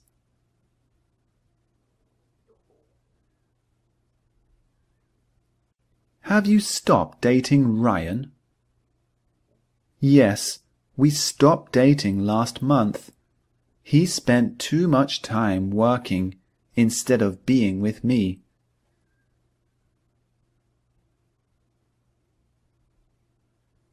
Have you stopped dating Ryan? Yes, we stopped dating last month. He spent too much time working instead of being with me.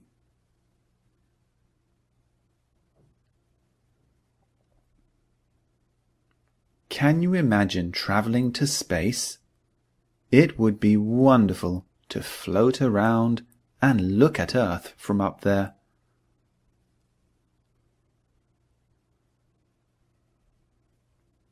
Can you imagine traveling to space? It would be wonderful to float around and look at Earth from up there.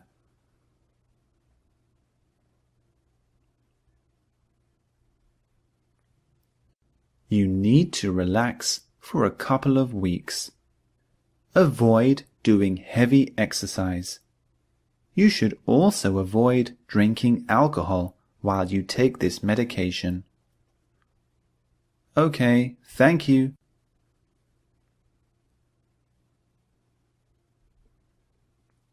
You need to relax for a couple of weeks. Avoid doing heavy exercise. You should also avoid drinking alcohol while you take this medication. Okay, thank you.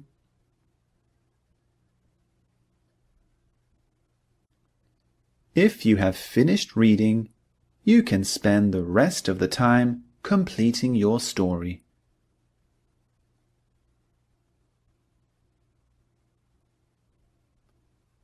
If you have finished reading, you can spend the rest of the time completing your story.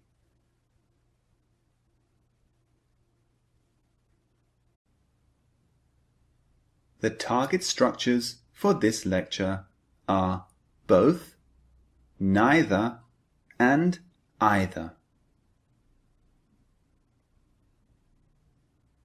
We're going to target 3 structures in this lecture.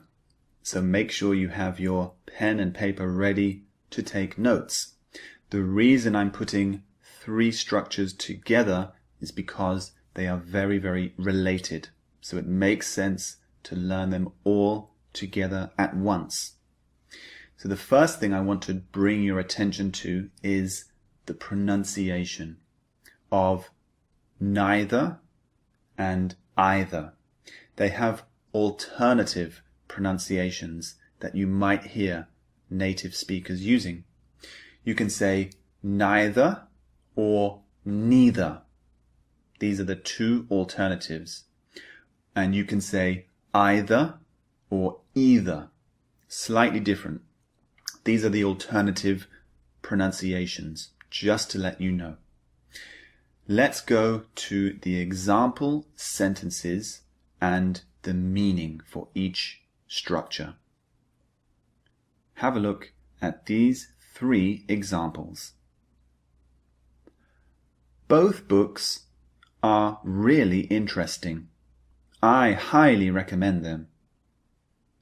Neither book is boring. You can borrow either book.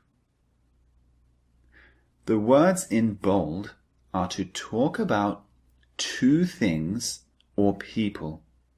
In this case, 2 books.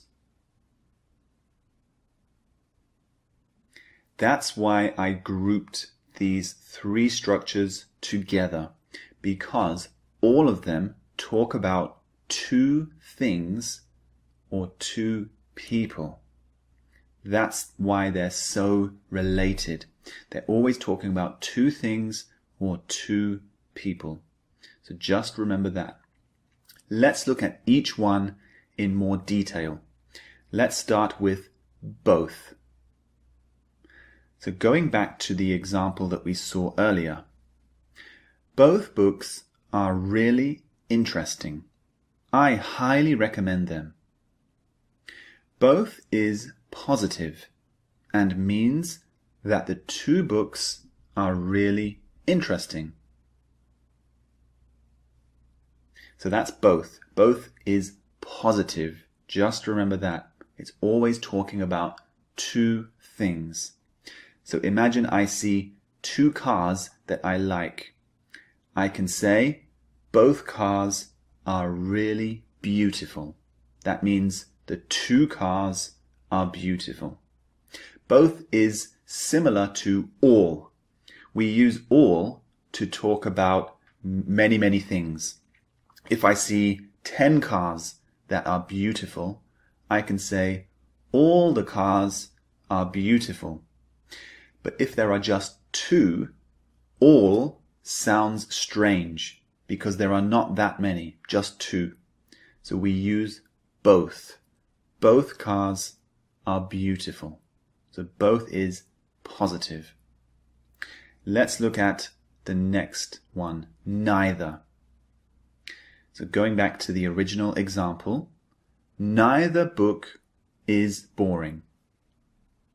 Neither is negative and means that the two books aren't boring.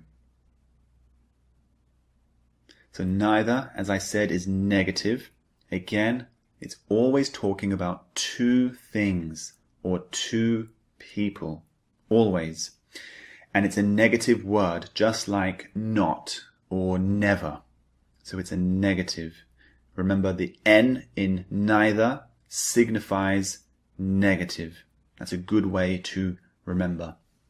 So imagine now I have two more cars. These cars are very old and ugly. I can say, I like neither car. I like neither car. What does this mean? It means I don't like the cars. There are two cars and I don't like any of them. I like neither car. Neither is a negative, so it means I don't like them. You see? So it always negates the words that you use in the sentence. Now, let's look at either in more detail. You can borrow either book. Either is a choice of the two and means that you can borrow this one or this one.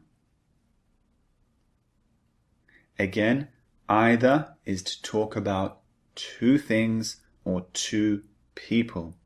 This time we're talking about a choice between two things.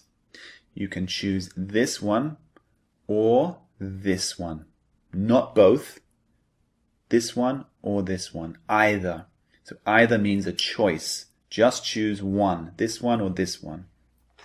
So if I say to my daughter, you can have either spaghetti or pizza for dinner. Can you hear that? Choose either spaghetti or pizza for dinner. I'm giving her a choice. Choose either this one or this one. So either is always a choice between two things. Now, let's look at the structures for these words. There are a few structures, so again, make sure you have your pen and paper ready to take notes. Here is the first one. We can use both, neither, or either plus a noun. Here are some examples. Both movies were so boring that we stopped watching after 20 minutes. So remember, both is positive. It's talking about two things. So they watched two movies and both of them were boring. The next example reads, neither car is expensive. Now remember, neither is negative, so it means the cars are both cheap. So expensive means lots of money, but because we use the negative neither, it means both cars are cheap. Neither car is expensive. And the last example, John says, which city shall we visit for our trip? Madrid or Barcelona? Fiona replies, either city is fantastic. I don't mind. So Fiona is saying, between Madrid and Barcelona, she doesn't mind either. She can choose either Madrid or Barcelona. She doesn't mind one or the other. Now, here is the next structure. We can say both of, neither of, or either of, plus the. So when you use the, you can say any noun, the dog, or the camera, or the chair. Or you can use a pronoun, for example, he, she, or it. Or you can use a possessive. A possessive is something that belongs to someone. For example, Alan's or Mary's. So look at these examples to make everything clearer. Both of these dogs belong to my uncle. So you can see the structure, both of plus these. These is a pronoun. Dogs belong to my uncle. So both of these dogs means there are two dogs and they both belong to my uncle. The next one, teacher says, which one of you two wrote this on the board? And the two students reply, neither of us. It was another boy. So the structure neither of plus the pronoun us. And finally, are either of Tina's sisters tall like her? So the structure we have either of plus the possessive Tina's. So the questioner is asking, out of Tina's two sisters, are any of them tall like her? Now the next structure is a bit more simple, but it's very, very useful. The structure is both something plus and something. For example, both China and India are becoming more and more powerful. So you can see we've used both before the two things we're mentioning. I mentioned China and India. These are the two things I'm talking about. And remember, both is positive. The second example says, I play both football and rugby. So again, the two things I'm mentioning are football and rugby. This structure is very common in English, and it's really, really good for making yourself sound more fluent and upgrading your English. The next one is very, very similar. The structure is neither something plus nor something. So it's similar to both and, but this one is negative. Remember, neither is a negative form. So look at the first example. Neither Jane nor Sally came to the party last night. I was disappointed. So this means Jane and Sally didn't come to the party. So remember, it's negative. So neither means they didn't come. Nor is basically the negative version of or. And the second example says, for me, baseball is neither fun nor exciting. So remember, neither is negative. That means for me, baseball isn't fun and it isn't exciting. So I don't like baseball. And finally, either something plus or something. So this is similar to the previous one, neither nor, but this is positive. So the husband says, what shall we do today?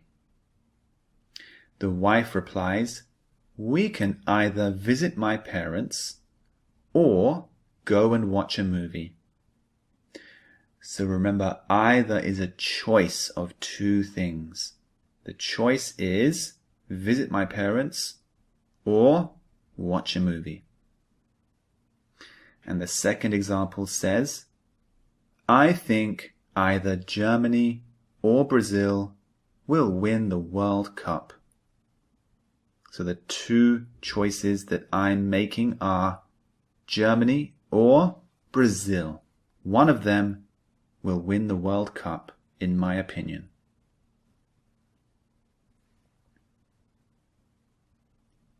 There we go, both neither and either. It was quite a long lecture, lots of information to take in, but if you learn these three structures, you'll upgrade your English very, very quickly and significantly. So move on to the next lecture. I'll see you there. These are some of the things that we need to note when we're using both neither and either. So we're targeting three structures, remember. So there are a few things we need to note. Again, have your pen and paper ready to take some notes. Let's look at the first thing. When you use both of, you can also simply use both. So remember, both of was one of the structures that we looked at, but we can simply use both. Look at these two sentences. Both of the smartphones are using the latest technology. This is a good sentence. We can also omit of if we wish. We can simply say, both the smartphones are using the latest technology. Both of these sentences are good.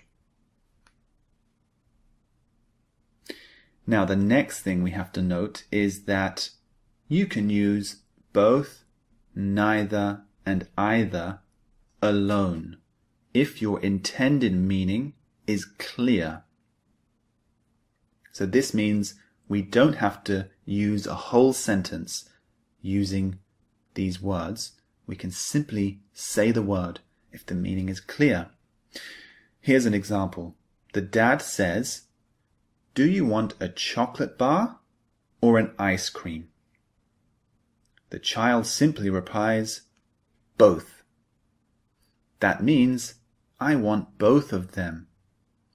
Do you see? So the dad gave the child a choice. Do you want a chocolate bar or an ice cream? So he gave him a choice of two things, but the child says both. In other words, he wants the chocolate bar and the ice cream. And here is another example using neither. So Jill says, "Will you have a glass of wine or a beer?" Henry replies, "Neither. I'm driving, so I'll just have a glass of juice, thanks." So originally he simply said neither. That means I want neither of them. Remember, neither is negative, so he's saying I don't want wine or beer. Thank you.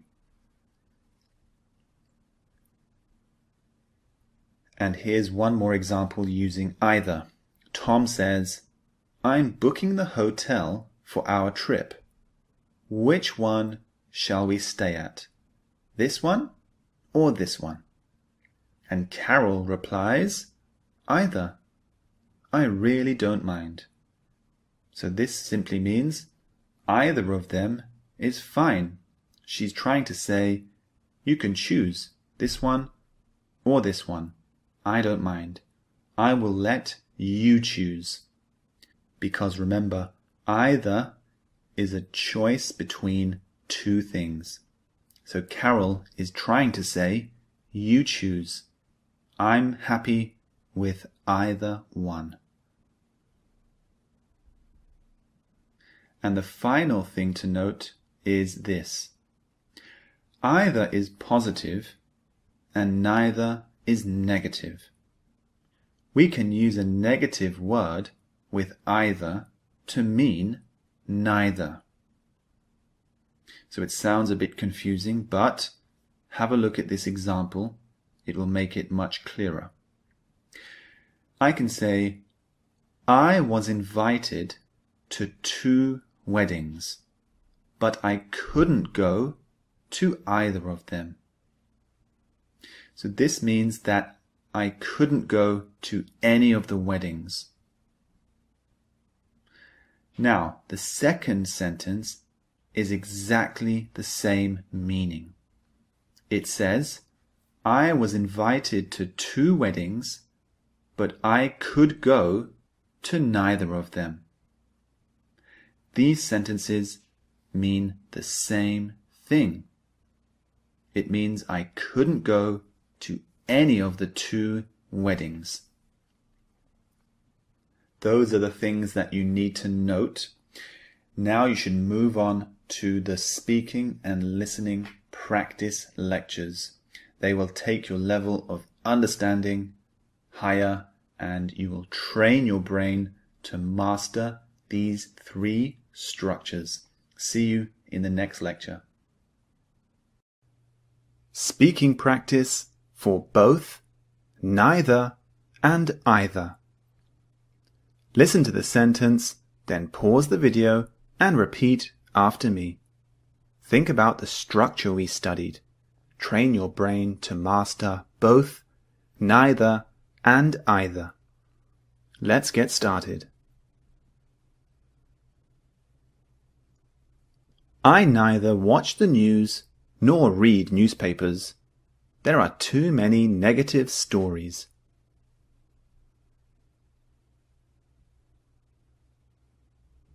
When do you leave? Is it Saturday or Sunday? Neither. I leave on Monday.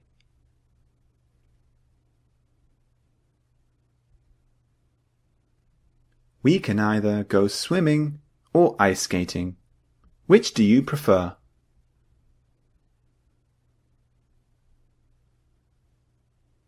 It's both hot and humid here in France.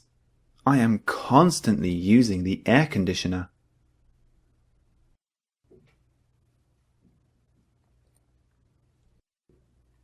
Hi, Gary. I tried to visit you twice last week, but both times you were out.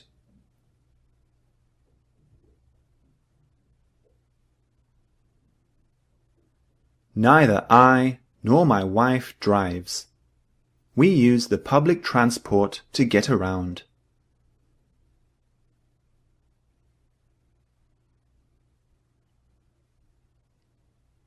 The puppy we found was both hungry and cold. We looked after it, and now it's at full strength.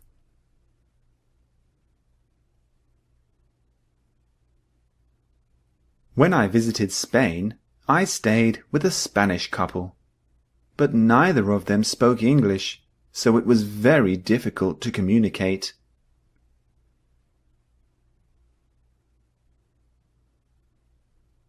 Jack and Tony said they would meet us here, but I can't see either of them. Perhaps they're late.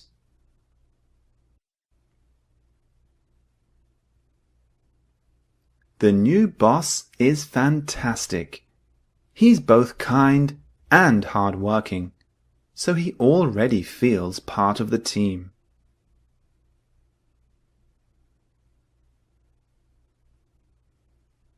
Thankfully, neither of the girls was injured, but both of them were taken to the hospital to be on the safe side.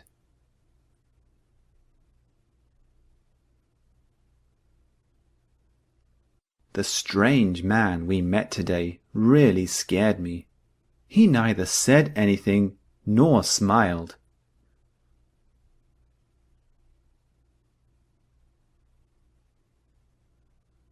What's the name of the new guy at work? I've forgotten. I've forgotten too.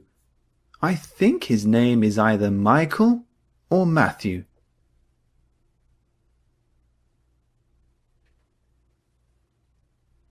Hi, John. Both Linda and Tina are on holiday this week, so we need to cover their work. Do you prefer doing Linda's or Tina's work? Either. I don't mind what I do.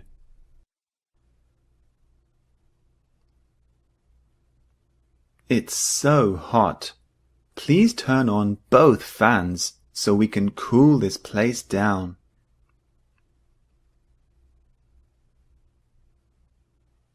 Sarah and Paul's baby twins were born last night.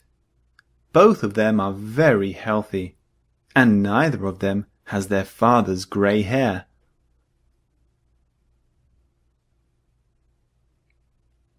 I tried on the 2 wedding dresses, but neither of them fitted.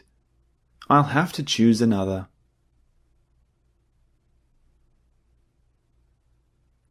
We don't have much time before the movie starts, so we can either quickly eat a sandwich now or eat at a restaurant after.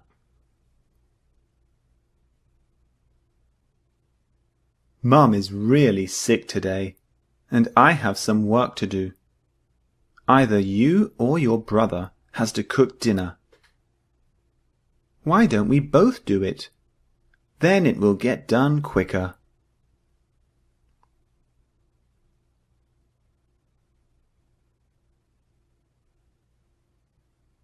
Lee looked at both cars, but he didn't like either of them.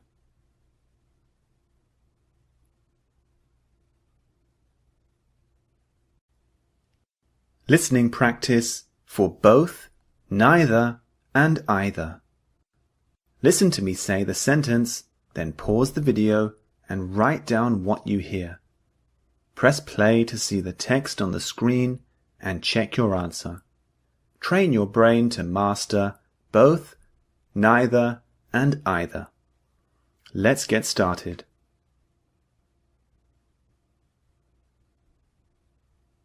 Hi, Neil. Hi, Fiona. Let me get both of you a drink. What will you have?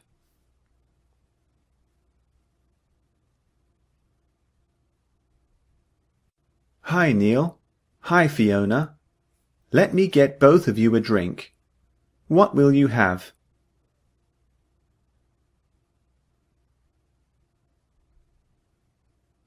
So, let's talk about your skills. Do you speak any other languages? Yes, I speak both French and Arabic fluently, and I also speak a little German.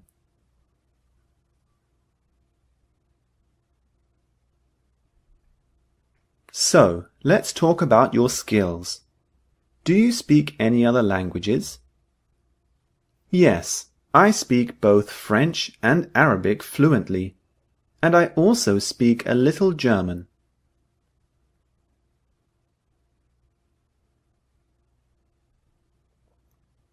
Do you want anything from the shop?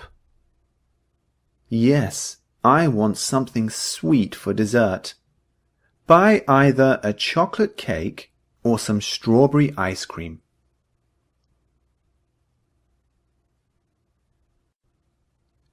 Do you want anything from the shop? Yes, I want something sweet for dessert. Buy either a chocolate cake or some strawberry ice cream.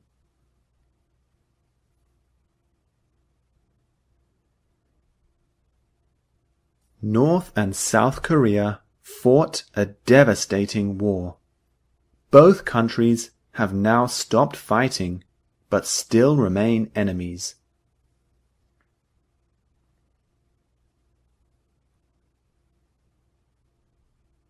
North and South Korea fought a devastating war.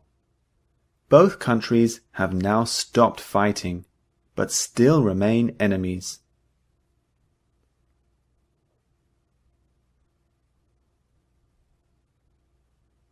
We aren't going to the party next week. Neither are we. We are so busy with work.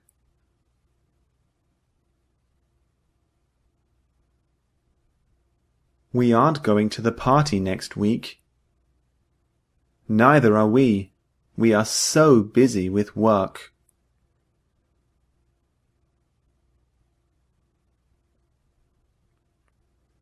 I'm not sure if I will have children in the future.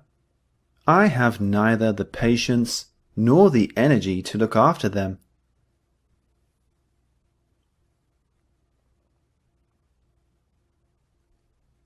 I'm not sure if I will have children in the future. I have neither the patience nor the energy to look after them.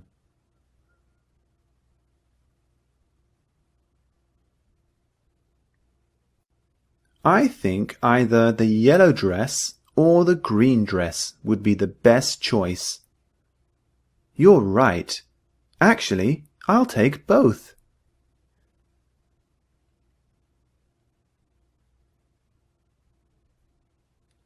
I think either the yellow dress or the green dress would be the best choice. You're right. Actually, I'll take both.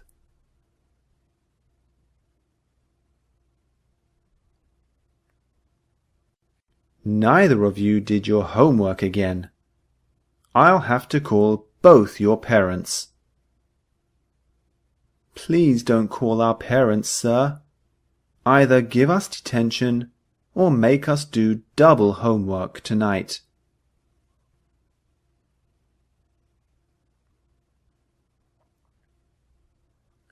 Neither of you did your homework again. I'll have to call both your parents. Please don't call our parents, sir. Either give us detention or make us do double homework tonight.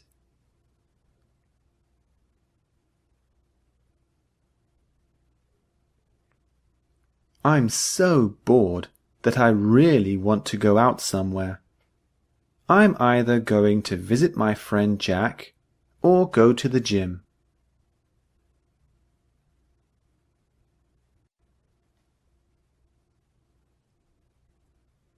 I'm so bored that I really want to go out somewhere. I'm either going to visit my friend Jack or go to the gym.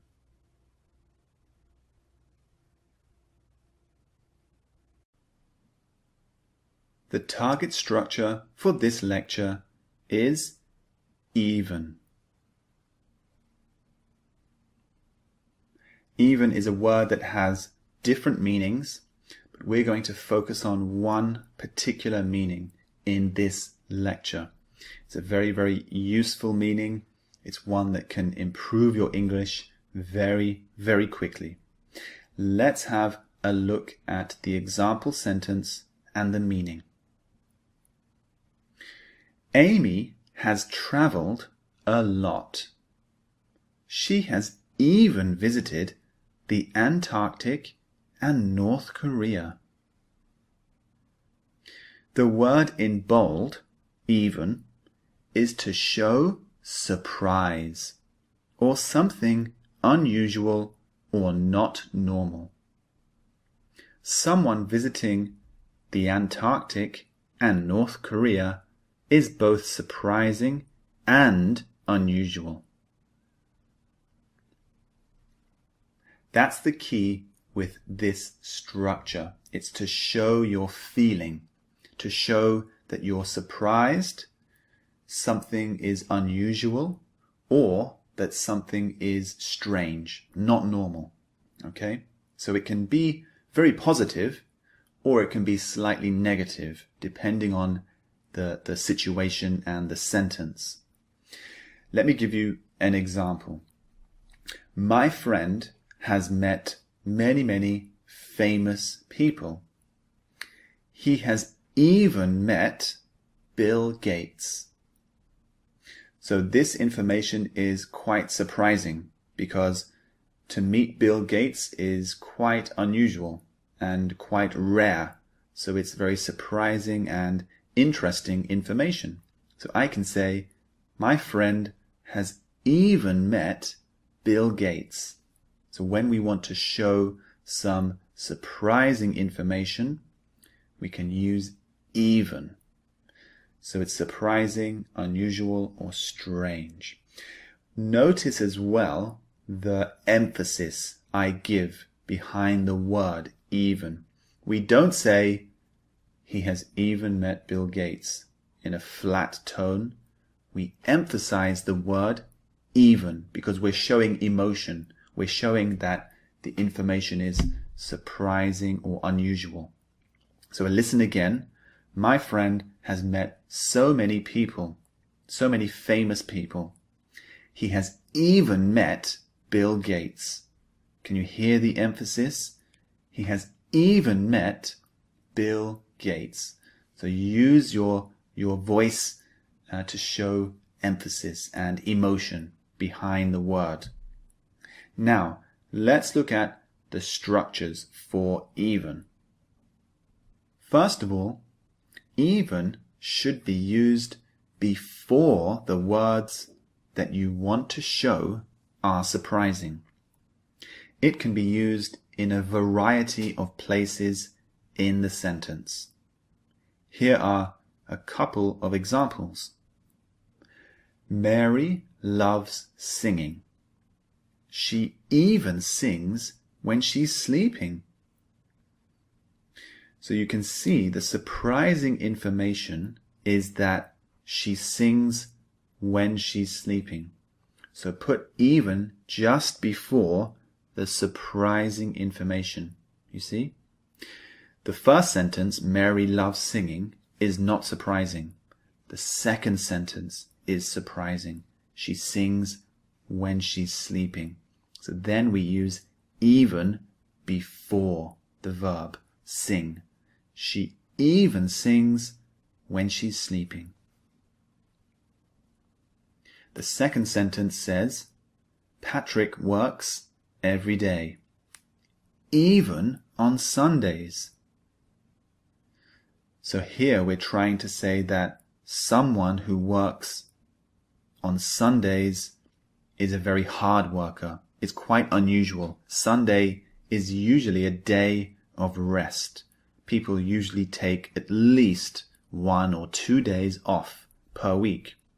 But Patrick works every day, even on Sundays. So the speaker is trying to emphasize this is surprising. Here is one more example of even. Michael says, "What's the capital of the USA?"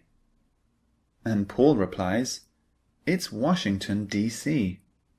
Even I know that, and I'm terrible at geography." So why did Paul use even in this position? He's saying even because if he knows the answer to this question, it's surprising because he's very bad at geography. He's very bad at locating places on the map. So if he knows the answer, that is very, very surprising. He's trying to emphasize that his friend is a bit silly because even Paul knows the answer.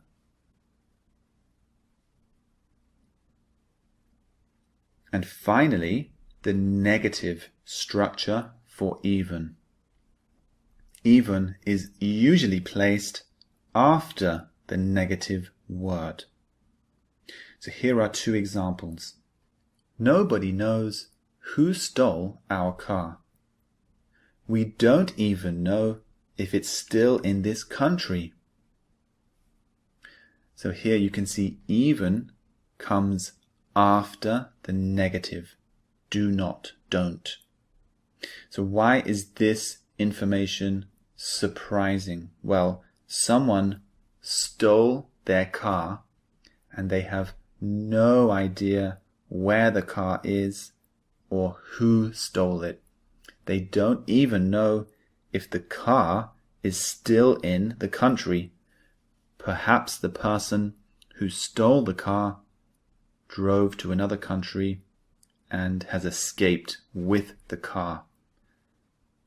So that's quite surprising information. We don't even know if it's still in the country. The second example reads, I am the worst cook in the world. I can't even make toast. So this person is saying that they are a very bad cook. They're terrible at cooking food. And what's surprising about the second sentence? I can't even make toast, because toast is extremely easy to make. You just put a piece of bread in the toaster and you wait for it to toast.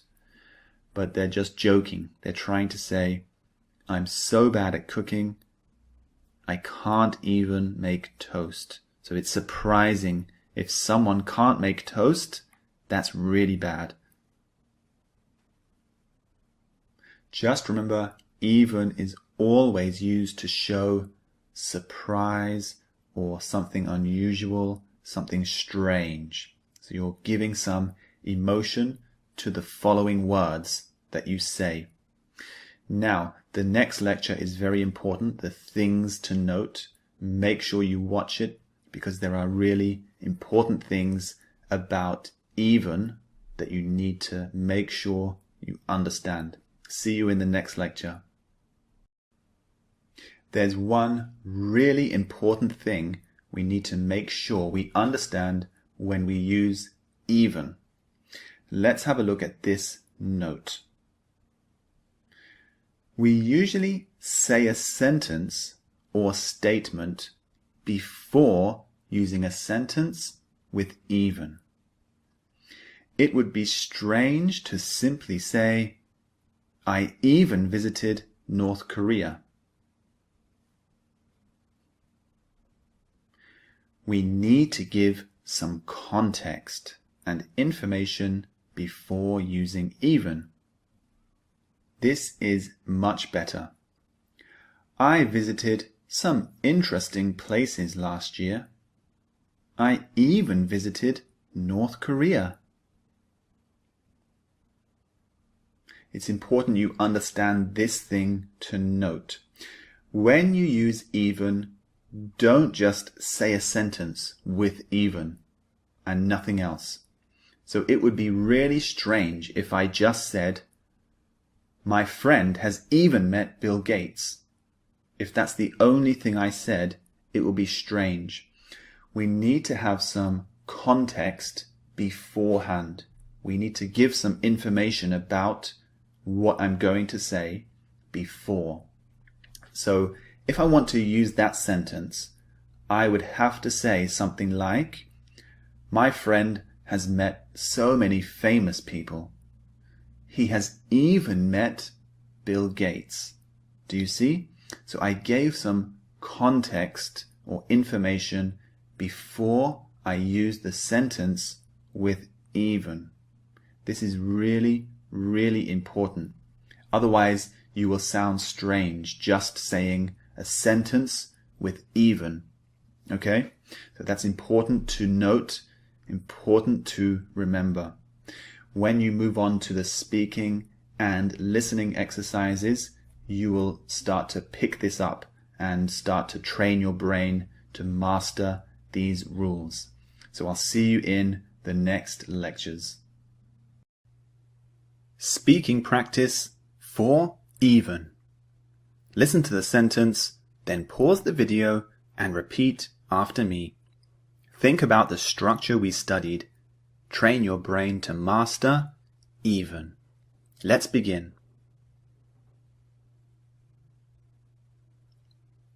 After the accident, the man's memory was erased. He couldn't even remember his wife.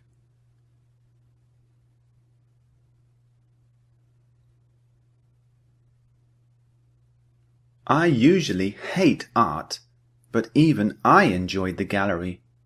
It was quite interesting.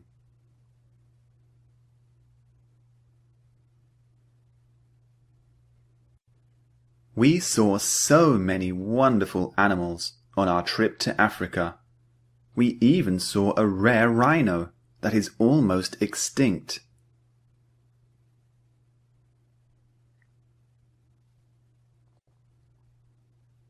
Gemma loves pink. She has a pink room, pink clothes, and pink shoes. She even has a pink car.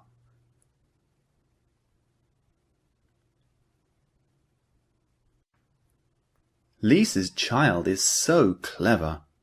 She's so smart that she could even read when she was 2 years old.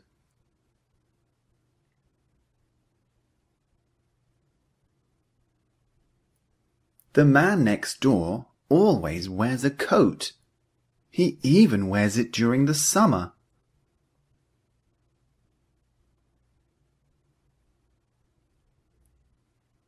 The hotel we went to was incredible. We even had a sauna and hot tub in our suite.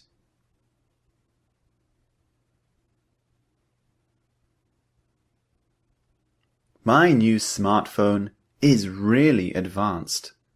It can even tell me how many calories I have burned today.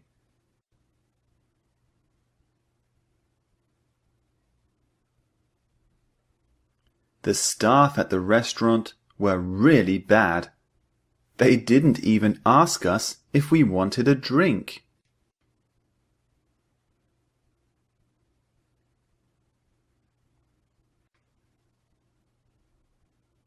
I want to join the gym because I am extremely unfit. I can't even run for 1 minute.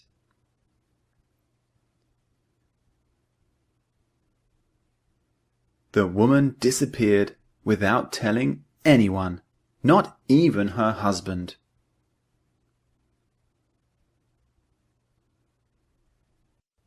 Sam has met so many famous people. He has even met Bill Gates.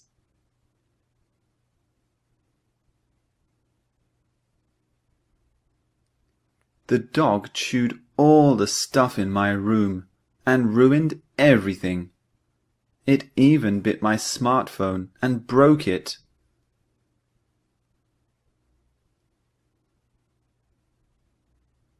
Sir Richard Branson is so rich that he even has his own private island.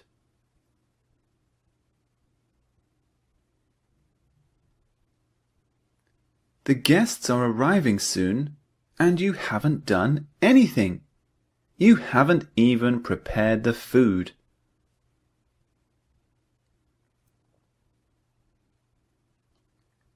The internet is rapidly changing the way we study and learn. We can even take university courses online.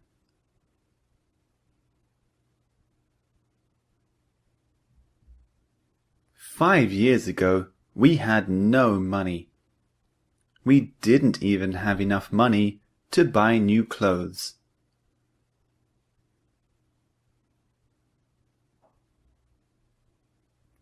Jack, these answers are all wrong. Even a baby could answer these questions correctly.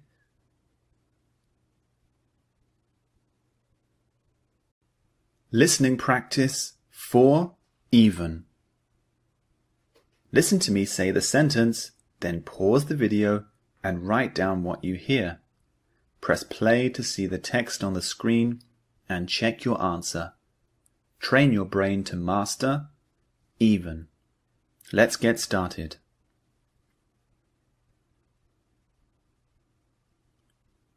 The view from our new apartment in New York is spectacular. We can even see the Statue of Liberty from our window.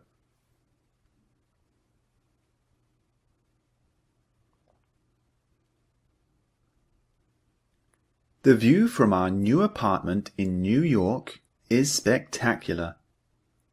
We can even see the Statue of Liberty from our window.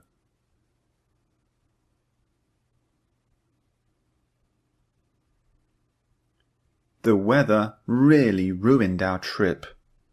We couldn't even go outside because of the heavy rain and storms.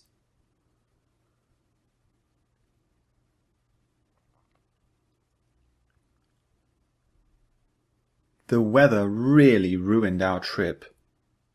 We couldn't even go outside because of the heavy rain and storms.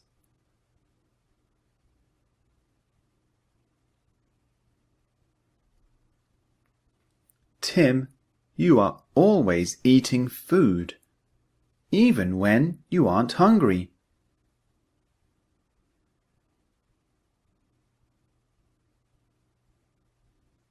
Tim, you are always eating food, even when you aren't hungry.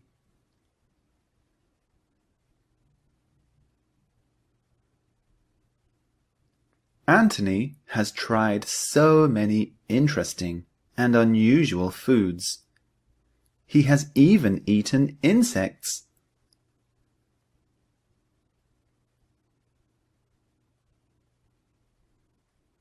Anthony has tried so many interesting and unusual foods. He has even eaten insects.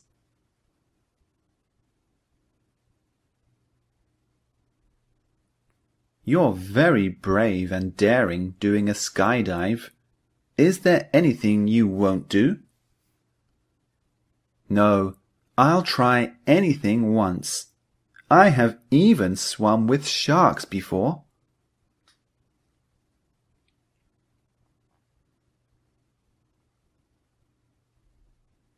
You're very brave and daring doing a skydive.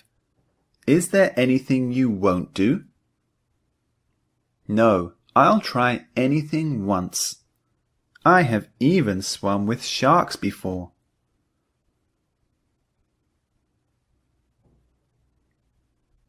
The curry you cooked was amazing.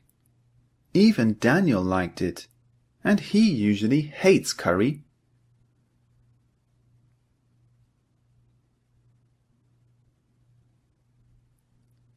The curry you cooked was amazing.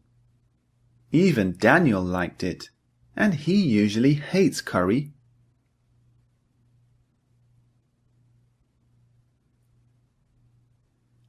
Neil loses everything. He even lost his wedding ring once.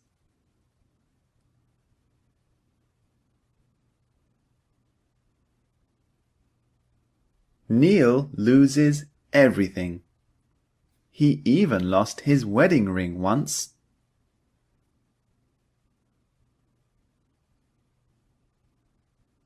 My son is so ambitious. He wants to become a scientist, a firefighter, and an astronaut. He even wants to become the President of the USA.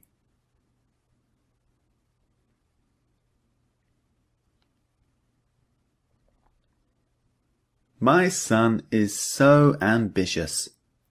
He wants to become a scientist, a firefighter, and an astronaut. He even wants to become the President of the USA.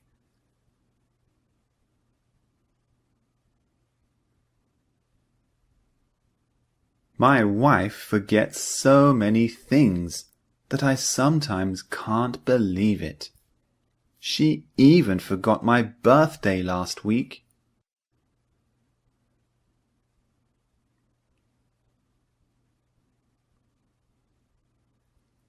My wife forgets so many things that I sometimes can't believe it. She even forgot my birthday last week.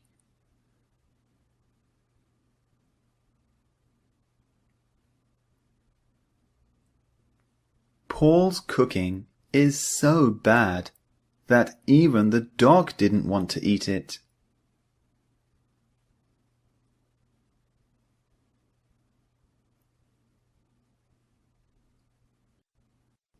Paul's cooking is so bad that even the dog didn't want to eat it.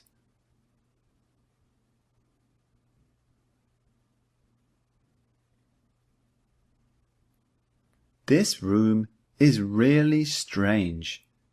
Even in the summer, or even with the heating on, it's cold.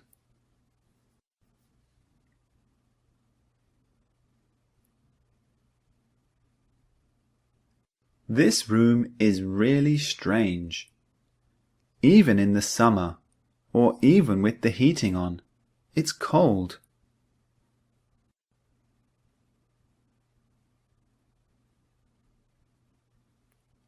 We had a fantastic meal today at the Chinese restaurant. We even got some free food and drinks because I know one of the staff.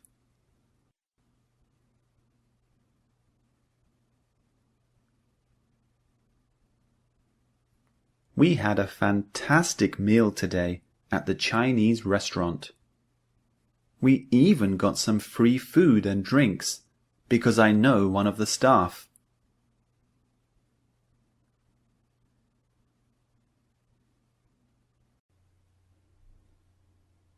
The target structure for this lecture is phrasal verbs with in and out.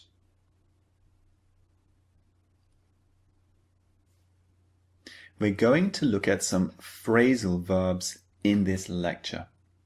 Now, before we start, if you don't know what a phrasal verb is, it's a phrase which contains a verb plus a preposition.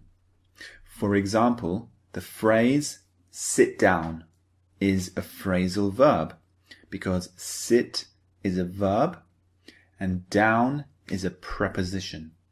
So whenever you see this structure, verb and preposition, it's probably a phrasal verb. In English, there are hundreds and hundreds. For example, sit down, stand up, go out, look down. These are all phrasal verbs. These are quite easy ones, but there are also some more challenging ones, which are difficult to figure out what the meaning is. We're going to look at a few in this lecture. We're going to look at phrasal verbs that contain in and out. Let's look at the first ones. So these two contain the preposition in. So the first phrasal verb is move in. Move in means start to live in a new house. For example, I've just bought a new apartment. I'm moving in on Friday. So this means the person is going to start living in her new house on Friday. The next phrasal verb is drop in. Drop in means go to see someone or go somewhere for a short time. For example, let's drop in to see Chris on the way home. So this means let's visit Chris on the way home for a short time. These are the next phrasal verbs. Plug in. This means connect an electrical supply to a machine. For example, the husband says, "The washing machine isn't working." The wife replies, "Because it isn't plugged in, silly." The next phrasal verb is break into, which means to illegally enter and steal something. For example, someone broke into my house while we were on holiday. The next phrasal verbs, join in, means start playing in an activity or sport. Greg says, "Hi, can I join in with your game?" Wesley replies, "Of course, you can play on our team." So join in means to start playing an activity or sport. Eat out means eat at a restaurant, not at home. I'm too tired to cook today. Let's eat out. Here are the next two phrasal verbs. Drop out. This means stop going to school or university before you complete your studies. So it means stop going to school or university early. Steve Jobs and Mark Zuckerberg dropped out of university before becoming hugely successful businessmen.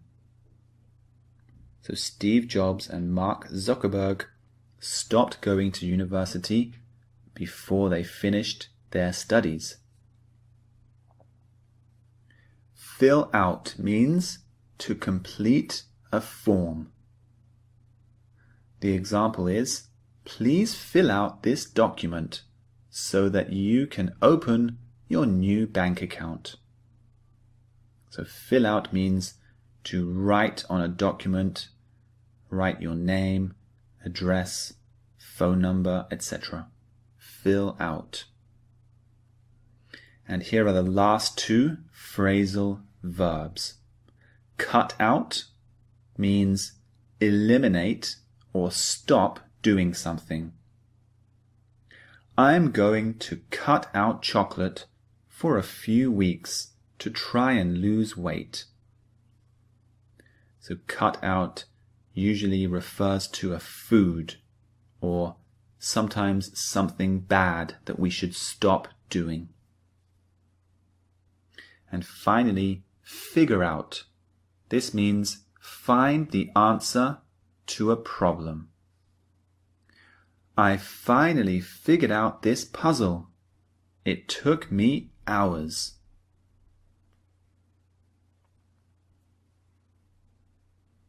So those are the phrasal verbs we're going to focus on. There are 10 phrasal verbs. Some of them are easier than others. So for example, eat out. This means to eat at a restaurant instead of eating at home. It's quite logical when you think about the structure eat and out. Other phrasal verbs are a bit more tricky to solve. For example, figure out. Figure out means to solve a problem, to get the answer. And cut out. Cut out has 2 or 3 meanings in English. One meaning is to use a scissors and to cut out a picture. But the meaning we're focusing on is something different. It means to stop doing something bad. For example, I'm going to cut out chocolate because I'm getting fat. Or I'm going to cut out junk food because it's too unhealthy. So you'll start to train your brain to master these phrasal verbs in the speaking and listening section. Now let's quickly look at the structure of phrasal verbs. So I mentioned earlier the basic structure is verb plus a preposition. So prepositions could be, for example, in, out, on, down, up, etc. For example, everyone stood up and walked out of the room. That's the basic structure, but remember we're focusing on the phrasal verbs that contain in and out, so that we can just start to master the structure and train our brain to understand the meanings of these phrasal verbs. So move on to the next lecture. I'll see you there.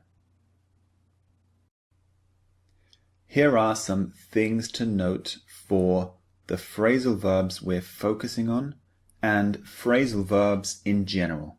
Remember I said there are hundreds and hundreds in English. These are some things that you have to note. So as I said, there are hundreds, probably thousands of phrasal verbs in English. Some more common than others. The ones in this lecture are very commonly used. Some phrasal verbs in English are very logical and easy to understand. For example, stand up, sit down. But some are more difficult to understand without knowing the meaning. For example, drop out and figure out. Remember, drop out means to stop studying at school or university early. And figure out means to find out the answer to a problem. Here's the next thing that you should note. A phrasal verb can also be followed by another preposition, depending on the following noun. So the basic structure of a phrasal verb is verb plus preposition, but there can be another preposition after. For example, sit down on the chair. On is the extra preposition because we're sitting on the chair. Another example is run away from the man. So sometimes, depending on the following noun and the meaning, we can add another preposition to the phrasal verb. And finally, phrasal verbs can change tense just like other verbs. You only need to change the first part, the verb of the phrasal verb. For example, the phrasal verb pick up can change tense to picking up, picked up, and have picked up.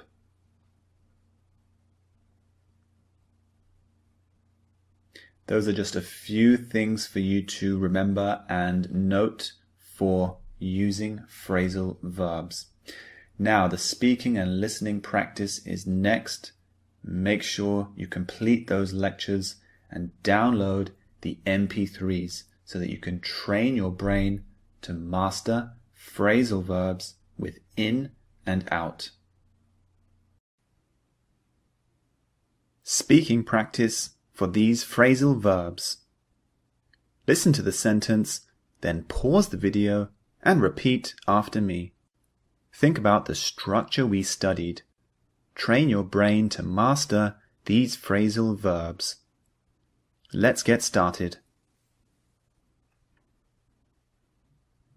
The company is moving in to its new offices next month.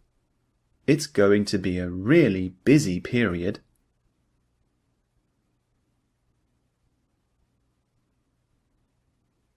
Hi, Jack. Can I drop in to talk about something later? Sure.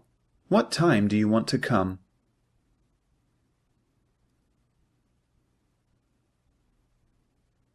Don't plug in the hairdryer. I think it has a problem, so it could be dangerous.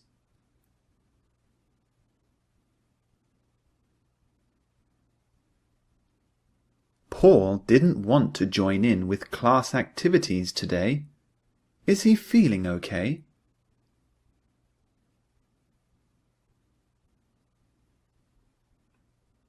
The professional criminals broke into the bank and stole more than $1 million in cash.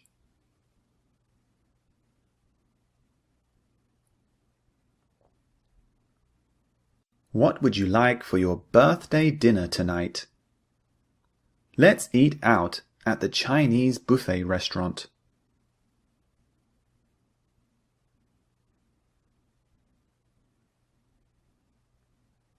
Studying at university and working at the same time is very tiring, but I'm not going to drop out. I'm determined to finish my studies.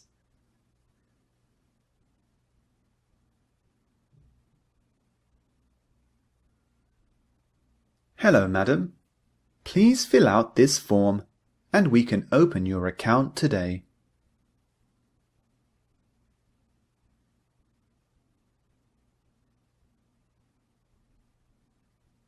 My daughter has a skin allergy, so we decided to cut out dairy products from her diet. It might help.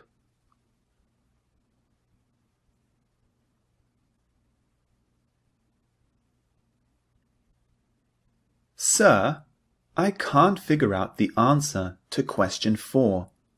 Could you please help me?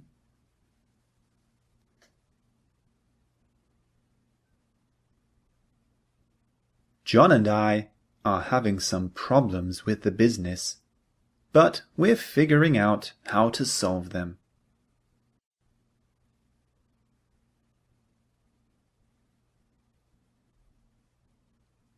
I told Jane to cut out Facebook because she's using it too much.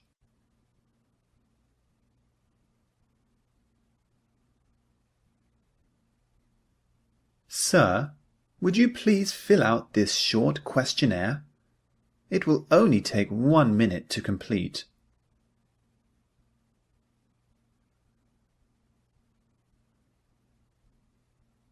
I dropped out of school when I was just 13, but I managed to turn my life around and start my own business.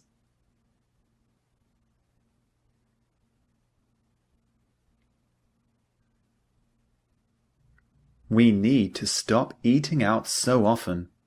It's costing too much money.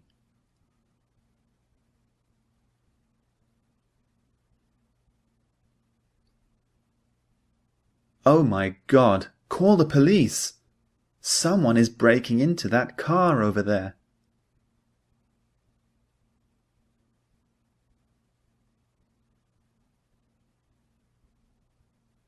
Hey, Matthew, don't just sit on the side.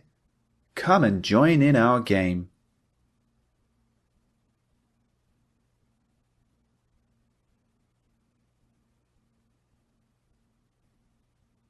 Can you plug in my phone? The battery is dead.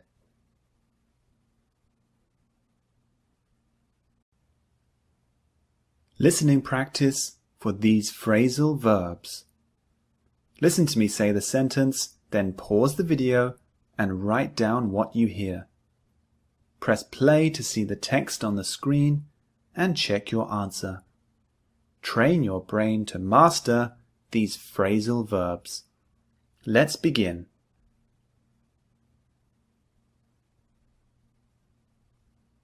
We dropped into the library to return the books.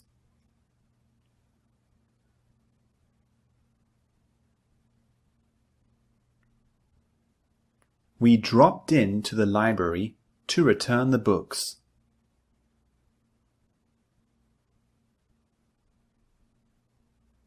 Tina is moving in with me next week. Wow, your relationship with her is getting serious.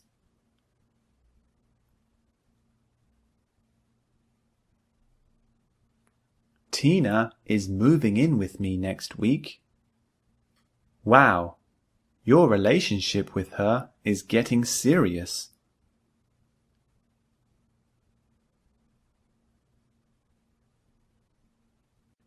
I am taking night classes at the local college, but I'm thinking about dropping out. It's not a very useful course for me.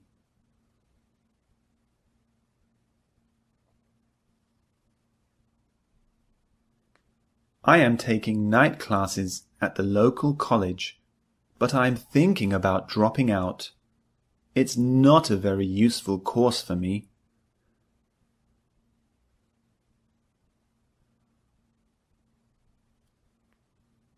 Brenda is being really strange lately, but she won't tell me why.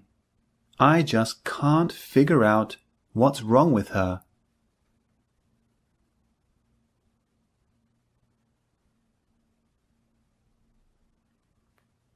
Brenda is being really strange lately, but she won't tell me why. I just can't figure out what's wrong with her.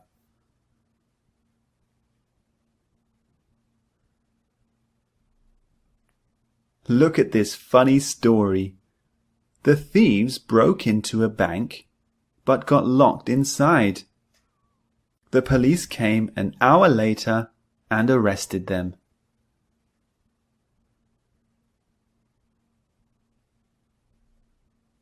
Look at this funny story.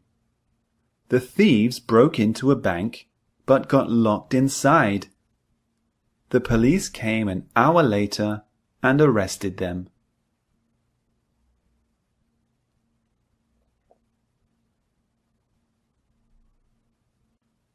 We are going to have a big housewarming party at our new house after we move in. Will you come?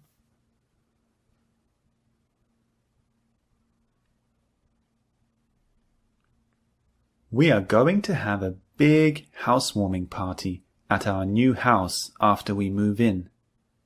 Will you come?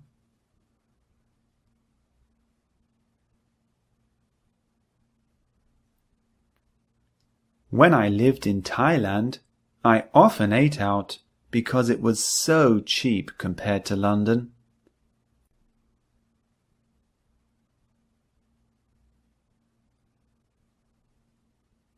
When I lived in Thailand, I often ate out because it was so cheap compared to London.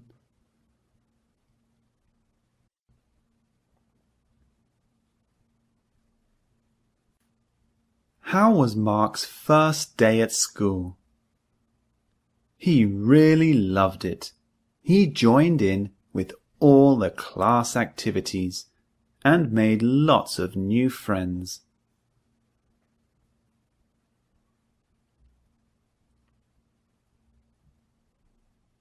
How was Mark's first day at school?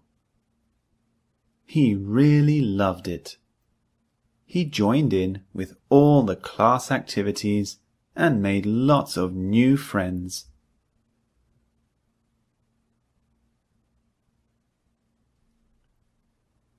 Would you like a cup of tea or coffee? Coffee, please, but no sugar. My dentist told me to cut out sugar.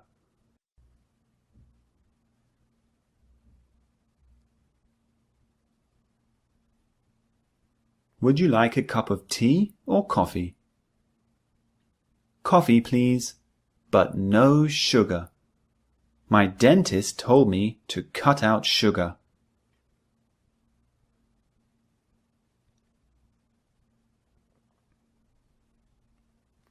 I need an adapter to plug in my laptop. Do you have one?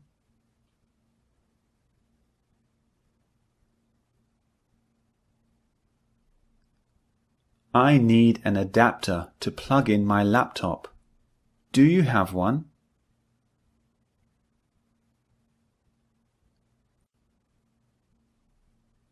Excuse me, sir. You filled out this section incorrectly. Please do it again.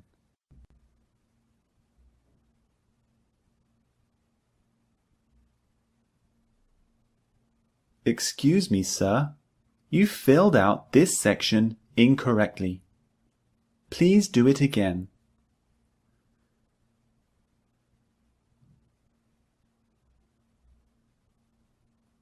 Hi, Terry. Can you drop in sometime today for a few minutes? I have got a present for you.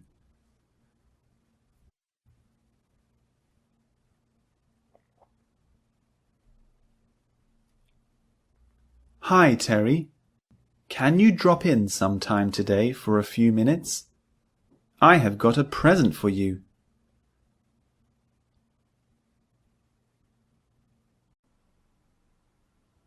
The target structure for this lecture is must.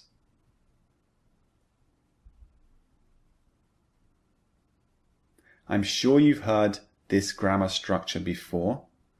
It's not the common meaning. It's the other one, the less common one. So when we say must, there are two meanings. The first one means something similar to have to.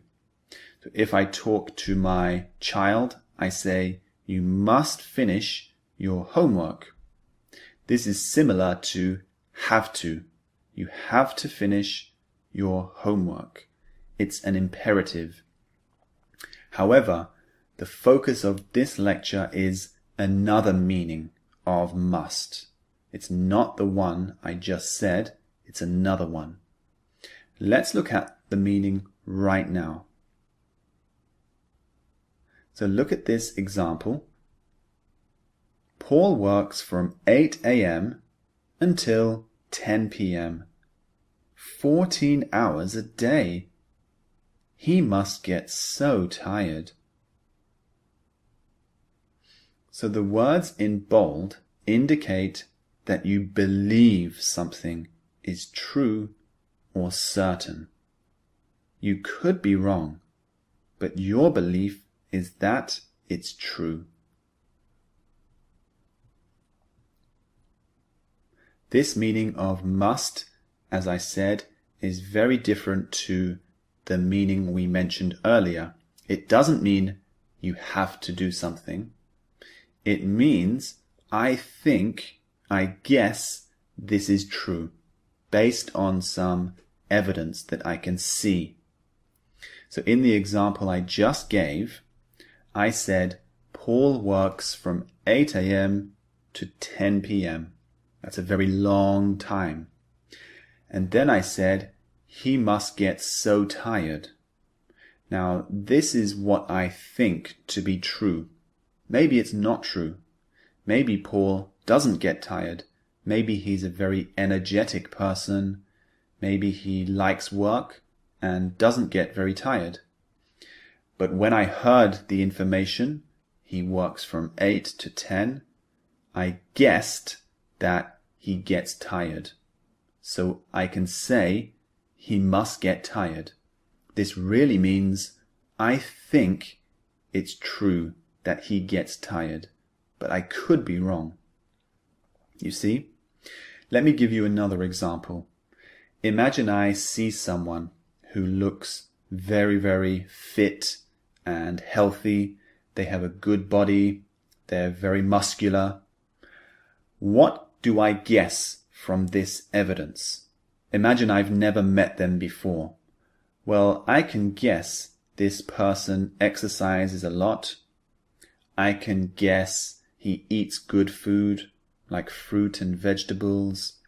I can guess he's generally a very healthy person.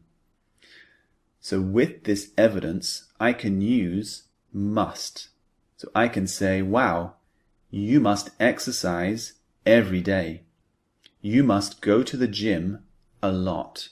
You must eat healthy food all the time. You see? So all these things are really guesses. I'm guessing that this is true, or I think that this is true. Okay? So remember, this is not to say you have to do something.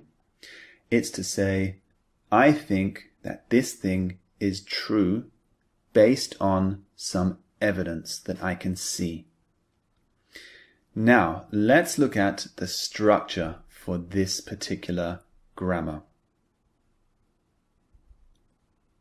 We use a subject, for example, I, he, she, it, we, you, they, plus must, plus be, plus an adjective. For example, you must be hungry. Let me make you a sandwich. So in this example, you must be hungry. Again, I'm guessing, I'm assuming that this is true. So imagine I sit down with my friend and I hear his tummy making a noise. His tummy is rumbling. What can I guess based on this evidence? I can guess that he's hungry. So I can say, you must be hungry. Let me make you a sandwich. Here is another structure for this grammar. We use a subject again, I, he, she, it, etc., plus must, plus be, plus an ing verb. For example, look, there's John driving his car. He must be going to work. And another very common structure is like this. The subject again, I, he, she, it, etc., plus must, plus a basic verb. So I can say, you are from England. You must drink lots of tea. In this example, I meet someone for the first time and he tells me that he's from England. So I say, wow, you're from England? You must drink lots of tea. So this is my guess based on the information that he's given me. So he told me he's from England. I know in England lots of people like to drink tea. So I say, you must drink lots of tea. You see? So it's a guess based on the evidence that I have. Now there's another structure that we can use. It's the past structure. Let's have a look at that now. If we want to talk about the past, we use this structure. A subject, I, he, she, it, etc., plus must, plus have, plus been, plus an adjective. For example, John must have been asleep when I called him. He sounded very tired. This is the past structure. So in the example I just gave, I said, John must have been asleep when I called him because he sounded tired. So based on the evidence, he sounded tired, I can guess that he must have been asleep when I called him. So we use the past tense like this. Must have been plus an adjective. There's another structure as well that we can use. Here it is. So we can say I, he, she, it, plus must, plus have, plus been, plus an ing verb. So for example, I must have been sleeping when you knocked on the door because I didn't hear it. And there's one more past structure. It goes like this. I, he, she, it, plus must, plus have, plus a past participle verb, such as gone, eaten, known, etc. For example, I feel so sick.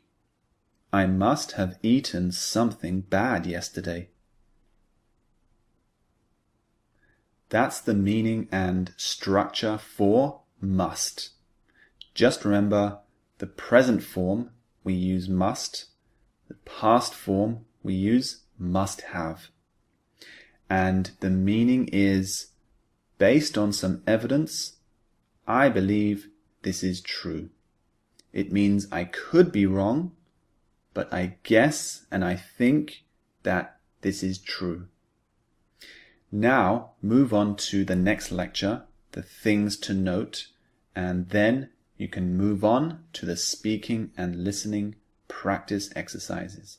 I'll see you in the next lecture.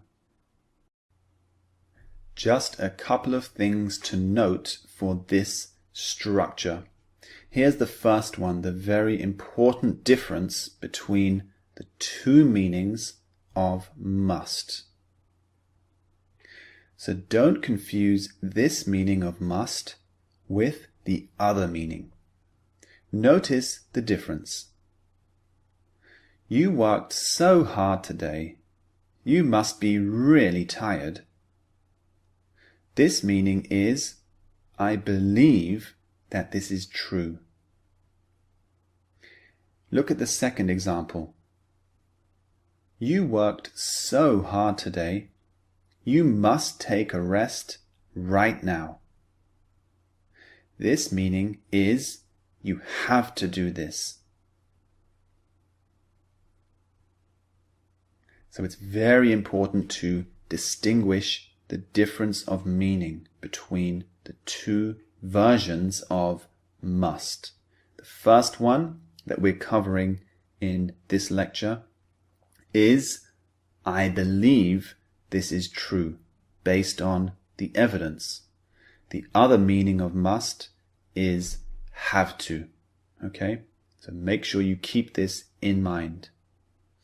Now there's one more thing we need to note. Have a look. When we use the past structure, we can contract it like this. Must have can become must have. For example, I lost my scarf today. I must have left it on the bus. When we use the past form of must, we can contract must and have to must have. Must have. We use this in spoken English especially. Now move on to the practice exercises. Start to train your brain to master this grammar structure. See you there. Speaking practice for must. Listen to what I say, then pause the video and repeat after me. Think about the structure we studied. Train your brain to master must. Let's begin. The heating is off. You must be so cold in here. Let me turn it on.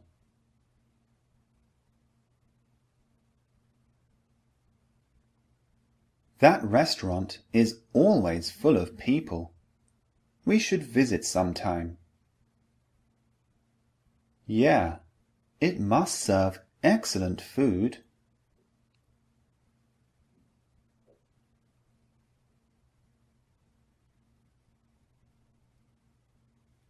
Paul seems really stressed these days. What's wrong with him? He must be going through a hard time with his business. I think it's having problems.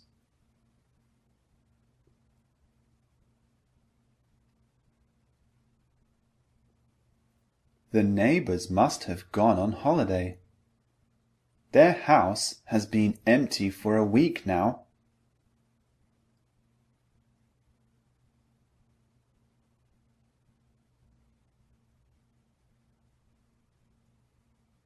This meal is wonderful, George. It must have taken a long time to prepare it.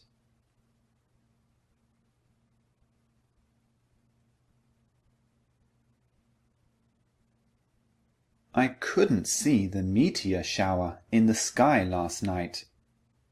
I must have been looking in the wrong place.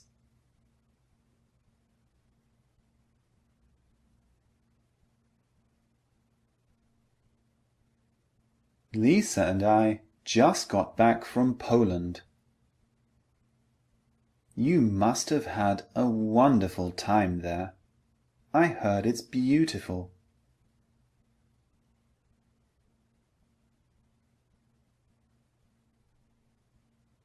Where's the credit card? I can't find it. You must have it. I gave it to you when we left the house.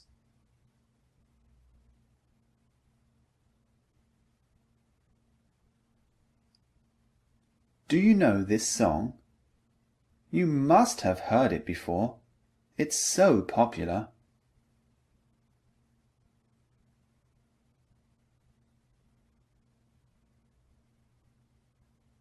Rita's new house is right next to a busy airport. It must be so noisy there.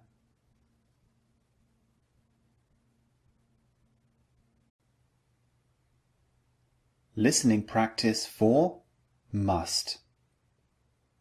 Listen to what I say, then pause the video and write down what you hear. Press play to see the text on the screen and check your answer. Train your brain to master must. Let's begin. Harry is 30 minutes late. He must be stuck in traffic.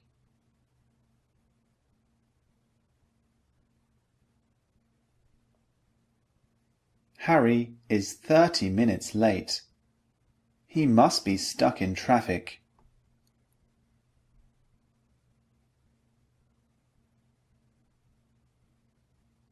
How old is the new employee? He looks very young. I know. He must be less than 20. I think he is still at university.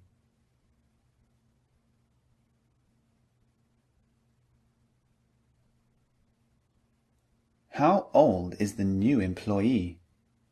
He looks very young. I know. He must be less than 20. I think he is still at university.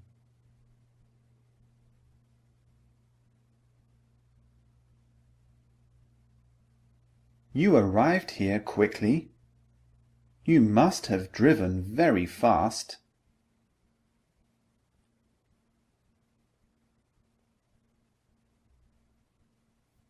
You arrived here quickly. You must have driven very fast.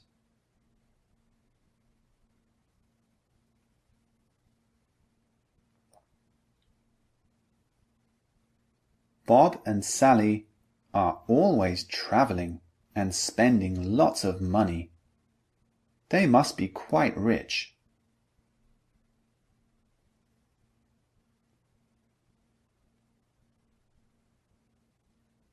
Bob and Sally are always traveling and spending lots of money. They must be quite rich.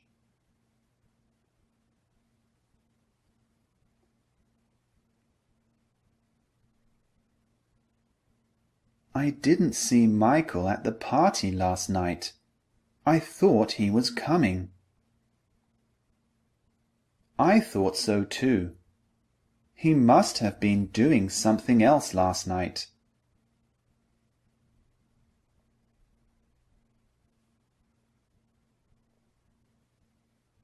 I didn't see Michael at the party last night. I thought he was coming. I thought so too. He must have been doing something else last night.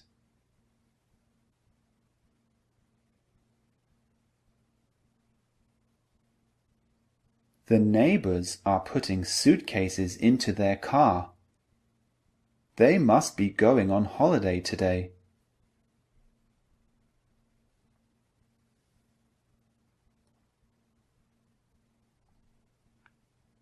The neighbors are putting suitcases into their car. They must be going on holiday today.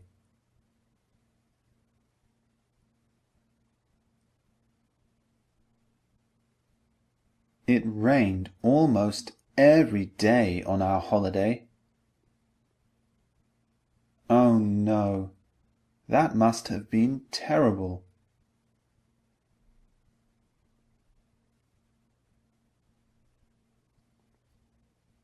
It rained almost every day on our holiday. Oh no, that must have been terrible.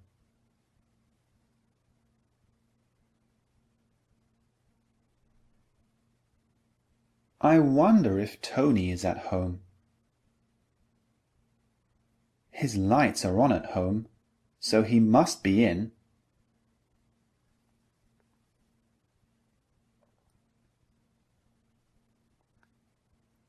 I wonder if Tony is at home. His lights are on at home, so he must be in.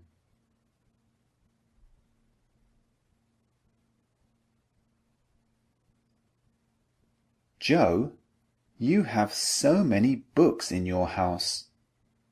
You and your wife must read a lot.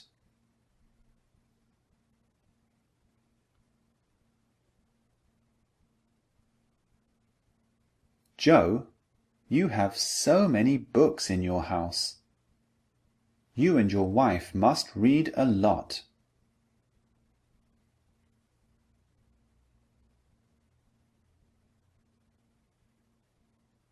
My friend Paul has 2 degrees, one from Oxford and one from Cambridge. Wow, he must be so smart.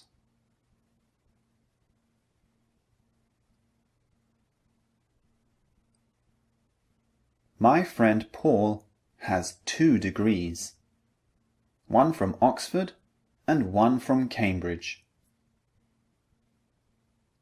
Wow, he must be so smart.